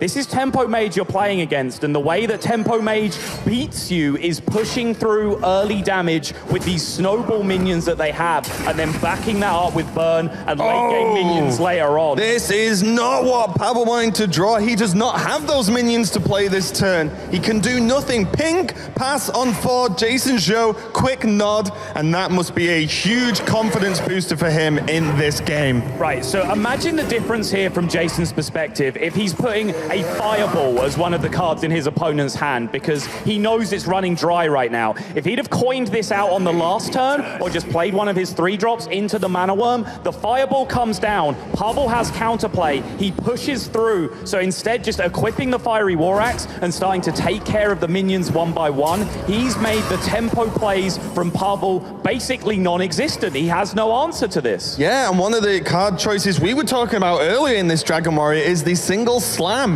And wow, that got value, helped cycle for Jason, and most importantly, with the addition of the second swing of that Fiery War Axe, helped clear up that Azure Drake and presented a very, very scary board for Pavel to look at this turn, as he is still 1 turn away from that Flame Strike.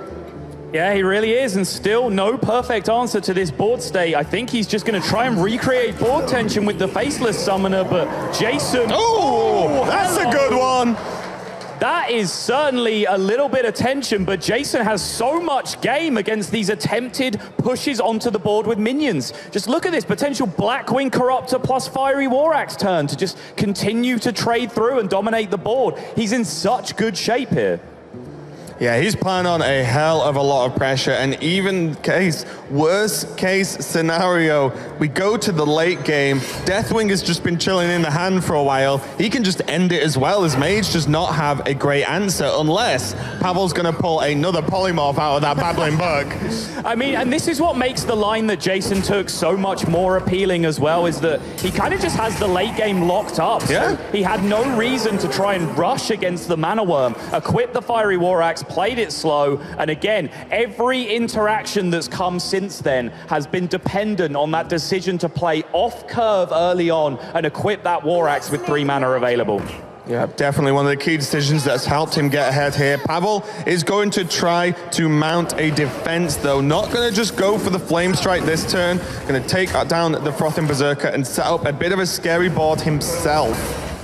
Yeah, I do wonder about this decision from Jason to be aggressive on the previous turn because, as I said, with the Deathwing in hand, it really does feel like the late game is locked up in his favor. Tempo Mage just has no game against a 12-12 on the board, apart from that unique out that you already talked about.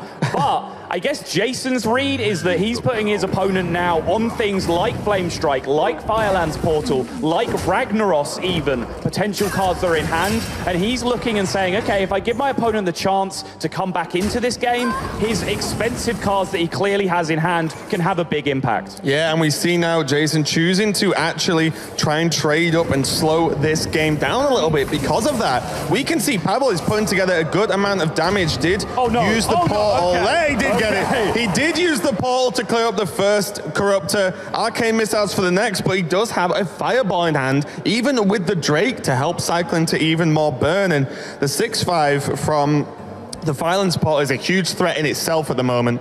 Yeah, Jason Joe going to start off his turn here with the Finley. The rest of his turn was only 7 mana available, so he may as well lead out with the Finley, see if it changes his mind. But there's not a hero power that's really going to bail him out of trouble this turn. It's about how he sees his game plan. Steady Shot can potentially get him into immediate range so that when Deathwing comes down, Deathwing plus the hero power the next turn will threaten lethal. If he can just find a way to press it a couple of turns over the next turn or two. But does he feel like he's trying to set up an aggressive win, or is he favoring a more stabilizing hero power like the Lesser Heal? It's definitely a tough call to make. He's gone with the Lesser Heal. He might have even been looking for the Mage hero power to trade Corcoran into the 6/5 and ping it down, which just removes the threat from the board, as opposed to this play, which just says, okay, I'm just going to play 2 taunts. You're just probably not going to be able to hit through both, as well as punch me in the face for 6. Arcane Blast is going to help, though.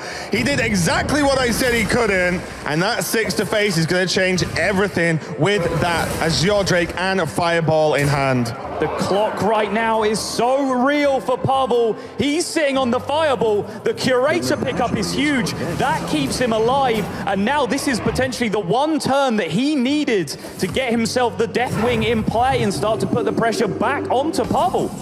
Yeah, the problem is he needs to do that little bit of extra damage. Deathwing coming down clears the board, great. But Pavel, especially with this Arcane Intellect, has access to more burn. And if he can just kill him the turn Deathwing's played, who cares at this moment? He's going for it. Yeah, I love this. He realizes... Leroy! That is the game! Leroy! Firelands Paul and Pavel with the smile. Leroy Jenkins. Let's not wait for Deathwing. Let's end the game now. Pavel is a literal god. Pavel is just manipulating reality to his will this tournament. Serious note, he had the Fireball to back it up the next turn. Deathwing was almost certainly going to come down. The Fireball would have ended the game either way, but he wanted to go out in style. Gets the Leroy Jenkins to push through. Pavel right back in this series. Yeah, absolutely insane series so far, and we are going to be right back with the next match of Pavel versus Jason Zhou. We are back, everyone. I think everyone needed just a minute to recover from the end of that specific game. Firelands Paul into Leroy to end it from Pavel. Accompanied by the nice smile over the monitor at Jason. You can't really argue with that, but these players are even now. It is 2-2, and this is a best of 7, of course. 2 more decks for each player to win with. And hey, both Rogue and Warrior. Yeah, but still dramatic differences in the 2 decks. Of course, Pavel has the greedy Malagos rogue. Jason has somewhat of a unique rogue where it resembles the questing build that people have been playing recently, but it's cut the questings out. It's kind of all the way back to an old school Miracle Rogue where it's just Leroy Coldblood as a win condition. 2 conceals in there as well to try and make board pushes. But Pavel as well sitting on the Cthulhu Warrior of his own, whereas Jason has got himself away from those control warrior strategies and moved to the Dragon Warrior. Yeah, and the lack of questing is actually just like, it's going to make this matchup a little bit more strange than normal. Yeah, this sort of, it lacks similar to the questing versus Malagos matchup, but Jason can't be as aggressive as you can with Quest Adventurers because, he just doesn't have he needs to buy the time and really push for the late game win condition as opposed to just slamming a questing, get concealed, build it up, and pressure with Cold Bloods. That's just not an option. So there's potential that Pavel is just going to join him in the very late game and just kill him with Mali.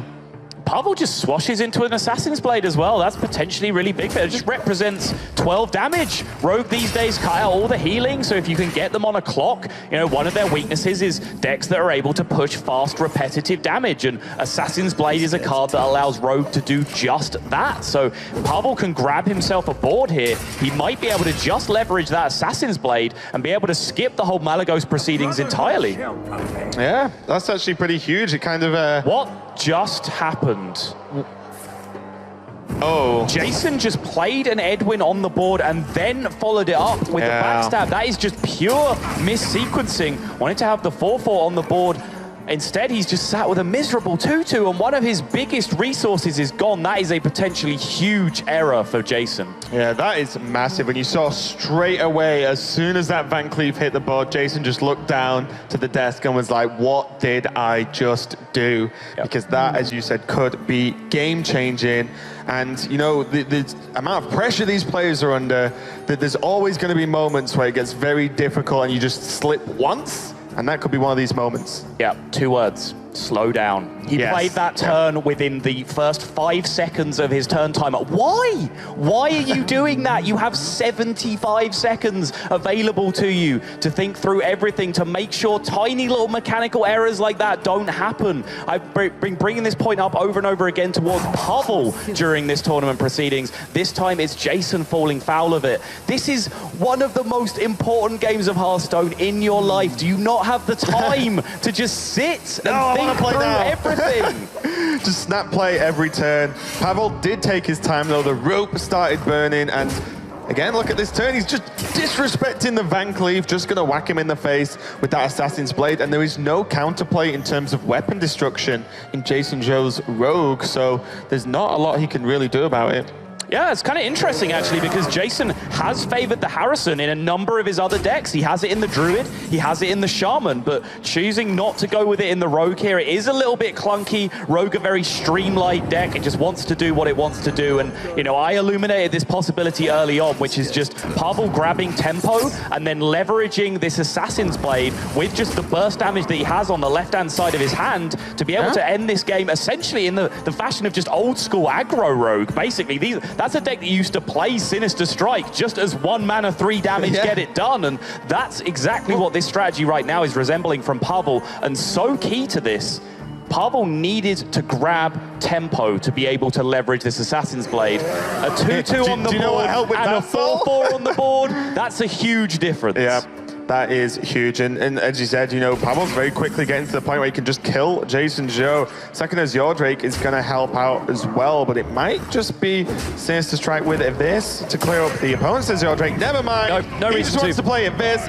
Yep. Sorry, Abyss, Sinister Strike, and hit with the dagger to finish this game. And it's got to be said that Van Cleef being a 4-4 would have changed the outlook of this match. Yeah, there is actually no reason to interact with this Azir Drake on that turn. You're just not going to die to a 7-mana hand with a Drake in play. So next turn, by playing the Emperor, even if by some miracle he can't get physical damage through, Drake, Abyss, Sinister Strike is just lethal from hand anyway. So this is pretty much going to lock up this game from Pavel, and Jason is going to be cursing that huge error early on that could have potentially cost him this game, potentially cost him this series, potentially cost him a world championship.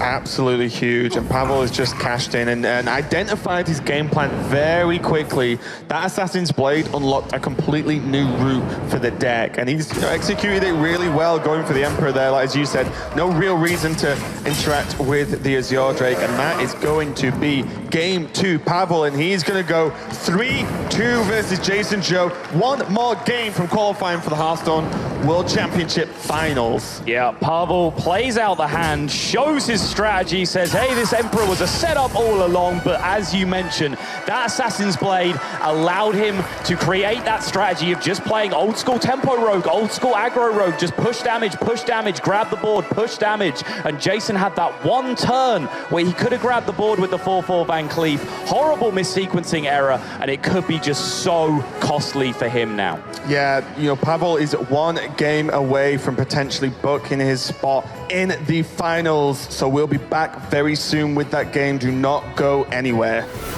Pavel is 3-2 up versus Jason Joe in the first semi-final of the day. 1 game away for him to qualify for the finals. Jason Joe, though, does have a chance at coming back. He made a huge error in the previous game, but he still has a chance. And this guy is an incredible player. That error that he made is the kind of error, it has no reflection on your ability as a Hearthstone player. You know, as long as you've played Hearthstone to a basic level, you understand the order that you're supposed to play Backstab and SI7 and Edwin Van Cleef in. It's not something that you just mess up because you're thinking about the game, that you don't understand what's going on. That is just purely a misclick, just a mechanical error. A mechanical error with execution, but now Jason is in the spot where he can turn this into an opportunity to get back to his old form, but Pavel is right on the line of grand finals. Yeah, he is 1 game away, and we are in that game right now. Pavel's Cthulhu Warrior versus Jason Joe's Rogue. And he does have Van Cleef in his opening hand. He does, and it's going to be hard for him to push through here because, as we mentioned, this is a deck that's cut out a couple of win conditions, potential win conditions against Warrior. The questings are huge threats that need to be answered. This is a pure Leroy Coldblood as the win condition form of Rogue, which is, you know, can have trouble just getting damage through against Cthulhu Warrior a lot of the time. Does still play double conceal, though, which is another thing that Warrior does really struggle to interact with. Speaking of double conceal, there it is in the hand. But yeah, you know, we even saw on that last turn from Jason Joe in the previous game, the double cold blood, and it's just 12 damage out of nowhere. So it can be difficult to deal with, and he still has the ability to stack up that damage. But for now, Pavel is feeling pretty comfortable being able to follow up with that Fiery War Axe. Acolyte still on the board and still needs to be answered, and Rogue kind of doesn't really answer Acolyte very well outside of Azure Drake Backstab. Oh, I was just about to say, Pavel's hand right now is set up so perfectly to deal with a Tomb Pillager, but almost luckily for Jason Joe, he didn't have it, but then he drew the Tomb Pillager, and now the Ravaging Ghoul play is going to punish it. The War Axe comes down, takes care of it, and he cycles a card off the Acolyte here. Pavel is just watching his dreams come true at this moment. Yeah, Jason Joe does have access to a reasonable turn now, though. He can set up the Gadgetzan with Gadgetzan coin conceal, but he is going to go with the clear and just start to reduce this board size down. The SI is going to challenge the Ghoul, starting to hold off on the Gadgetzan turn this time. This is interesting too as well, because he had the opportunity to just conceal this board and make a push for damage. He could have played the second coin as well, then the Edwin to max out the size of it, and then concealed, and had this huge board presence that he could have pushed through, potentially checking for a brawl, and then if the brawl happens, you have Gadgetzan conceal to follow that up on a later turn, but decided to just go for the minion presence here, keep both of those conceals available to him, potentially to pair with those Cold Bloods later on. Yeah, Pavel has a great turn here. The sheer power of branding the Cthulhu deck is huge. 1, it helped him just kill Van Cleef with the double Disciple hits. And oh, by the way, the double Disciple hits buff Cthulhu twice, which means this Shield Bearer on curve is going to work out for him. Also means the Cthulhu's just generally getting bigger, which is now in his hands. So a very real consideration for just killing your opponent with it. A lot of the time, you buff up Cthulhu and it doesn't end up in your hand till really late in the game. But now Pavel can just play as if he can just kill his opponent. Yeah, and Rogue as a class just doesn't really have outs to Cthulhu. If Cthulhu hits the board and clears, right, it's probably the worst minion in the game to sap back to your opponent's hand, as long as they didn't innovate it out or some nonsense in Druid. And Pavel, it just seems destined. He would have woke up this morning, and he would have just been praying that 1, he can play to his potential, but 2, he just had that little bit of luck working on his side. And right now, it seems like both of those things are coming together in the perfect synergy for Pavel. Yeah, Pavel is in a great spot, and it's only getting better because Shield Bearer on curve with the armor is a good play. Equipping Gorehowl, killing a minion, prepping it for next turn is a good play. But you really want to play the Shield Bearer combined with the Shield Slam, which is 8 mana. And you know what? Twin Emps on 7 is always a good play, and he drew into it, and he's causing Jason Joe some headaches now. All right, so now this is Jason's push. He has this concealed board. If he can get one minion to stick here, as could be the case with this Auctioneer, now he has the Cold Blood to follow up and the Reconceal just to try and get the 1-2 punch, forcing the Cold Blood damage through twice. So this is a potentially huge decision for Pavel. He can choose to take the Brawl 50-50 here and try and deny the Auctioneer, or he can just try and load up on pressure and move towards the win condition himself, as you stated, of just ending the game with Cthulhu. Yeah, I mean, I don't think he needs to risk the Brawl at all, to be honest. He has Shield Bearer this turn. He can even follow up with Gorehowl into Cthulhu if he really needs to just really push the damage, because realistically, Jason's just not going to pile the board wide with minions. The Rogue just doesn't really have the ability to do that, especially with no questions. So, you know, even one additional minion comes out, well, Cthulhu at worst is going to clear the board, and then what does he do? Yeah, I mean, I really like Doomcaller this turn, just huge threat in play, threatening lethal. That keeps the Shield Bearer Shield Slam combination available to you if you need to be able to take care of a minion. And there's no way this game is progressing to the point where you need Doomcaller to revive Cthulhu. No. That's just not happening. So let's get the 7-9 down in play. Let's buff Cthulhu up even higher. He actually chooses to go for the Cthulhu's Chosen here instead, which is a little bit interesting to me. This is just less power in play. It allows him to fit in the armor up as well if he's really worried about just dying straight up this turn. Yeah, I think there's just, on 26, there's just like probably a small niggle in Pavel's mind that it's like, well, there is a Gadgetzan down. There's already a lot of cards in my opponent's hand.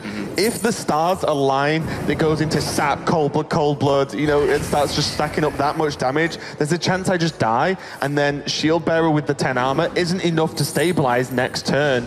So I don't mind this play, although Doomcaller felt like the standard go-to. I do completely understand this play from Pavel, just playing it safe, because as you said, the game is not going to go long, and so far it seems to be favoring Pavel here.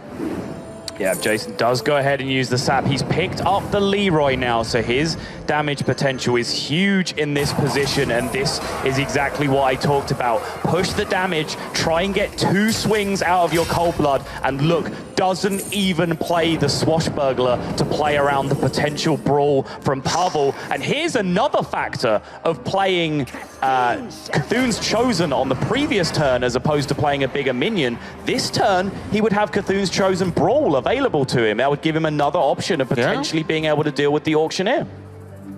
Yeah, it really would, actually. That would have been a tough one for Jason Joe to react to if the Auctioneer did die to the Brawl, but look at this hand. This hand just may as well say, draw your deck, because of the Gadgetzan on the board. Going to see the Azure Drake come down first, though. Not going to start off with a prep. It's 2 Eviscerates available, but even more damage. This is looking pretty scary for Pavel now. Yep, still a Cold Blood left in the deck as well, I believe, on top of those 2 Eviscerates, but he's already used too much mana this turn to be able to force through Leroy. So that is 10 damage from Eviscerates, plus 12 from the Gadgetzan Auctioneer, making 22, but he is just going to send it all downtown right now if he pushes the second Cold Blood in as well.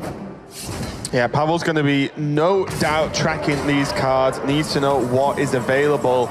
And now he can't really play Cthulhu, because even if it clears the board, there's only, what, 1 card left in Jason's deck? Like, Leroy into Cold Blood plus weapon kills him if he doesn't armor up whilst playing Cthulhu. So this is now purely a survival game from Pavel's perspective. He knows the entire deck is in the hand, and he knows what those cards are. So all he needs to do is be able to beat minion presence and the small amount of remaining damage, which is Leroy and Cold Blood in terms of damage from hand. So this is the play I like. Brawl the board. Whichever minion lives, you have the Shield Slam to then take care of it. You're at 16 life. You cannot die based on your opponent's deck. Yeah, and you don't, Gorehowl might have been an attractive option to get it equipped, but you do not want to take the damage, because as you said, all Pavel needs to do is to survive. This Rogue will run out of burn, and the game will be Pavel's if he can outlast Jason Joe. And he does have a reasonable way to do it as long as he can fend off these minions and guarantee the out of range. Whoa! Oh boy, that's damage. That is damage that Pavel cannot have been accounting for. With the Drake in hand still, the Alexstrasza champion can come down and push another 3.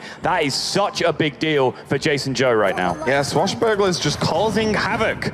in this series so far. Sparring partner looks like it's going to be a consideration for Jason Joe over the dagger up, just to make the board as awkward as possible. But going wide on the board means that that second brawl is going to be looking pretty tasty right about now. It picks up the execute, but no way to activate it in terms of being able to clear up the last minion that would survive a brawl. So the amount of health on the board as well, let's take a look at that. There is 6, 9, 11 health on the board, and he does have Cthulhu available to him at, I believe, 12, 12. So that seems a little bit ambitious in terms of the counter punch. There it is, the 12, 12 Cthulhu. So I think it's going to have to be a brawl, but brawl armor up here takes him up to 15. He knows that there is 11 damage available from hand. Leroy plus Cold Blood plus the dagger. So if he is at 15 and the Tomb Pillager lives, he dies. Yep, you have to take that chance, I think, though. There is just too much damage on the board to just pass, I believe. So what about the 4/6 taunt? That is just the Veclanash, right? That is just the single 4/6 taunt that won't regenerate. So if he put that into play, he saw the second sap get burned, which means that Jason Joe would have to go through that the hard way. But it does end up being the brawl. If Tomb Pillager lives, this game is over. Okay. Pavel lives to fight another day. Jason Joe has his work cut out for him now. He still has the Alex Trials as champion, so the brawl wasn't a complete disaster for him. If Swashbuckler lived, then that is a horrible just as a 1/1. Not going to push through the damage needed at all.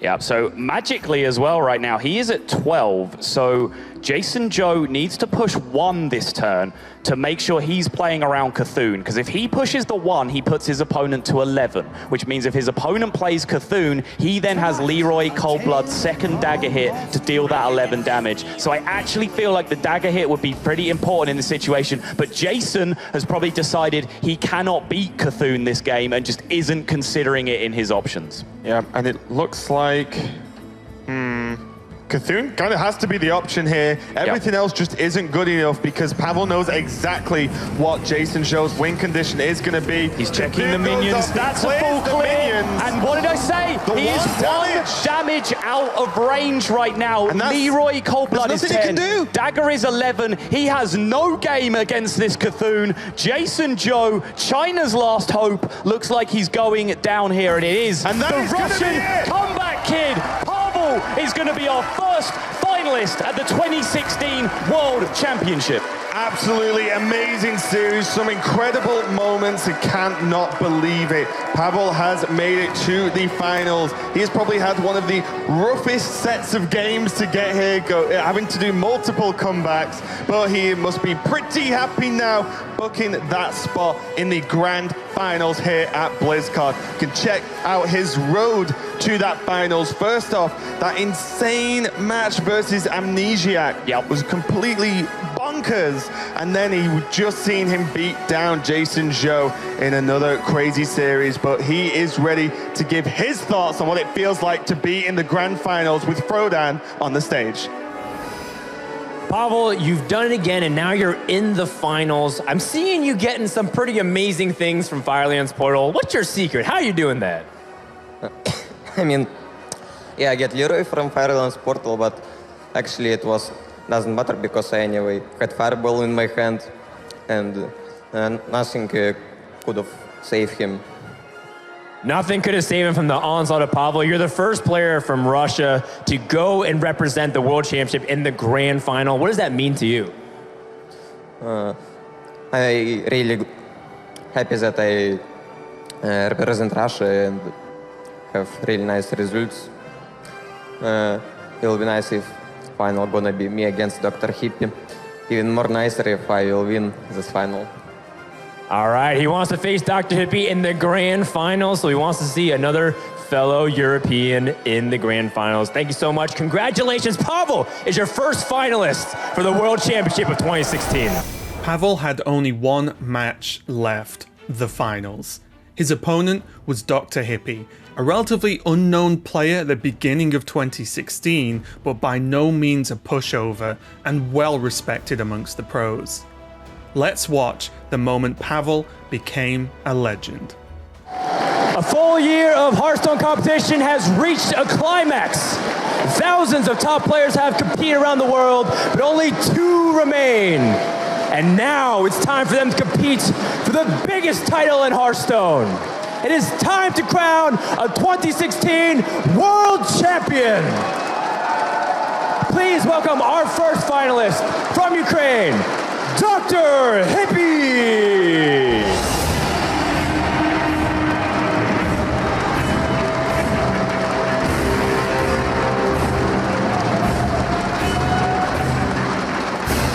His opponent, hailing from Russia, seeking redemption by becoming the world champion the following year. Please welcome Pavel.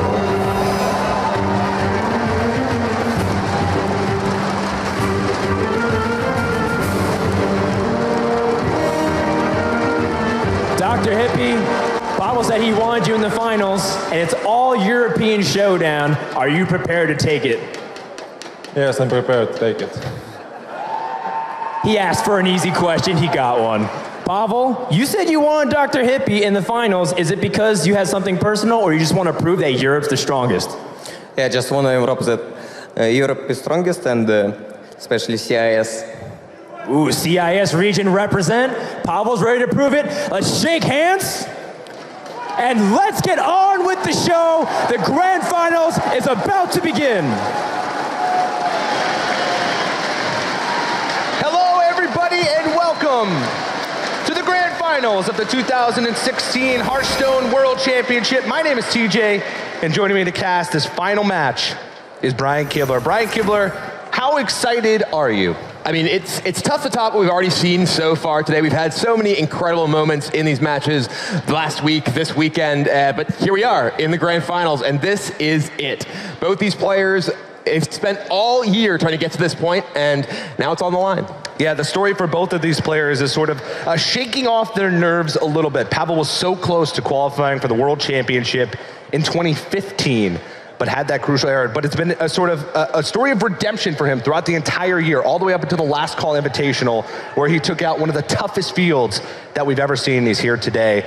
Dr. Hippie, one of the only players to make it to a championship event twice, so his has been a story of consistency as well. I could not be more pumped for these two players. Yeah, these two players, we both heard them on stage talk about they want to demonstrate the strength of Europe as a region. They've already done that. Europe is the only region remaining here at the Hearthstone World Championship, and now it'll just be which of these two players emerges on top. Indeed, and you can see Shaman ban for both players. They have pretty similar lineups across the board here. And it's time to jump into the action. So ladies and gentlemen, one more time, a round of applause for your World Championship participants. Dr. Hippie versus Pavel, game number 1. Is the warrior deck for both players. This is one element of their lineup these two players do differ on significantly. While they are both playing warrior, Pavel is playing the much more controlling-oriented Cthulhu warrior. He's looking to build toward a powerful late game, whereas Dr. Hippie is playing dragon warrior. He's looking to get out more aggressively and really put pressure on Pavel and force him to have the right answer at the right time. Indeed, yeah. The Cthulhu Warrior has a little bit of a better matchup versus the Dragon Warrior than the normal version. Oh, and he gets life tap too. Yeah, that is huge. The Sir Finley Murgleton on turn 1 allows Dr. Hippie to replace his hero power with life tap. And this is a matchup where so much of what the Cthulhu Warrior deck is trying to do is run you out of resources. It tries to use its cards to answer yours, and eventually you just don't have very much left. But life tap will allow Dr. Hippie to use his life total as a resource and exchange that for cards. The Cthulhu Warrior deck doesn't pressure you very much at all. You can really life tap at will in this matchup. Yeah, it does pressure you a little bit. It pressures more than normal Control Warrior with cards like Cthulhu's Chosen, with the 7 drops that they have, Twin Emperor Veclor, and the Ancient Shield Bearer, but definitely not as much. And Dr. Hippie actually has a pretty solid curve. He also has a cheap Dragon and Fairy Dragon, so if he draws any of his Dragon activation cards like Twilight Guardian or Blackwing Corruptor, he'll be okay. Look at how fast Pavel plays. Now, this is a player we've seen playing here, literally the biggest match of his life, the biggest match that has ever happened in Hearthstone. This is the biggest prize ever being given out, and he is just playing lightning fast. It's the player who kind of seems to play on instinct. Yeah, and we actually noticed backstage when we were talking that Pavel actually plays better when he plays fast. He slowed down his play yesterday and had some, crucial errors in some of his matches. But now he's playing faster. He's playing to that instinct, and he's sort of trusting in that instinct. So it'll be interesting to see if that pays off for him now in the finals. And He does have that Cthulhu's Chosen on turn 4 to get a little bit developed on the board, but Dr. Hippie has a really good possible turn of his own. He can answer that pretty easily with Fiery War Axe if he wants to. He does want to think about the possibility of potentially overextending into Brawl. He doesn't just want to play out a bunch of minions and allow Pavel to clear out all of them with his Brawl, but that Fiery War Axe, which it looks like he is debating playing right here, along with Sir Finley to take out the Divine Shield, will allow him to clear that to Cthulhu's Chosen and just keep up the pressure with this board. So Alex Strauss's champion comes down, charging forward, and speaking of charging forward, that Berserker is doing a lot of damage as well. Oh yeah, I mean, he's put Pavel down sub 20 health already. One thing to notice is by trading in Sir Finley, he also makes his board a little bit better against Brawl. And Pavel shield blocks, but doesn't find anything to remove this damage off the board. So he's going to take a lot going into this next turn. And this is one of the things that kind of makes the Cthulhu Warrior a bit different than a lot of the other Warrior decks. It does have the ability to be proactive, a powerful, in some ways, inevitable endgame with Cthulhu, but so many expensive cards can just clog up your hand. Pavel has a handful of the Shield Bearer, the Cthulhu, the Justicar, the Doomsayer. These are cards that are powerful. The game gets to go a long time, but Dr. Hippie is not looking to make that happen. He's just putting on the pressure right now. And you also lack a little bit of the hard removal that traditional control warriors tend to have, like the Bash. But look at this, Dr. Hippie purposefully putting Pavel on 13 health. Yeah, this is a crucial decision because of Revenge. Revenge, if Pavel were to go down to 12, could do 3 damage to the entire board rather than just 1.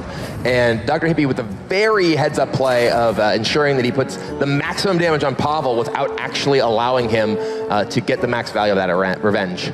Yeah, so Dr. Hippie, I believe, is sitting 2 damage off of lethal at the time being, with 12 on the board, 15 from the Fireworks, and 3 from the Alex Strauss champion. It puts him at 18 total damage. He just needs 2 more to push it all the way, and he's actually putting below 12. This is the push that he needs. He realizes he can probably get Pavel low enough and has enough gas behind this to make it even through a Revenge. Yeah, this Brawl, too. We just saw the Korkron Elite picked up for Dr. Hippie. He has so much damage coming through, and I don't think there's any way Pavel lives through this. He's down to 8, and there's 2 Chargers plus that War Axe remaining. Pavel doesn't know it, but this is going to be his last turn of this game 1. Oh yeah, and I mean, this is just sometimes what the Cthulhu Warrior can struggle with. If it doesn't draw any of its removal and draws too many of its minions, if it falls behind on board, it has a very tough time catching up. The Brawl came late, the removal never came, and Dr. Hippie was able to pressure enough to bring it home. Pavel's thinking of what his best chance is to survive. Dragon Warrior doesn't necessarily have too many buffs, so killing it is usually the same amount of health as letting it live. Yeah, but we see the Korkron Elite going to come down, and Dr. Hippie will take game 1 of the World Championship Final. Fast and furious as well, as both players playing at a pretty fast speed. But we'll see if Pavel can bring it together and tie up the series as we move into game number 2 right after this.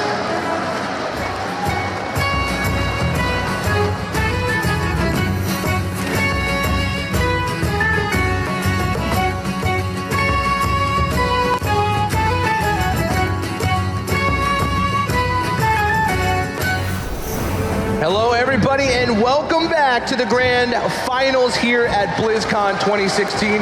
The crowd here is incredible as they cheer on the players who are competing for the title of 2016 champion and $250,000. Give these guys a huge round of applause as they get ready to jump into game number 2. Kibler, Pavel is not used to being behind in the series. He is used to being behind in the series. He's been behind a lot. He actually had 2 matches over the course of opening week and here in the quarterfinals where he was down 3 games to 0 and managed to come back and win 4 straight to secure his spot here in the finals. And, he's down 1 game, so not quite in that situation yet, but still, certainly would rather be in the lead in this series. He has Dr. Hippie right where he wants him. Give him false hope. Lose 3 games, give them false hope. Is that how it works? That's exactly how it works, Brian Kibler. But one card that has been Pavel's best friend over the course of the BlizzCon main stage has been Babbling Book in this Tempo Mage. Pavel has put up some crazy performances with his Tempo Mage deck, and we'll see if he can do just that against one of the decks that it has the most trouble against, and that's the Zoo Warlock from Dr. Hippie. Yeah, the Zoo deck is able to get out on the board very quickly and force the Tempo Mage deck to react fast. One of the things that, kind of a misnomer considering its name, the Tempo Mage deck would prefer to have time. It likes to actually have time to build up resources, build up a hand, build up mana, so it can have big turns with Flamewaker and lots of spells. Basically, it needs one turn in the game where it can develop its own minions while clearing the board in order to, be able to answer every threat that the Zoo Warlock can play, which can be pretty tough, though. Yeah, but this is actually already working out pretty well for Pavel here. The Malchezaar's Imp is answered immediately by a coined-out Cult Sorcerer. And, well, generally, you do want to hold onto that coin because it lets you have those explosive turns with Flamewaker. Against Zoo, you can't waste time. You really want to get out there and threaten their minions on the board. And the Malchezaar's Imp is actually a very high-value minion. So if Pavel were to... if Pavel weren't able to, or first to kill it with some sort of spell here, he does pick up a Arcane Missiles and a Ice Lance from that Babbling Book. So not really a great use yet. The Ice Lance could combine with Frostbolt to do enough damage to actually take out a big threat like a Doomguard, though. Yeah, also something like a Darkshire Councilman or anything buffed by Defender of Argus, things like that. It is, a lot of resources to use. And that's one thing that Tempo Mage can struggle with is sometimes they can even get ahead on the early board but fall behind in card advantage because of the life tap. And Dr. B, with the Discover here of his Dark Peddler, finds a few interesting options. The Soulfire has to be at least somewhat attractive because his board and hand doesn't have very many ways to deal with any significant threat, but he does take the Villager. Villager allows him to have a good defense, at least somewhat, against Flamewaker, but it's not that effective, so I'm a little bit surprised to see that choice, but the perfect missiles there from Pavel ends up taking out Dr. Hippie's entire board and leaving him with the only threats. Yeah, the double spell power missiles gives him a lot of room to maneuver on this early board. Pavel also has a very minion-heavy Tempo Mage deck with Water Elemental and with the Faceless Summoner as well. Yeah, and that Imp Gang Boss, that's one of the most important cards for the Zoo deck against Tempo Mage. Imp Gang Boss, because it does spawn imps whenever it's damaged, is particularly resilient against Flamewaker pings, against Arcane Missiles, and at least requires awkward use of mana and pings in order to get off the board, even with single target removal like Frostbolt. Also against just the minions that Tempo Mage has. I mean, all of their minions have like 3 attack, which is right below the threshold of one-shotting that Imp Gang Boss. Now, Pavel does have a way to sort of cleanly deal with it with Frostbolt plus a ping now that he has spell power on the board, but his minions are challenged by that possessed villager, and he wouldn't be developing Water Elemental, which would be the strongest play you can make on the board this turn. Yeah, and that possessed villager pickup from the Dark Peddler is working out very well for Dr. Hippie. It did allow him to play these out to the board here, and the Cult Sorcerer, like you mentioned, still challenged even if Pavel's able to use his removal to clear off the Imp Gang Boss, thanks to the extra body. Well, he's going to evaluate his draw, but Pavel is running out of time, so he doesn't have much time to think. He's probably already thought the return. Flame Strike may not be a good pickup now, but that's one of those cards that can help you swing a board later on in the match. And the cost reduction from Sorcerer's Apprentice allows Pavel to use Ice Lance just to buy time. This isn't going to damage the Imp Gang Boss, it's not frozen, but it does protect both of his minions here. But Dr. Hippie has a pretty big moment of his own. Doomguard with a silver... Oh, and it does! The Silverware Golem does come down. He discards it, goes directly into play. A massive tempo swing for Dr. Hippie. He gets both the 5/7 charge and the 3/3 on the board right away. And he holds on to the Crazed Alchemist. I'm actually not sure which one's better in that situation, to discard Crazed or the Voidwalker, because Voidwalker can do wonders in sort of protecting a more powerful minion from the face of other minions on the opposing side of the board. I think that Cursed Alchemist is going to work out really well right here, though. It'll allow Dr. Hippie to swap his Imp Gang Boss to kill that Azure Drake, allowing him to keep his Doomguard in play. So this could be a pretty powerful swing from Dr. Hippie. Oh, or there's the Soulfire. Yeah, now he can use his minions to push damage. He can still Crazed Alchemist his Imp Gang Boss if he wants to push. One really interesting thing is that he has the Crazed Alchemist plus the Abusive Sergeant interaction here. Because the Crazed Alchemist effect is permanent, it will flip and retain the attack you give with the Abusive Sergeant as health. So you could potentially Abusive Sergeant his Doomguard, then Crazed Alchemist it, So he can attack for 7, then flip it to be a 4/7 if he wants. And those would be permanent stats because of the interaction. Something we saw with Direwolf Alpha earlier on in the tournament as well. And this allows Dr. Hippie to not only clear off all of Pavel's board incredibly efficiently, but have a super strong Doomguard left over. That Doomguard was damaged, and it was potentially in range of, say, Flame Strike, which Pavel does in his hand, which could he cast next turn. So a huge interaction for Dr. Hippie there. Yeah, definitely, and it was at that 4 health, like you mentioned, for Flame Strike. Pavel, though, does have some pretty decent cards in his hand. Water Elemental's very resilient on the board. Flame Waker plus Arcane Intellect can draw you a lot of those cheap spells that can allow you to push back on the board. Pavel, though, looks like he's just setting up for the Flame Strike here.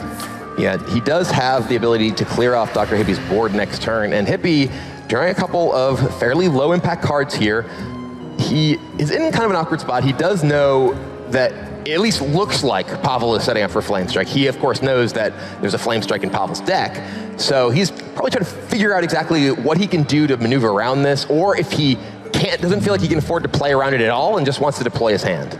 Indeed, yeah. So Dr. Hippie, he has to realize that Flame Strike is definitely a huge possibility. That Frostbolt on the Doomguard is not a play you make very often. It could block that 5 damage. It could act, or start at the 4 damage now that it's been flipped. And it could act as sort of a heal, but you sort of know what's coming in the back of your head, and this is going to be a big swing for Pavel. All right, yeah, Hippie is just saying, all right, if you got Flame Strike, you've got Flame Strike, and you know what? Pavel's got Flame Strike. A huge clear of Hippie's entire board, and now Pavel is firmly in the driver's seat. Yeah, you can't really blame Dr. Hippie for that one. I mean, at that point, Flame Strike is usually going to mean you lose the game anyway. So you kind of have to act like he doesn't have that, because that's the best play he can make to the board should Pavel not have the Flame Strike. Yeah. So you can't really blame him for going and extending into that spell there. Yeah. The ability to identify when you can afford to play around something and when you have to just let your opponent beat you if they have it is a crucial thing for top-level players. And Hippie looks at the situation, evaluates, yeah, you know what, I'd probably lose to Flame Strike. If you have it, you have it. And Pavel truly gets the best of him with that. And getting the best of him, Flame Waker getting the best of that entire board, and Hippie with no cards and just 10 life.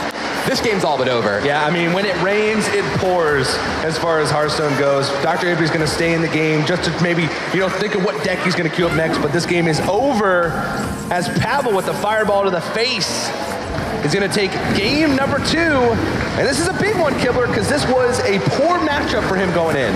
Yeah, this was definitely not a matchup he was looking to get, but he was able to make the best of it when he did, and he's able to take the series to a tied score of 1-1 here in the finals.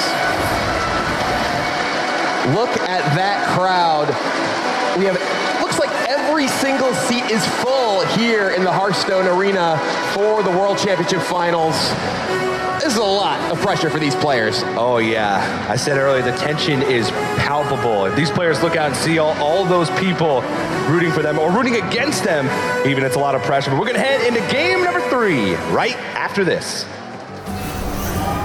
It's standing room only here at the 2016 BlizzCon Hearthstone World Championship stage. And these players, they're looking very nervous as the crowd cheers them on. It's tied up 1-1, Kibler. It's basically down to a best of 5 for these players at 1-1. Yeah, these players have been working all year to get here. In Pavel's case, this is the culmination of last year too. He was 1 match away from making it to BlizzCon last year. It gave him the motivation to fight to make it here again. He's made it all the way to the finals. He wants to make the best of it. It takes a lot, and both these players sort of have that same story. It takes a lot to lose in a finals. Realize you're so far away from making it back, but having the determination and having the drive to get back. Dr. Hippie had his runner-up performance in winter, came back in the summer and won it. You mentioned Pavel had his performance last year, 1 game away from BlizzCon. He came back, won the last call. And now going into game number 3, Druid versus Druid. It's a deck we've seen a lot of. It's a deck that every single player brought to the World Championship, but hasn't necessarily been the best performing deck. No, especially against Pavel. Yeah. Druid against Pavel has an abysmal win rate. He 4-0'd both Omega Zero at opening week and Amnesiac here on the BlizzCon main stage. So Dr. Hippie, he's got to be pretty scared of what's in store for him with this Druid deck. Yeah, Pavel has had an excellent track record of keeping nature down, has not risen against him very much. But we'll see who is the master of nature here as Dr. Hippie mulligans into what looks like a pretty bad hand. Yeah, he does have Azure Drake though. That's one of the good cards in the mirror. He does have removal, but Pavel has Wild Growth. He has Fandral. He has Mire Keeper. That hand is looking much better than Dr. Hippie's. Yeah, Pavel has the ability to ramp multiple times. This is a matchup that will often come down to just getting big threats in play that stick. And it's difficult for the Druid to really remove big threats because most of the Druid removal is based on damage. We see the swipes and Moonfires, Wraths. And if you are able to stick an Arcane Giant, if you're able to stick Ragnaros the Fire Lord, it can be very, very difficult for the other player to come back. Yeah, one thing to note about the differences between these guys' deck is Pavel, as we've seen over the course of the championship, has those Dark Arakoas at that 6th slot in his decks, where, you know, Dr. Hippie doesn't. I believe he has an extra copy of something, and he has Baron Geddon as well. Yeah, it is worth noting many players chose to play Ancient of War. Ancient of War is generally accepted sort of the big taunt minion that you play in ramp-style Druid decks, but Pavel disagrees. He wants something that comes down a little bit faster, doesn't rely on him ramping quite as much, but still offers a big taunt body, and it's gotten him very far with that. Yeah, he's been able to fill his curve quite nicely with those 6 drops, but now, I mean, he has Mire Keeper now to even ramp further towards whatever he may draw in the future. One thing you see, doesn't really have plays lined up for the future unless Dr. Hippie were to develop something. If he Mire Keepers this turn, then he could go with something like Fandral Wrath into a potential Mire Keeper for Dr. Hippie on the following turn. And Pavel definitely taking his time here. We've seen Pavel play very fast in most of his games throughout this tournament, but he is taking his time. Druid is a deck that can often have a lot of options because between cards like Innervate and the modal cards like Wrath, you have a lot of different ways you can piece together your turns. Yeah, Dr. Hippie is going to ramp, but he just doesn't have too much substance to his hand. He's got Azure Drake as his only minion. He's got plenty of removal, but that's going to force him to sort of play reactively for most of the game unless he picks up big minions to play very quickly. Pavel's going to go ahead and play his Azure Drake rather than play Fandral.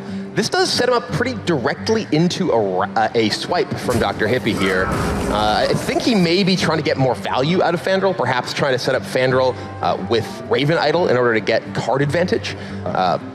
Could also try and set it up with Feral Rage.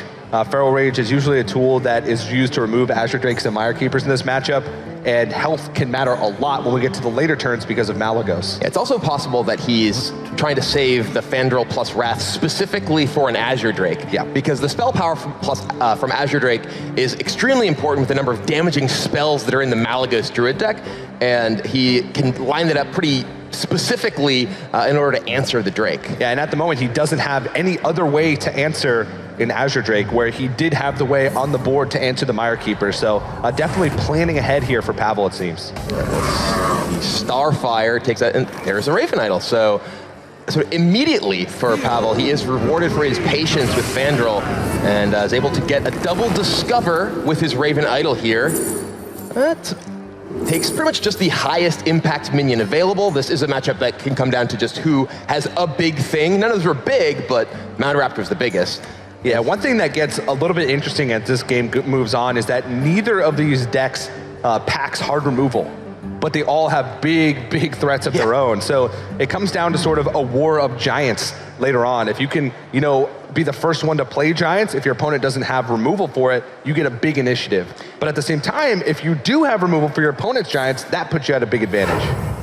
And Pavel's going to go ahead and coin out that Raptor here. It does make his board a little bit awkward for Hippie to deal with.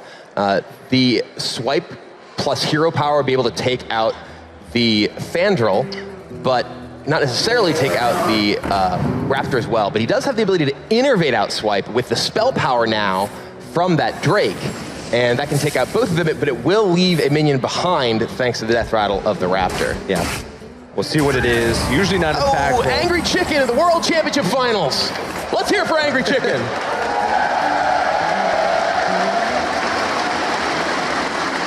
That's a lot of Angry Chicken fans.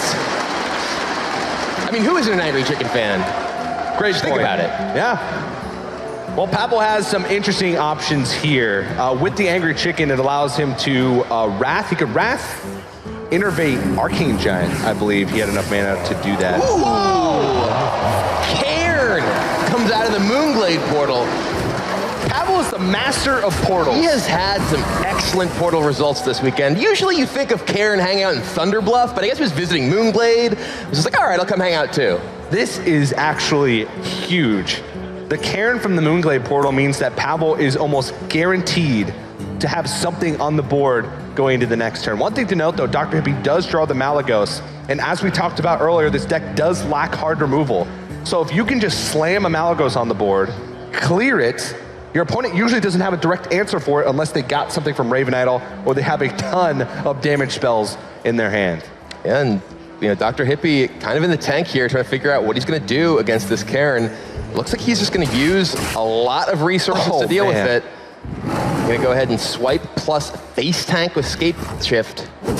That is very tough to swallow if you're Dr. Hippie, having to use multiple removal spells to remove that 6-drop from the board, and Pavel's just going to keep the train rolling, nourish to get himself some more cards, more spells, more removal. Innervate a Giant. It's down to 6 already. Well, yeah. Yep, there it is. So Pavel on the board with an Arcane Giant and still Bane Bloodhoof. So he has a lot of pressure here. It's not going to be easy for Dr. Hippie to answer. No, he does have Yogg-Saron. It's still a turn away, and actually it's relatively early in the game. He hasn't casted too many spells so far. But it is sort of that wild card in this matchup. Both players have it in their deck. There was a lot of players in opening week who chose not to bring Yogg-Saron, and there was sort of a mix and match. Some players got rid of it, some players put it back in. A lot of players are still undecided on whether or not that card is worth it in their competitive decks because of its inconsistency. Yogg-Saron is a card that prior to the change was very effective at generating resources because you could draw a lot of cards, put a lot of secrets in play, even if Yogg-Saron did end up killing itself. But now it's pretty much only a card that's good when you're behind in a game, and even then isn't reliable in terms of a way to answer your opponent's threats. But for Druid in particular, Ramp Druid, you could often really struggle to deal with a big board, and Yogg-Saron offers the ability to do that in worst case scenario. Yeah, and Dr. Hippie uses the Nourish to try and draw into some more removal. But the thing here is Pavel's just going to keep generating threats. And while Druids can sometimes deal with one big threat, a full board of big threats cannot be dealt with very easily. I'm actually a little surprised to see this snap Emperor Tharson from Pavel here, because Dr. Hippie just used Feral Rays to just gain armor. That is about as much as you can telegraph the fact that you're about to play Yogg-Saron as I can imagine, but Pavel does get the discount on Swipe and Living Roots. That does make his own Malagos win condition much more powerful later on. So if Dr. Hippie does choose to go with Yogg-Saron this turn, it will be a 7-spell Yogg-Saron. We see just drew a 5-cost Arcane Giant. A little bit of math there. He can make it more. Yep. It looks like he's going to make it at least 8. He's not going to use Moonfire and Living Roots though, but this is an 8-spell Yogg-Saron. All right. Bow down to the god of death. Whose hopes are ending here? Uh-oh. Innervate. Oh, Ancestral Spirit. Oh no! Another Innervate!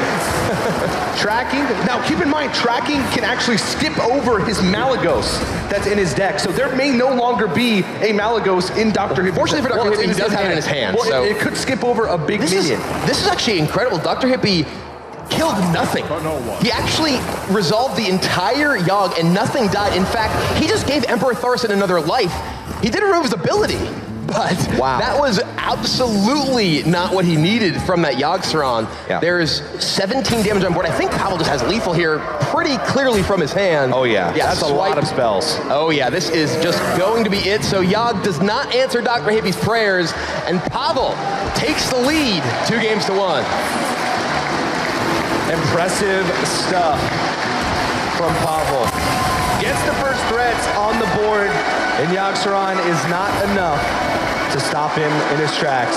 This is one of the first times we've actually seen Pavel ahead in a series, Kibler. Yeah, he is, in the driver's seat here. He's had an incredible showing just coming off of his win against Jason Joe in the semifinals, and he looks in winning form right now. All right, well, game number 4 is going to come up in a second right after this. Hello, everybody, and welcome back to the 2016 Hearthstone World Championship. You can see on your screen there's Tice, 2015 semifinalist for the World Championship.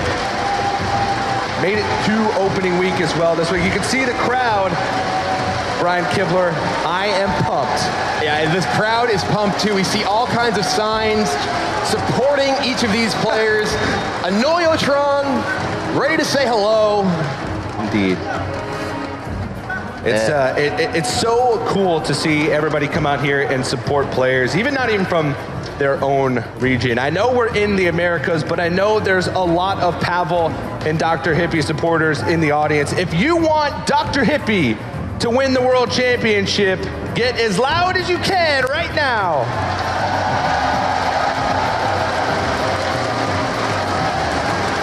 And if you want Pavel to become the 2016 World Champion, show him some love.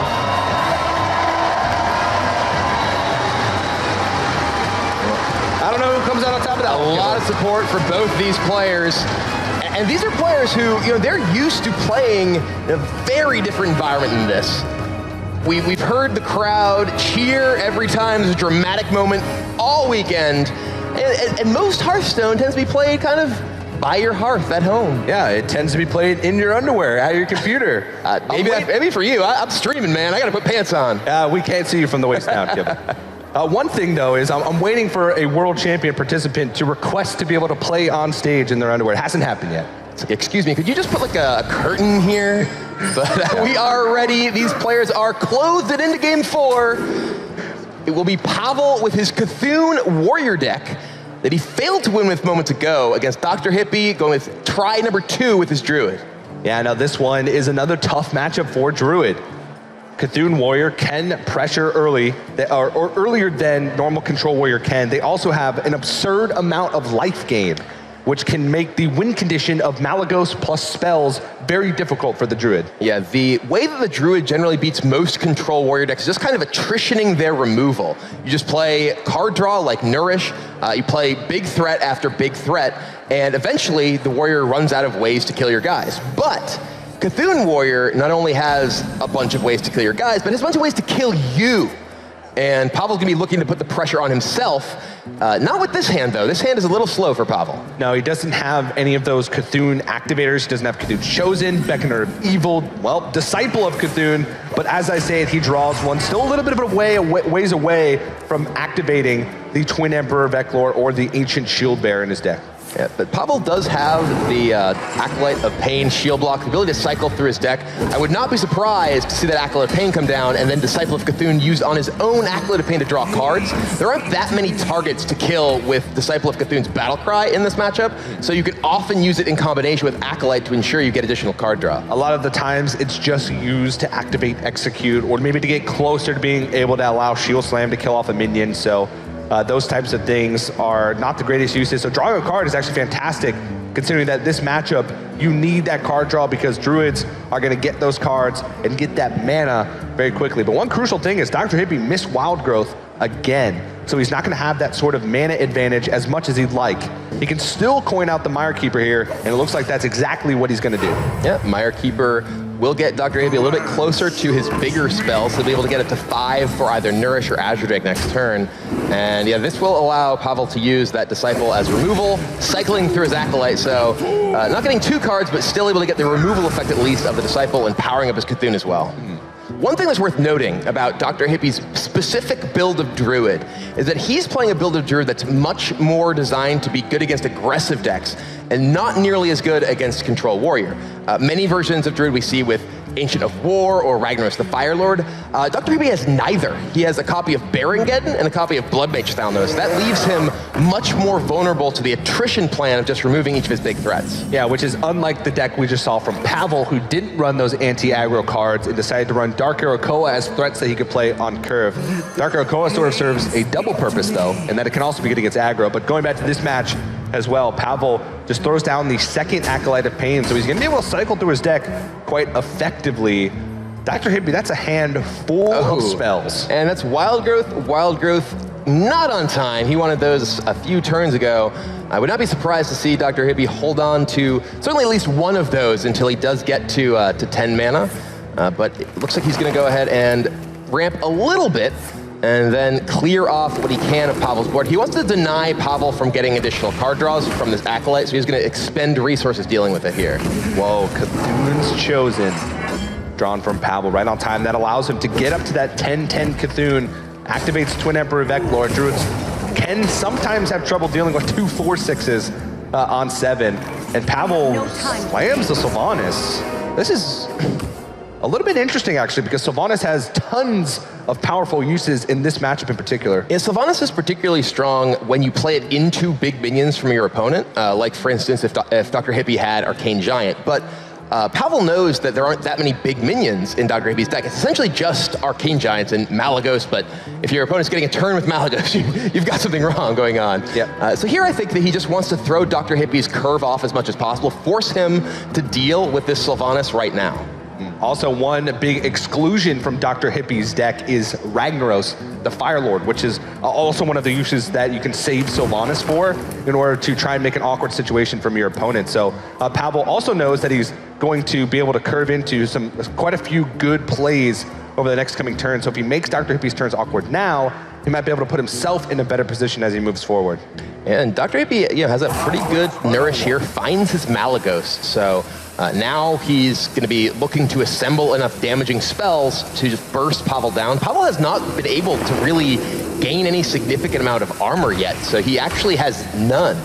And he doesn't have any shield bearers in his hands, so he is really actually kind of in more risk of just getting burned down than you generally expect a Cthulhu Warrior to be at this stage of the game. Yeah, now he is going to be able to develop something powerful. He'll probably just Cthulhu's Chosen. He can actually just, if he really wants to, just equip Gorehowl, because there is no weapon removal from Dr. Hippie's deck. He does not run Harrison Jones if he wanted to be super mana efficient, but being proactive with a Cthulhu's Chosen and making it so he has the option to Twin Emperor Veclor next turn can actually be a big deal. Oh, and this is a pretty aggressive play from Pavel here, choosing to use his Disciple of Cthulhu. This isn't even to put his Cthulhu to 10. Often if you see someone just fire off Disciple of Cthulhu, it's like, okay, I'm going to enable my Cthulhu cards. But here he is just, again, kind of trying to force Dr. Hippie to react to his board, spend spells dealing with these things, and not just sit back and armor up and try and tank things out. That's much more difficult to manage when your opponent's drawn as many cards as Dr. Hippie has.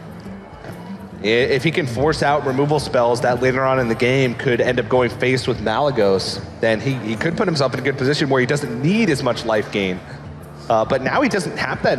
I guess he drew into an Execute activator if he were to draw into Execute with Ravaging Ghoul. But now he doesn't have that extra 2 damage on demand, so we'll see if he's going to pay off for him. Ooh. Wisps of the Old Gods, an option for Dr. Hippie.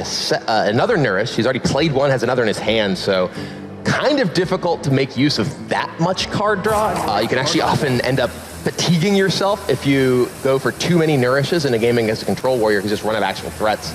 But does take the Wisps of the Old Gods.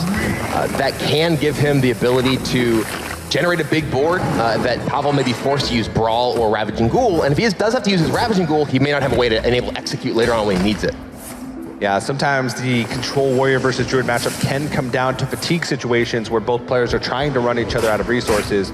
Cthulhu Warrior is less likely because, of course, Cthulhu Warrior does have Cthulhu to play on the board, which is usually ends the game in one form or another. But Pavel goes ahead and plays a Twin Emperor Veclor.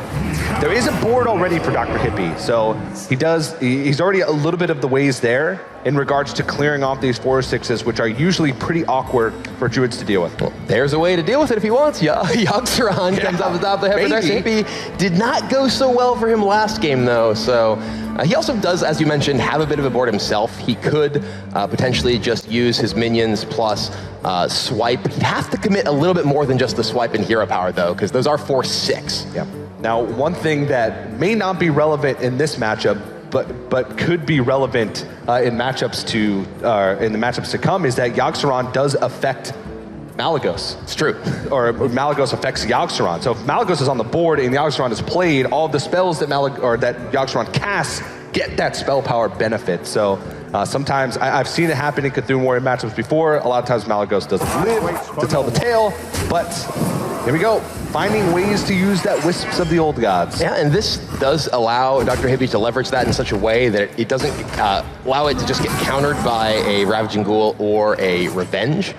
And now Pavel, he can clear this off with either one of those, the Ravaging Ghoul or Revenge, plus the attack of his minion. It is a little bit awkward though, because he'd love to be able to actually keep the pressure on with that Emperor. He can use Revenge plus Gore Howl to clear it off. It's true. Be more mana efficient, but I don't know how much use Revenge is going to have later on in the match. There's not really many 3 health minions that you'll need to kill once you get sub 12 health in this matchup. A lot of times it can help you reach Malygos if you need that damage, but that's about it. The Ancient Shield Bearer is the draw for Pavel, and he already has Bran Bronzebeard in his hand, so Dr. Hippie, he's been setting up with those burn spells plus Malygos, but Pavel is finding the armor gain to get himself very far out of range. Yeah, Arcane Giant picked up for Dr. Hippie, so that's a big threat that he can use. I'm wondering when Dr. Hippie is going to decide to use that Yogg-Saron. There's 2 ways you can look at it. You can play it as another big threat in your deck to reduce the risk that you discard your hand or that you draw too many cards and fatigue yourself. Or you can try and play it as a win condition very late in the game after you casted all of your spells to try and go for a last-ditch effort against Warriors to maybe sneak out a win. Yeah, Yogg's a lot worse the latter of those nowadays, though, because if there's nothing on the board, you could just Yogg and oops, purified it. I'm dead. And we did see a Yogg-Saron purified in the group stages, so it can happen, and a lot of times it will happen. Yeah, and then Dr. Hippie, though, he has the Arcane Giant. Ooh. Pavel actually is going right ahead, though. He picked up the Execute, not really wasting any time to just double Ancient Shield Bearer here. I'm somewhat surprised to see this, actually, because he does lose some of the value of the Armor Gain because the opponent can just immediately attack and deal so much damage, and does have a minion to contest either of these minions on the board as well. Yeah, the Bran plus Ancient Shield Bearer is not really going anywhere. Right. Is the thing. He can wait for that. He's not in any danger. Now that he's seen Innervate, now that he's seen hasn't seen Emperor Thorsan, there's not really any combination of cards that could have killed him in that position if he had just had removed the Arcane Giant and waited. But I guess he realized that he wants to put threats on the board right now to try and make Dr. Hippie's turns maybe a little bit worse.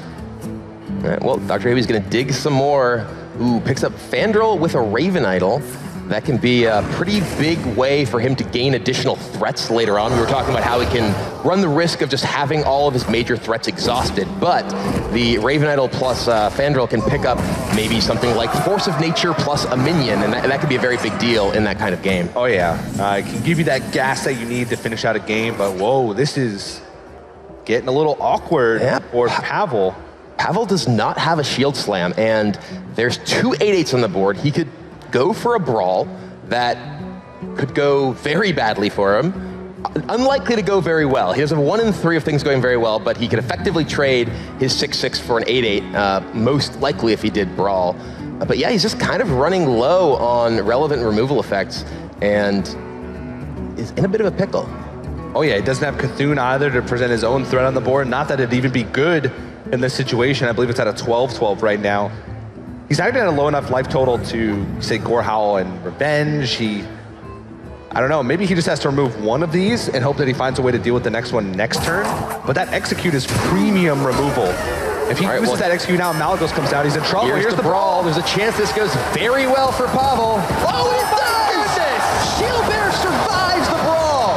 That is absolutely huge for Pavel. Pavel is on fire today.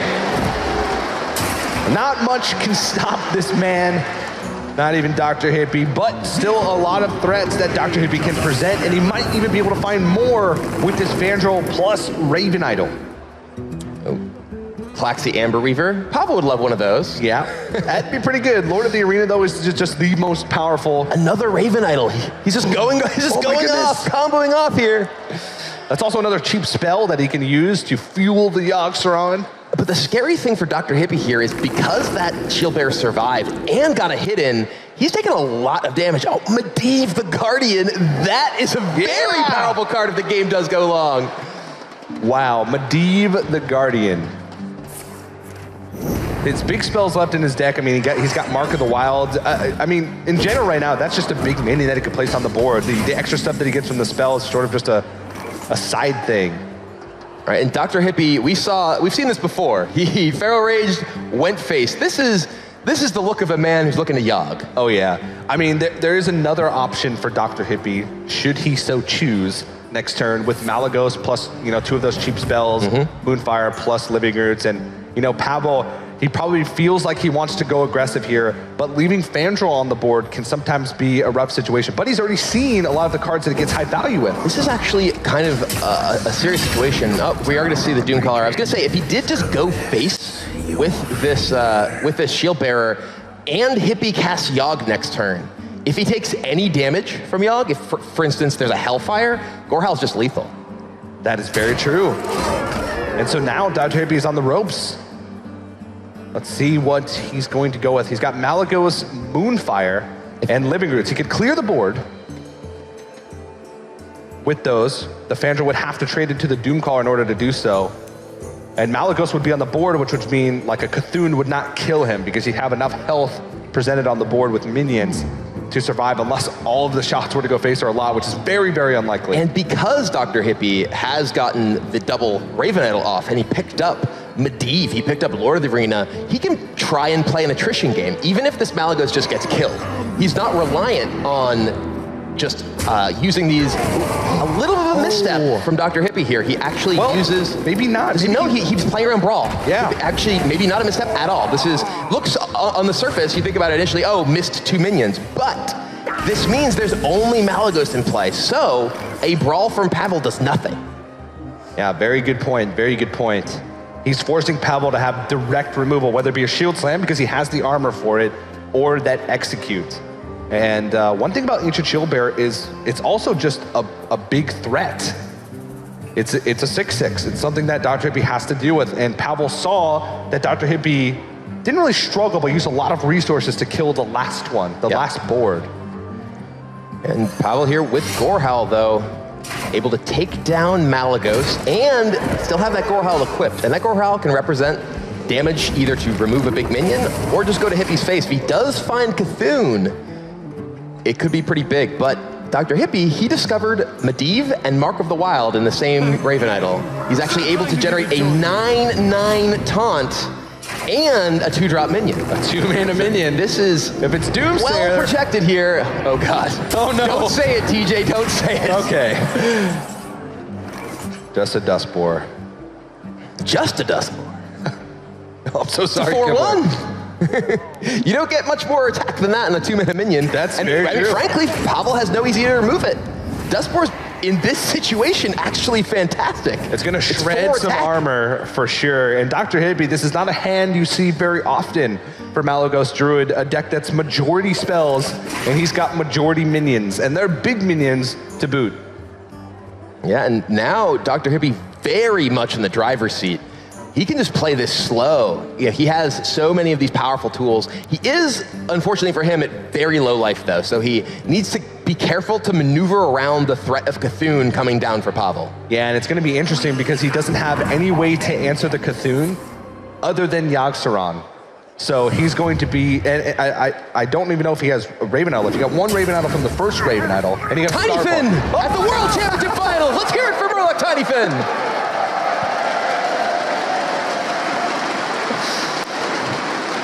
Maybe he'll live up to his dream of being able to provide lethal damage for his owner. Pavel is clearly brawling next turn.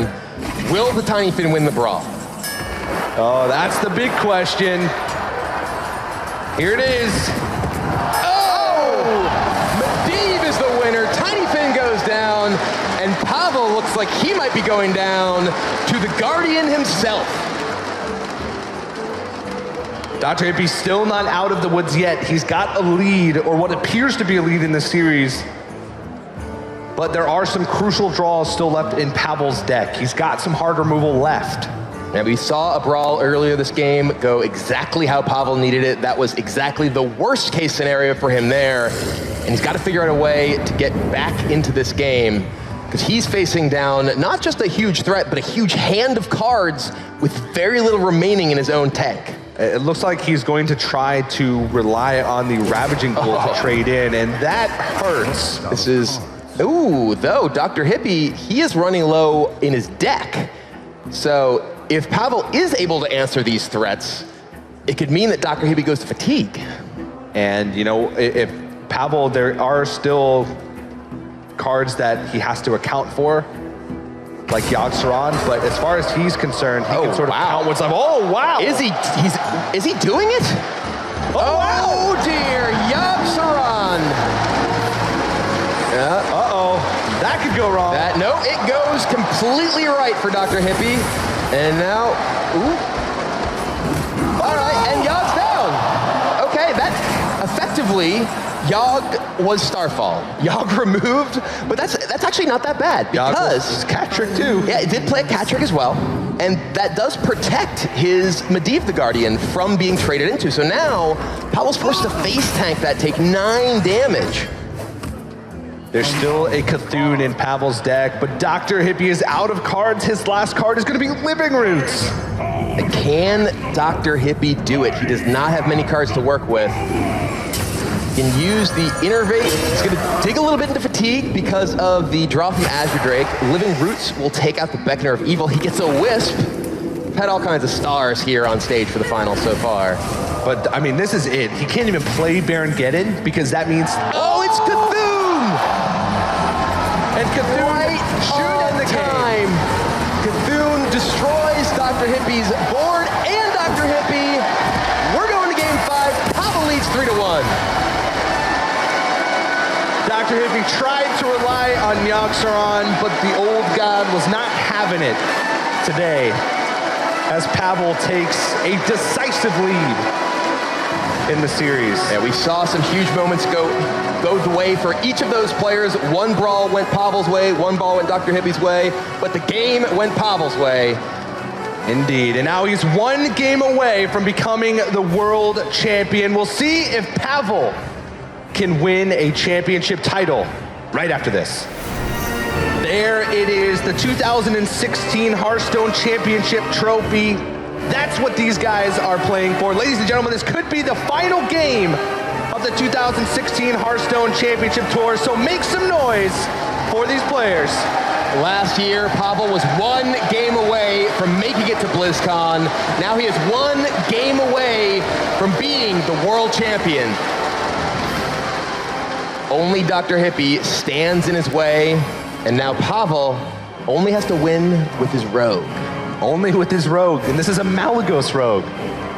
So keep that in mind as we move forward.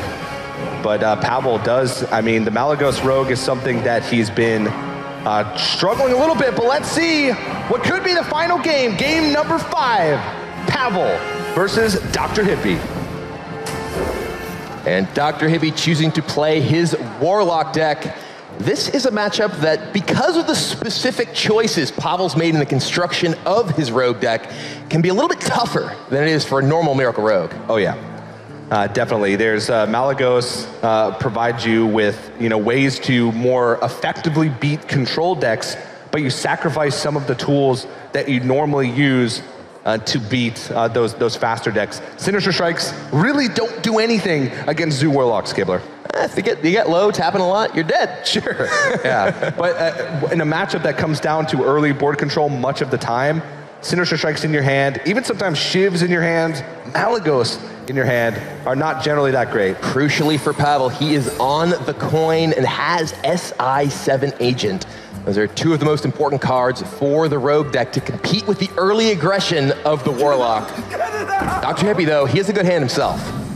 Yeah, definitely. He's got those early minions. It's hard to not have a good curve a lot of times in Warlock, especially nowadays. It's been so refined and so precise. A lot of Zoo Warlock decks are running more than 10 1-drops nowadays, which means that they're guaranteed to have good starts a lot of the time. Yeah, and Dr. Hippie, with his 1-drop into that Dark Peddler, trying to decide exactly how he wants to take this on. Argent Squire gives him some resilience. The Runic Egg gives him perhaps some extra gas if he needs it. And Malchezaar's Imp, if he can find one of his cards that synergizes with discarding, could give him a little bit of extra fuel in the tank as well. Yeah, Malchezaar's Imp, though, is pretty resilient as well as Argent Squire, and it also provides that extra benefit. Out of these three options, I'm looking at Malchezaar's Imp to be one of the best. I think Imp is particularly attractive. You even have a second copy of Dark Peddler, and you have a Defender of Argus. So the Dark Peddler can get you, say, a Soulfire that can combine with the Imps to both remove something and dig you to gas. The Defender of Argus can pump those up. He picks the Runic Egg, though. Okay.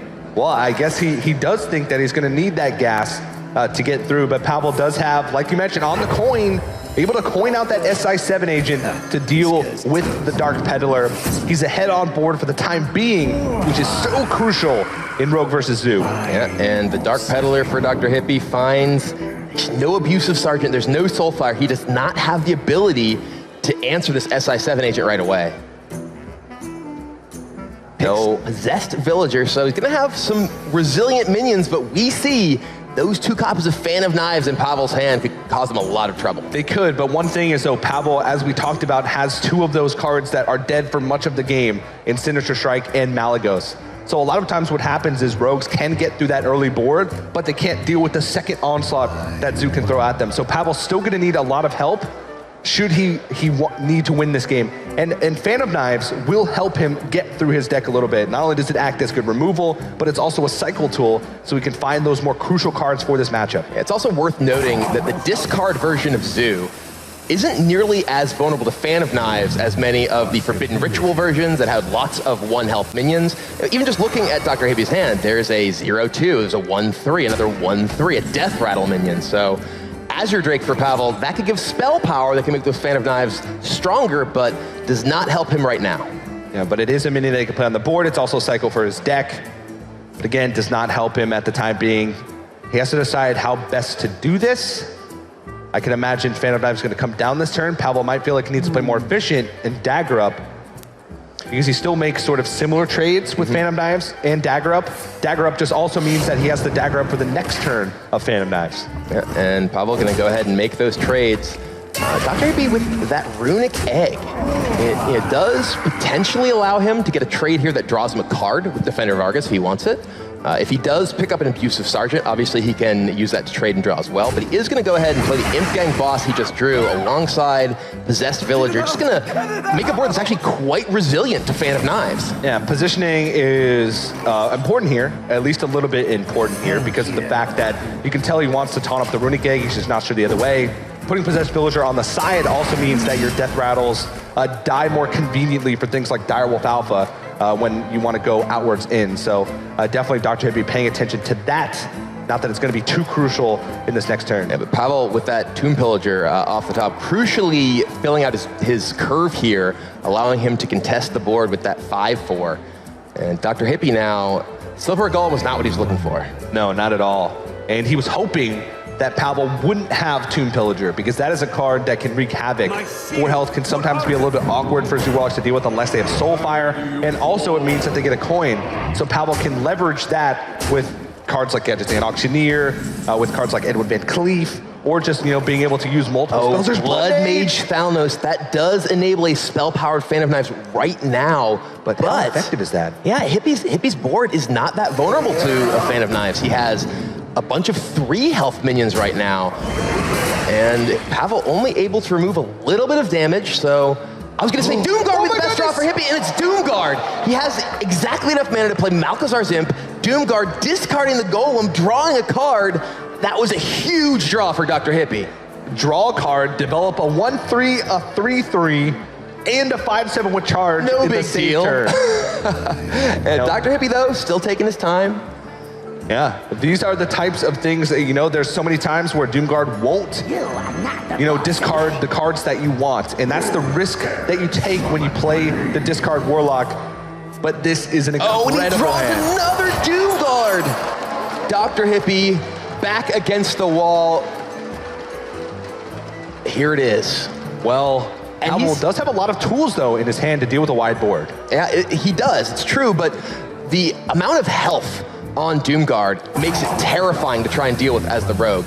He does have the ability to potentially Shadow Strike it, but if he does attack into the Azure Drake, now Shadow Strike's off the table. So that Doomguard is going to require some actual removal, and it's difficult to deal that much damage in Pavel's shoes.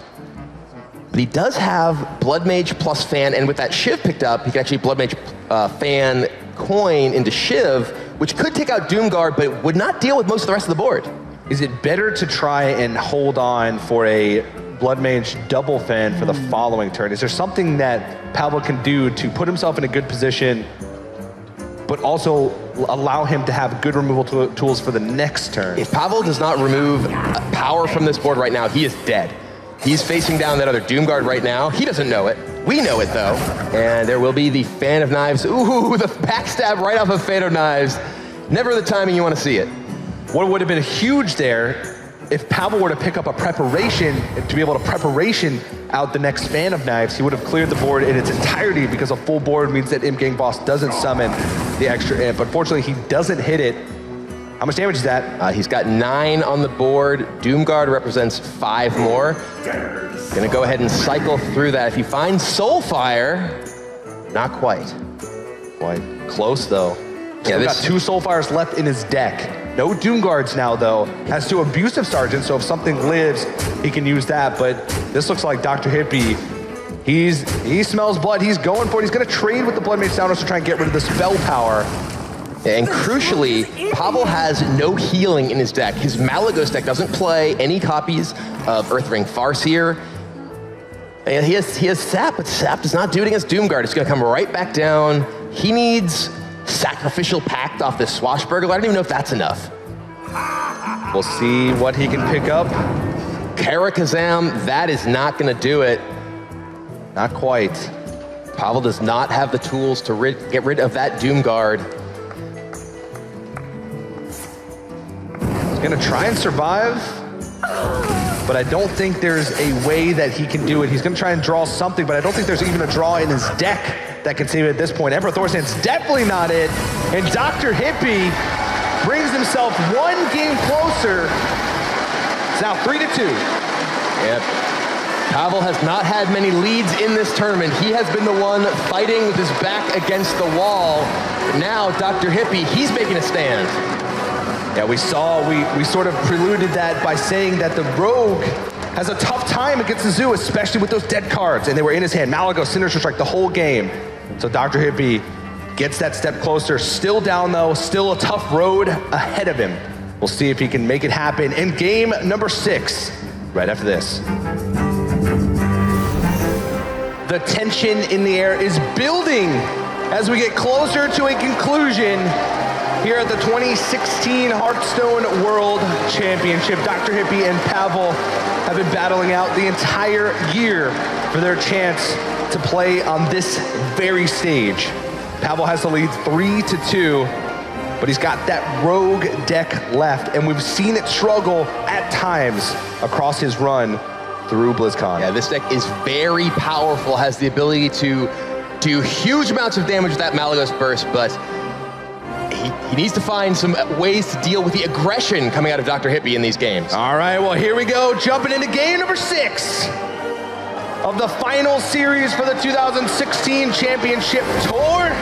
Let's see if Pavel can become a world champion, or if Dr. Hippie is going to take this one to a game number 7. And Dr. Hippie going with his Druid. This is the deck that Pavel feasted on to make his way to the final. He, in 2 straight matches, beat Druid 8 times. 4-0 in both of them when he was on the brink of elimination, and now he just waits to win 1 more to be the world champion. This is the deck that Dr. Hippie needs to win with right now. This is the wildcard deck for Dr. Hippie that has probably given him the most struggle, and has probably given Pavel the most success when he sees it on the other side, as you mentioned. He does start off with the Swashbuckler. Bite can be a decent removal tools, but you know, this deck isn't really about the minions, so I'm not sure how happy he is with that Swashbuckler pickup. Bite can be interesting because it does give you tools to deal with Azure Drake later on. True. You don't necessarily have to invest actual resources. Getting something off of the Swashbuckler that can deal with that can be pretty big. It can also deal burst damage. Yeah, true. And I think Pavel is going to breathe a sigh of relief when he sees that Dr. Hippie has missed the wild growth again with this Druid deck. He does have Nourish and he does have Innervate, so he's got plenty of ramp tools along with the Mire Keeper to get him that mana, to get him those cards that he needs, but this turn 2 has sort of been a big whiff for Dr. Hippie in the series. Yeah, he has definitely struggled with this Druid deck. And now I think he's debating perhaps whether he wants to use his Wrath here, just cycle through, try and find perhaps some actual ramp. He does have a Mire Keeper, and that also the option to potentially innervate out a Nourish on a future turn as well to get his mana going. But the problem if you do use your Nourish early for ramp, you can run low on cards, but ooh, Dr. Hippie, he is just going to ramp up, get Nourish online, and as we were saying, this can lead you to potentially running low on resources later on, but he's looking to take control of the game with tempo right now. Yeah, this makes powerful draws from the top of his deck much more powerful because he has the mana to utilize them. He can also keep ramping up with Mire Keeper. He does have Wrath as cycle, but he needs some help. He needs second Nourish. He needs Azure Drake. He needs more tools to increase his hand size. And we see Pavel pick up a second copy of Sinister Strike. We saw that kind of rotting in his hand last game and mentioned that the sort of greed of this Malagos rogue deck can lead it to have dead cards this stage of the game, and Pavel, he's got both of them in his hand. Yeah, and I'm interested to see what Dr. Hippie goes for here. Ramp is, the first choice, but is there ever a situation where since you ramped with the Nourish, you create a 2/2 to try and create a right little more on time. Second game in a row. Pillager for Pavel. It's kind of hanging out in his deck until turn 4. It's like he's got an agreement with Tomb Pillager to show up on turn 4 in the grand finals, but that is actually quite a crucial draw. Dr. Hippie has ways to deal with it, but those are resources that he otherwise wouldn't have had to spend if Dr. Hippie didn't have it, and Moonfire is not really helping him. And crucially, that Tomb Pillager, if it dies, will give Pavel a coin. The coin, plus Backstab, even just firing off Sinister Strikes on his own turn, can make a giant Edwin Van Cleef. Dr. Hippie's deck does not have a mulch. He has no way to deal with a huge minion. Yeah, I mean, Dr. Hippie, I feel like that was a huge risk going with the Nourish for ramp early on in the game. Nourish, a lot of times used for card draw. Maybe Dr. Hippie was afraid that he'd get too far behind if he had to wait that long to get that many cards. But he had the option to innervate Mire Keeper, which isn't as much ramp, but you're also developing a body. So, I mean, Dr. Hippie taking a risk on the big stage, not paying off yet, but I mean, if he draws into big stuff, he could get a lead in this match. Yeah, he's got the Feral Rage, gonna go ahead and remove that Tomb Pillager, but as we mentioned, that does give Pavel the ability to have an absolutely explosive turn 5. All right, well, let's see. Pavel picks up a Shiv. That he could actually use Backstab plus the Shiv to even power up the Van Cleef a little bit more. It will be Backstab. We know that. That's going to start things off. But exactly how Pavel wants to maneuver, how many of his resources he wants to invest here, because he could use the coin and a Sinister Strike as well. Oh, he's going for it. He is going for it. It will be Shiv and Backstab, Sinister Strike. Edwin Van Cleef is coming down, and he is huge. A 10-10. That is a 2-turn clock for Dr. Hippie. He's at 21 life. Just a couple of hits from that will absolutely knock him out of this tournament. That is so big. Pavel on turn 5 was able to create a 10-10 Van Cleef. Dr. Hippie would need to have sort of the perfect answers here to deal with it. If you count up even all the removal he has in his hand, it's only 9 damage from spells. So he would have to base tank it. He actually goes for the draw, but now he just has to rely on this Arcane Giant and hope that Pavel doesn't have a sap to remove it. But he does. Yep. Pavel actually, he's very, very close to just finishing the game off with Bite plus Sinister Strike as well. He has 7, 8 more damage he can do this turn. He could put Dr. Hippie down to just 3 life, but he can also just sap plus Barnes and all but assure that Dr. Hippie would be dead next turn. I mean, you saw Pavel, he gave like a big sigh, realizing that he was that close to winning the World Championship. Dr. Hippie's at 11 health, and he saw last turn, he gave away the fact that he had no way to deal with that Edwin Van Cleef. He played the Arcane Giant with the hopes that Pavel wouldn't have a way to answer it. But he does. He's got the perfect answer with the sap. Yeah, buys him 2 turns. And he doesn't even need 2 turns. He just needs a single window to connect with Edwin Van Cleef one more time. And he's making sure that he puts on as much damage as possible. So even if Dr. Hippie finds a way to deal with Edwin, it means that he has enough damage in his hand, plus the SI7 agent, to have lethal damage. Dr. Hippie needs a miracle. He needs Raven Idol swipe. That does not look like he has quite enough. He can take down the Van Cleef, but he has no way to survive the following turn. Yeah, he can take down the Van Cleef with the spells that he has. I mean, of course, from his perspective, he can survive, but Pavel has Bite. That's 4 damage. He has Sinister Strike. That's 3 damage. He'll have the SI7 agent on the board. That's 3 more. That's plenty of damage to end the game. And we said Bite looked a little innocuous off the Swashbuckler earlier, but it will be Pavel with that Bite burst. This is the last turn for Dr. Hippie for the World Championship, and this is the last turn before Pavel. He will do it. The Bite, the Sinister Strike, the attack. Pavel is your 2016 Hearthstone World Champion.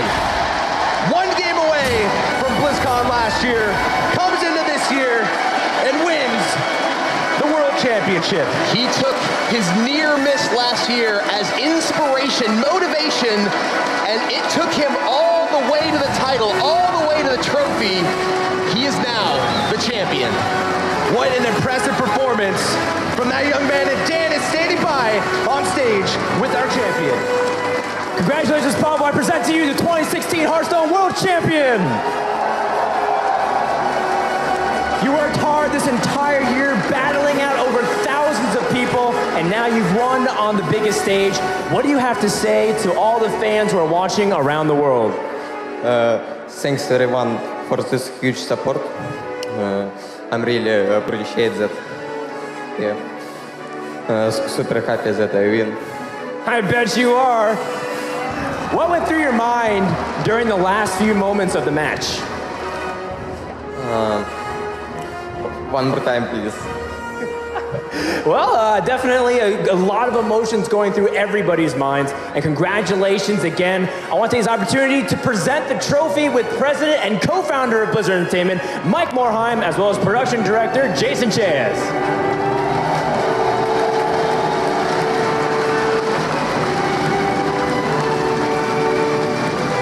Pavel, we would like to award you this trophy on behalf of Blizzard Entertainment, on behalf of the entire Hearthstone community. 2016 was an amazing year for Hearthstone esports, and we're incredibly proud to crown you as the new world champion. From everybody at Blizzard and from the millions of Hearthstone fans across the world, congratulations.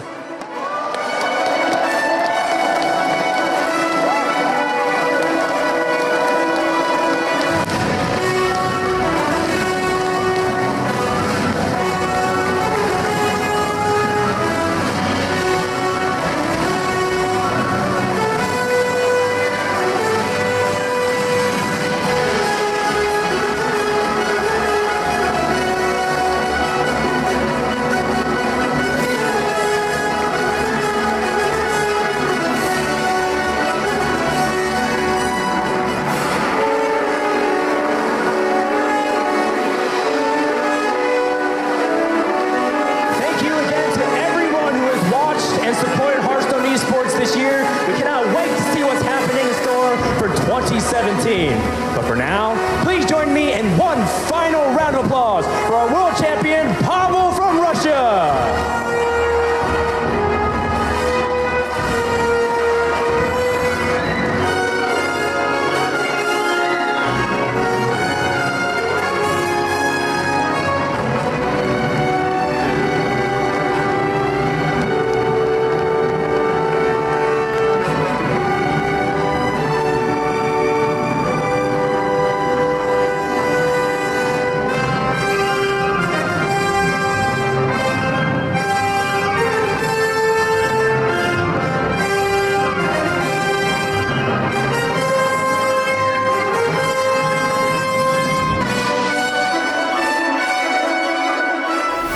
After becoming the world champion, Pavel went on to do well in many tournaments throughout 2017, but one of the real highlights was when he played at the Seat Story Cup. After taking a short break from the game, he didn't appear to realise that rogue secrets had recently been added, and was just a little confused when they appeared in his match versus Eloise. Take a look. Finally getting ready to jump into game number one, and there's Corridor Creeper. That's a good card, right? That is indeed a good card. Eloise knows what's up. Actually, it looks like Pavel is playing on Nyria's account, which I assume is because Pavel actually doesn't have all the cards that he needs from this expansion. He said to me yesterday he does not want to open them off stream, and he hasn't had the chance. Yeah, it's really good. It's all about the content, sort of. Yeah, you're right. I was very business-minded, you know. Swash on 1, Corridor Creeper in hand. Combination of Patches and Corridor Creeper. It's been something that's been hotly debated, right? Like, is Corridor Creeper actually the problem, or is the Patches meta the problem that's making Corridor Creeper insane? I think it's Patches the problem to all of the things. That, like, it also makes KLSF more powerful, it makes Corridor Creeper more powerful, and yeah. So delete Patches, Hearthstone solved, right? That's what we're saying? No, not necessarily. It's not that linear. But I'm just saying, like, a lot of these cards are powerful because Patches is powerful. Yeah, I definitely agree with you. Bane of Doom, pretty solid. Especially now, I think there's like some better demons added. It's actually maybe a decent card. We might see it in Zoo in the near future. Really? I don't know. Interesting. I know, so Navi won the Sydney Invitational that we were talking about. He was playing 2 copies of Bane and Doom in his Control Warlock at that time, but now he's moved away from that. He's playing a different build where he's cut the Bane of Doom. So. We've seen Bane of Doom in the past in Zoo, long time. Yes, when Mal'Ganis was in the format. Okay. Well, there's no Mal'Ganis right now. Void Lords, I guess they're okay in Zoo. They're going to be great in a mirror match. You would play a 5-mana Void Lord in Zoo. Yeah, in every deck. Isn't that what the weapon is? Oh yeah, good point. Are you playing that in every deck? Yeah, I'm playing it in my Rogue Falc. Pavel seems to be playing Highlander Priest, so it's probably just like the standard build with Psychic Scream, I would assume. Maybe not even. No, you play Psychic Scream. Yeah, it's like the best game over in the game. No, I'm just thinking if he hasn't looked, I'm taking it to the next level. If he hasn't looked at the cards, just come on, just jam his old Highlander Priest. No. So these are honestly, my prediction for what might be the 2 strongest decks going forward, which is a little bit unfortunate because it really felt like Kobolds might shake the meta up enormously. But Tempo Rogue plus Minstrel and Creeper and Raza Anduin Priest plus Psychic Scream still feel like 2 of the strongest decks for me. Control Warlock of some variety comes into that as well, for sure. But I would have liked to see both of these decks kind of rotate their way down to tier 2. They were never realistically going to get any weaker than that, but I think they might both end up being tier 1, even late game into the expansion. It's hard to predict how the expansion is going to look like in like 2 months because there's a lot of small things that change and can impact everything.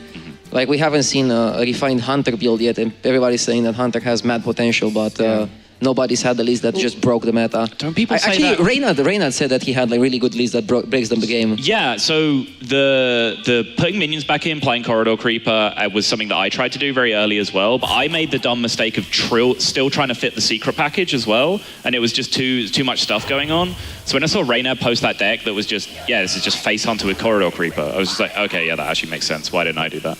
I think like very successful Hunter list that we saw Sixo play yesterday was like kind of like Reynard's list, but it had a 6-mana minion that works with spells, and then it had Call of the Wild. Yes. Which is actually seeming more and more like how people are going to end up building aggro decks, because we're seeing it even in Pirate Warrior with the the 7-mana 5/5 thing as well, doing the same thing with Spiteful Summoner. It's kind of interesting. Just having that insane power spike on 6 is so huge. Prince, Shadow Step, Prince is an option now, but how far in does she go with it? I think it's worth doing because you have the Minstrel to draw the minions afterwards. That's true. Yeah. It's that Minstrel. I think actually before Minstrel came out, Shadow Stepping this late was kind of a bait. If you've already used Patches, then Shadow Stepping Keleseth a bunch of times just wasn't even that worth it a lot of the time. You're better off Shadow Stepping Valspines, Bone Mares, Leroy, like whatever it ends up being. Elven Minstrel has changed all of that. It's better against... You can just pull that buff out of your deck so quickly. This is nice too. Gets the Corridor Creeper, gets a decent demon. It's better against heavier control decks, right? Because then the stat buff on every single minion makes a difference. But if you're against aggro and you lose the board because you're making this Keleseth play, you fall too far behind. I like this play a lot from Eloise because she can go for Keleseth next turn and then play Minstrel in the same turn.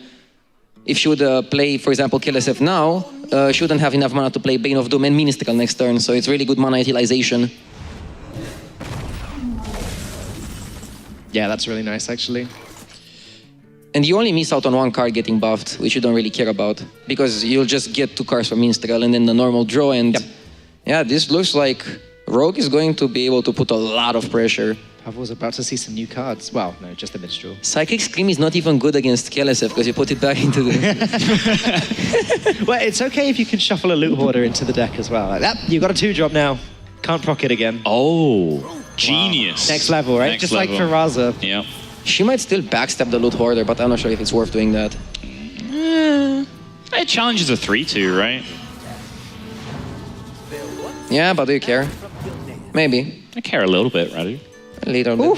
7 mana, 8/8. 7 mana, what a joke. For now. Nice one. Like, it's gonna be super cheap and you also will be able to combo it with Van Cleef. You just need to play around Anduin a little bit.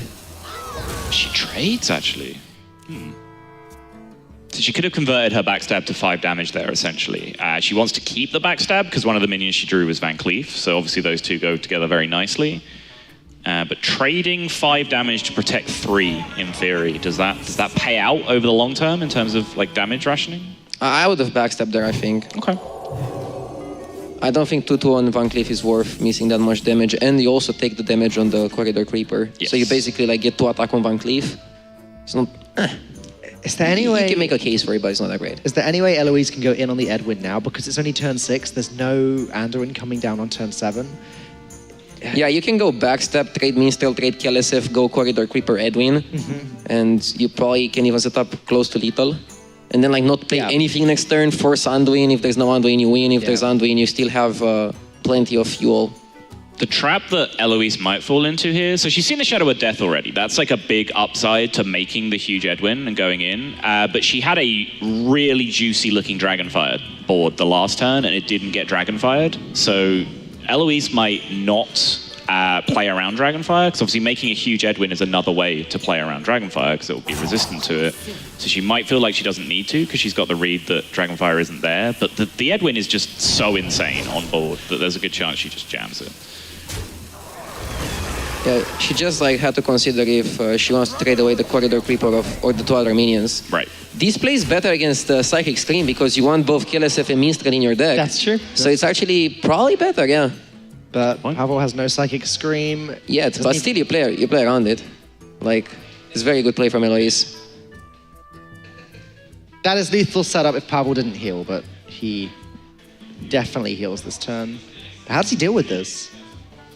He does not. Yeah, Thanks for asking. Yeah. At this point, you can just ignore the Raza, right? I mean, you have Vilepine. Yeah. Wow. You don't even play Have we that. seen patches yet?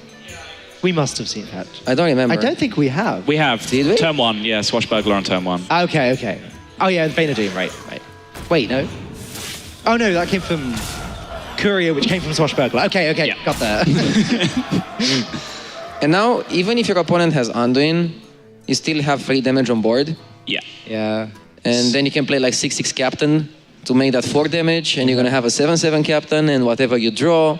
This looks great for Eloise. I mean, now seeing both hands, we know it's game over. This guy's toast. Got him. This guy is toast indeed, as Pavel drops the concede. And Eloise takes game 1. Radu and my predictions seem to be holding up at the moment. Yeah, well, it's still a best of 5. Yeah, of course. But I thought that was it. I thought we were going home now. Yeah. Is the tournament not over yet? I mean, I feel like we've been casting the series for at least an hour now, right? That's definitely happened. But yeah, Raza Priest not looking too impressive there, but I think that's flattering to deceive. I think Raza Priest is still fantastic. I was a little surprised initially to see a lot of people bringing Dragon Priest, and I suspect there's a little bit of Big Priest hanging around somewhere as well. But when you think about it, it's the reasoning behind that is because everyone's expecting their priest to get banned. So if their priest gets left up, it's because your opponent is targeting priest in the standard form, which is Raza Priest. So you bring something different. But Pavel hasn't done any of that. He's just said, nope, Raza Priest coming back. That's a main deck King Crush. All right, new cards finally. I was just about to say, Pavel did actually say to me at one point last week, hey, what about if I just go to Seat Story and bring old decks and beat everyone? He did say to me that was something he's considering doing, so I'm relieved that we are seeing some new stuff. Katrina in Pavel's hand. That's like the card. He's looking at us. Amazing. He's laughing. Nice one, Pavel. Yeah. You're such a memer. Like, yeah. Katrina is... He's giving us the eyes. Okay, all illusion of professionalism has disappeared. Pavel and I are just looking at each other and bursting out laughing. Why is there a King Crush and a Katrina in your deck? Okay, Katrina is the opposite of patches. That's why I don't think... The opposite of patches. Yeah, like, you need to draw Katrina before you draw your King Crush or your... your other big chargers to make it effective. Whereas patches, you need to draw the pirates before you draw patches. So mathematically, it's not good to play Katrina, but for fun, at History Cup, Pavel just gives us a treat. It might even work this time because he actually drew Katrina before the King Crush. He has to get all the way to turn 8, though. It's not like he's going to have other big beasts in there, right? Like, he just has to. He can't just be all in on King Crush. That's insane. Oh no, there's Savannah Highmaid in his hands. Right. There must be at least 1 or 2 others. I'd expect a second. But I mean, are there what they call Violet Grubs? The Devilsaur, right? The Charge Devilsaur, right? Yeah. 8 mana 7/7. We charge. Yeah. With charge that you can actually use if it's summoned from Katrina, right? Yeah. Is this an Edwin turn? Yeah, you can kill the Leok too. That seems good to me. Eloise. She is gonna get cat-tricked super hard here, though. Does it matter? Yeah, you definitely care about the 4-2 cat when you have a 10-10 Edwin. I mean... Yeah, you don't care. You just like Shadow Step the Burglar, go all in. It's so juicy. Is she afraid of a deadly shot? Probably, yeah. You have to think about it, right? Every time you make this play, you think about Deadly Shot and then you ignore that thought and do it anyway. That's basically the mentality of playing against Hunter. Yeah. Yeah, I agree. Because they're not going to keep Deadly Shot in a starting hand. I mean, they might if the rogue is on the coin. But we saw Pavel throwing... actually, Pavel kept 2 cards. I've kept it before. Like, more in the Miracle Rogue days when it was like the only way you were going to lose, right? If they just made huge Edwin. Yeah. But yeah, I agree. You probably wouldn't be keeping it now. Are there any death rattles in Eloise's deck whatsoever? I cannot think of any. No, I don't think there are. So that card is irrelevant. This is a cat trick, but Pavel traded, made the play very quickly, trying to convince Eloise that this is a freezing. Yeah, but now Eloise has the Venom Strike trap to test. Yep. Yeah. And that comes down this turn, right? Yeah. I don't think 4 mana 5/5 is coming down here. I mean, she might play it just to play on freezing, but... Oof, that's playing around freezing really hard. Right, because if you Venom Strike and it's not cat trick, then suddenly you can't play a minion to try and test the freezing, right? Looks like she's going to go ahead and play it then. Get the good news and get 12 damage out of the equation. It's lethal next turn. Oh, okay. This... What can it get? I was expecting Pavel to look over at us then. Can he get like Yasharaj or something into something else? Now you're talking my language. What can he get like seriously to take him out of this? That he might realistically have in his deck? Yeah. Yasharaj into any taunt, but like, what I doubt there's Hunter? a Lich King in there. Lich King in... No. Hunter. Yasharaj into, I don't know, King of Beasts? Is that even still a card? Where's Obsidian Statue? Why isn't he playing Priest? Yeah. Because he already lost with Priest. Good point. Priest already got dunked by this rogue deck. Yeah, I think this is the play, 100%. Well, just try and get the power on board to challenge the 12-12, and Eloise is going to get a quick 2-0 out of it. As much as I enjoy the memes, I do like it when the memes are actually at least somewhat successful. Yeah. But Eloise just stomped Pavel. Yeah. Pavel needed that second cat trick to be Freezing Trap, or at least like Wandering Monster. Mm-hmm. Fun fact about Wandering Monster, it's not only a Hunter secret in the new expansion, it's also Raven's nickname for his penis.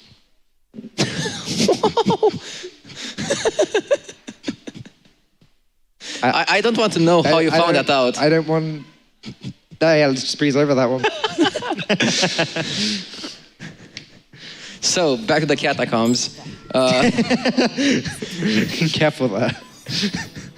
Rogue Mirror is all Pavel has left. I mean, Rogue can beat Rogue. Rogue No can way! beat Rogue. And then Rogue can beat everything else. In fact, Rogue probably will beat Rogue at some point in this next match. Oh, wow. That's some really good casting insight. Thank you very much for calling. Yeah. Good old Patches.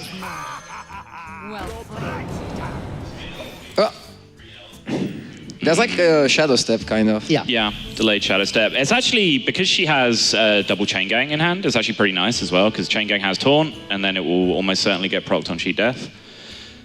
She might just choose to dagger up here for that reason, instead of developing the secret. Yeah, I like this. Yeah. And then again, you're gonna have like 2 mana Saronite. Yeah. It's very nice. I like to cheat death on my corridor creepers so that they are actually just 5 mana 5/5s. I think 7 mana 5/5 is a bit weak. Agreed. Yeah. Buff corridor creeper. Why are they playing it? I don't know. Pavel's rogue seems to be quite standard. Yeah. Not looking too memey just yet.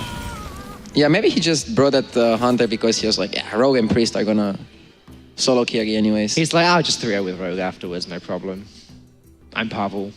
I mean, it's much more nice to be able to win a tournament while playing a meme deck. Like, that's like the best thing. Quick test. Does Pavel know what the rogue secrets are? He's just like, wait, what? Rogue secret? Can we get an admin to check that Pavel is not on his phone right now, Googling what rogue secrets do? He's looking at us. He's like, what? Rogue got secrets? What is this? He's like, Hearthstone must have changed a lot since I was in China. Hands above the desk, Pavel. Hands above the desk.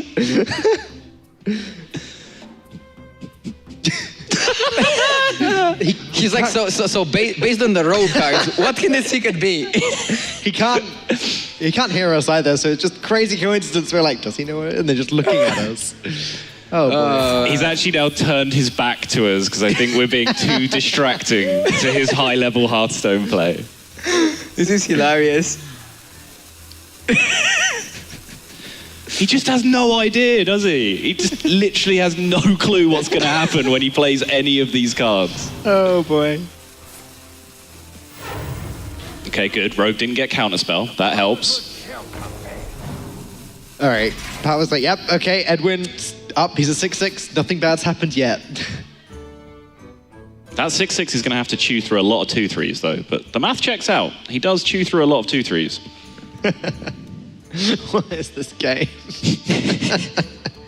He doesn't know. He's gonna try to have to guess what the rogue secret is. That's why you have to watch the reveal streams and... Exactly. Pavel's just being punished for not keeping up. That's what's happening right now.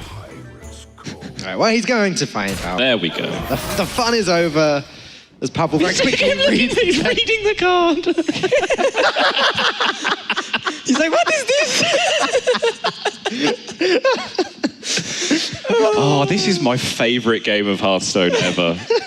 No, but like, it's seriously like a very underrated aspect. If you play too many events, your performance is going to be significantly worse, no matter if you're like a fantastic player. Right. It's just like, you have to put a lot of time into keeping up with the game. The game is constantly changing. I don't know, Radu. He had a few weeks in China, 1 series a day. He had a lot of time to look at the cards if he wanted to. So, hang on. Back in serious mode for a second. Deckhand SI and kill the Edwin, then lets you play Corridor Creeper, right? Because 2 minions are dying. Yeah. Or you can just go Saronite SI instead. Which do you like, Radu? What about Deckhand SI, and then you Shadow Step and replay the SI on the captain, FaceTime the captain, and you can play Corridor Creeper. Ooh, now we're cooking. This is why I ask you the questions that matter, Radu. I like that. Let's do that. Yeah. You use your Shadow Step, but you want to kill the captain, I think. Yeah, 100%. That's just so much of a bigger swing. Take an extra 3/3 off the board so your 5/5 isn't challenged. Yeah, Eloise sees it. And then next time you have double Saronite. And afterwards, how long can this go on? It's a great question. It can go on for a very long time. Hearthstone plays are on point. His meme game's on point. What can't this man do? Play Quest Mage, apparently. Yeah, that's what it's a very underrated aspect too. Like, it's maybe not worth bringing decks like Questmage to tournaments because under the tournament pressure and under so many eyes watching you, it's like so hard to play flawlessly. Usually, if you cannot play a deck perfectly on stream, you shouldn't bring it to a tournament. Like on your own stream? Yeah, on your own stream. And when I play Questmage on stream, I kind of sometimes make mistakes. So, yeah, maybe that was an indicator I shouldn't have brought it. Pavel has a very easy way back onto this board, though. If he wants to play the Valspine Slayer to deal with the 5-5, he can just deal with everything here. Backstab 3-3, Valspine 5-5. Yeah, exactly.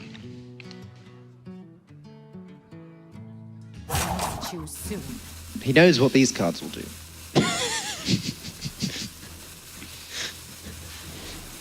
I really want to see Eloise get a second secret from the Swashbuckler. I think that would just finish this game off nicely. I want to see Pavel slam Elven Minstrel without activating the combo. That would be hilarious.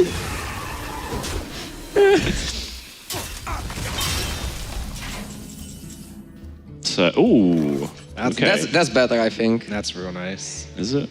Yeah, you want a 3-2 on board, right? Yeah, you only need 2 taunts. You want to combo it? Yeah, sure. Ooh. It's not bad. But do you have time to get the value out of Kelesev? Yeah, this feels like one of those situations I was talking about before where the Kelesev is kind of too late to be relevant. Eloise has even already used a Shadow Step this game on the SI. And even if another one came into hand, I just think it's better using on Leroy or draw a Valspine Slayer, draw a Bone Mare. Yeah, like that. Well played. That's a pretty good draw. Pretty good, yeah. Eloise, good at Hearthstone, confirmed.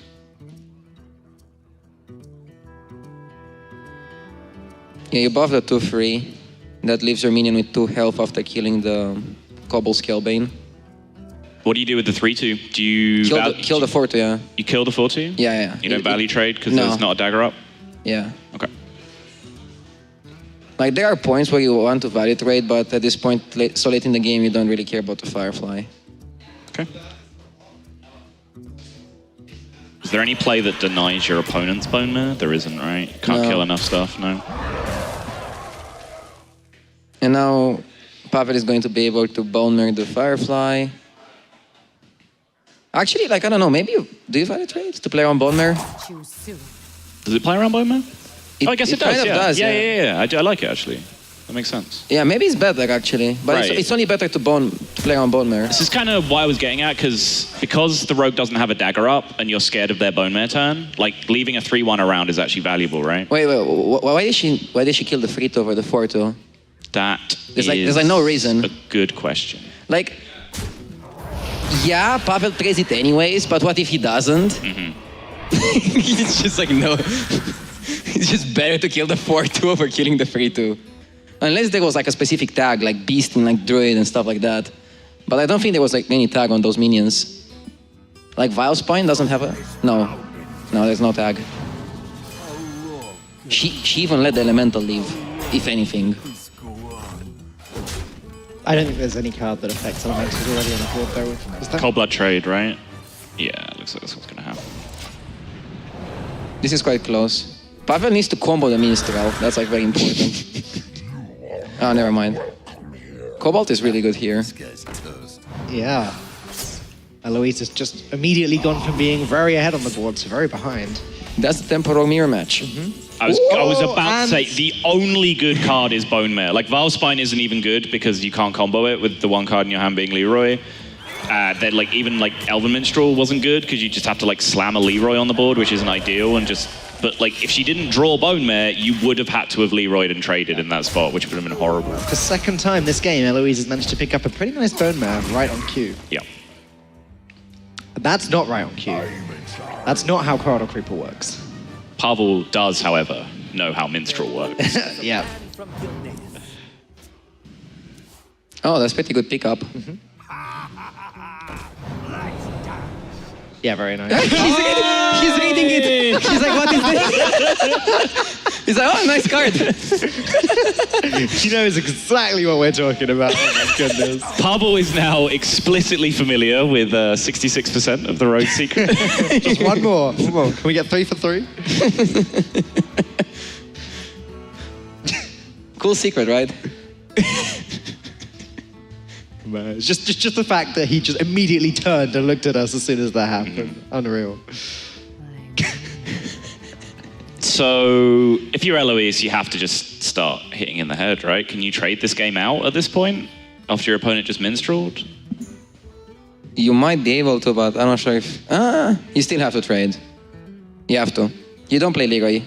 It looks very bad, but I'm pretty sure the core plays trading the captain and then backstab and face tanking and just passing. I don't want to play the Leroy this turn, but I want to potentially send the 6 damage face to set yourself up for potential second Shadow Strap draws later on. I don't know. Leaving 2 minions on the board is sketchy. Okay. By trading, you play around Vile Spine, and you have to trade. You have to trade. There's no way around it. Maybe there is a case for trading with Leroy, but then you make 2 extra 1/1s, and I don't know if you want to deal with that. Yeah, this is the correct play. It looks bad, but it's the correct play. All right, I believe you. Thank you, Soto. See, like now Pavel doesn't have that much either. Yeah, no, I guess you're right. This gives you outs of like the Swashbuckler card not being gas, and then Pavel not drawing well off the top, which is realistically what actually happened. So, hello. That's quite gassy though. Yeah. Now we do it.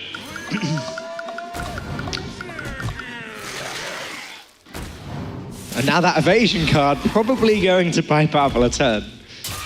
Which is not relevant. No. Unless there's... Wait, if he... Unless he can like set up lethal, yeah. Well, he's got Shadow Step in hand, he just needs to draw Leroy. Is there any other way? If he... I can't think of one. But he's now if he gets like Minstrel into Leroy, that could happen, right? Wow. But because of the evasion, he's got 1 more turn to draw it. Yeah. Which is... Well, that's just this turn, right? There's not really any need to overthink it. Is there any reason to play the Kaliseth? I don't think so. There's no reason not to play it either. Yeah. It's just an irrelevant card. Where are you going with this, Falk? Okay. So, what if you play the Kaliseth now and you draw Minstrel? Then you can go Minstrel, Shadow Step the Minstrel, replay the Minstrel. Do you have enough mana to play Leroy plus Deckhand? Which, if both are buffed, it might be enough. Wait. Without you having the Shadow Step. Kaliseth, Shadow Step, Kaliseth. That's risky. Pavel putting himself down to 7. Is there any way Eloise can deal 7 damage in 1 hit? No. No. Okay. Leroy's already gone. These minions attack and kill each other, so... Cold Blood from Shadow Step would do it. Okay. Alright. Another new card. Well, at least Pavel will see the text on this one as soon as it's played.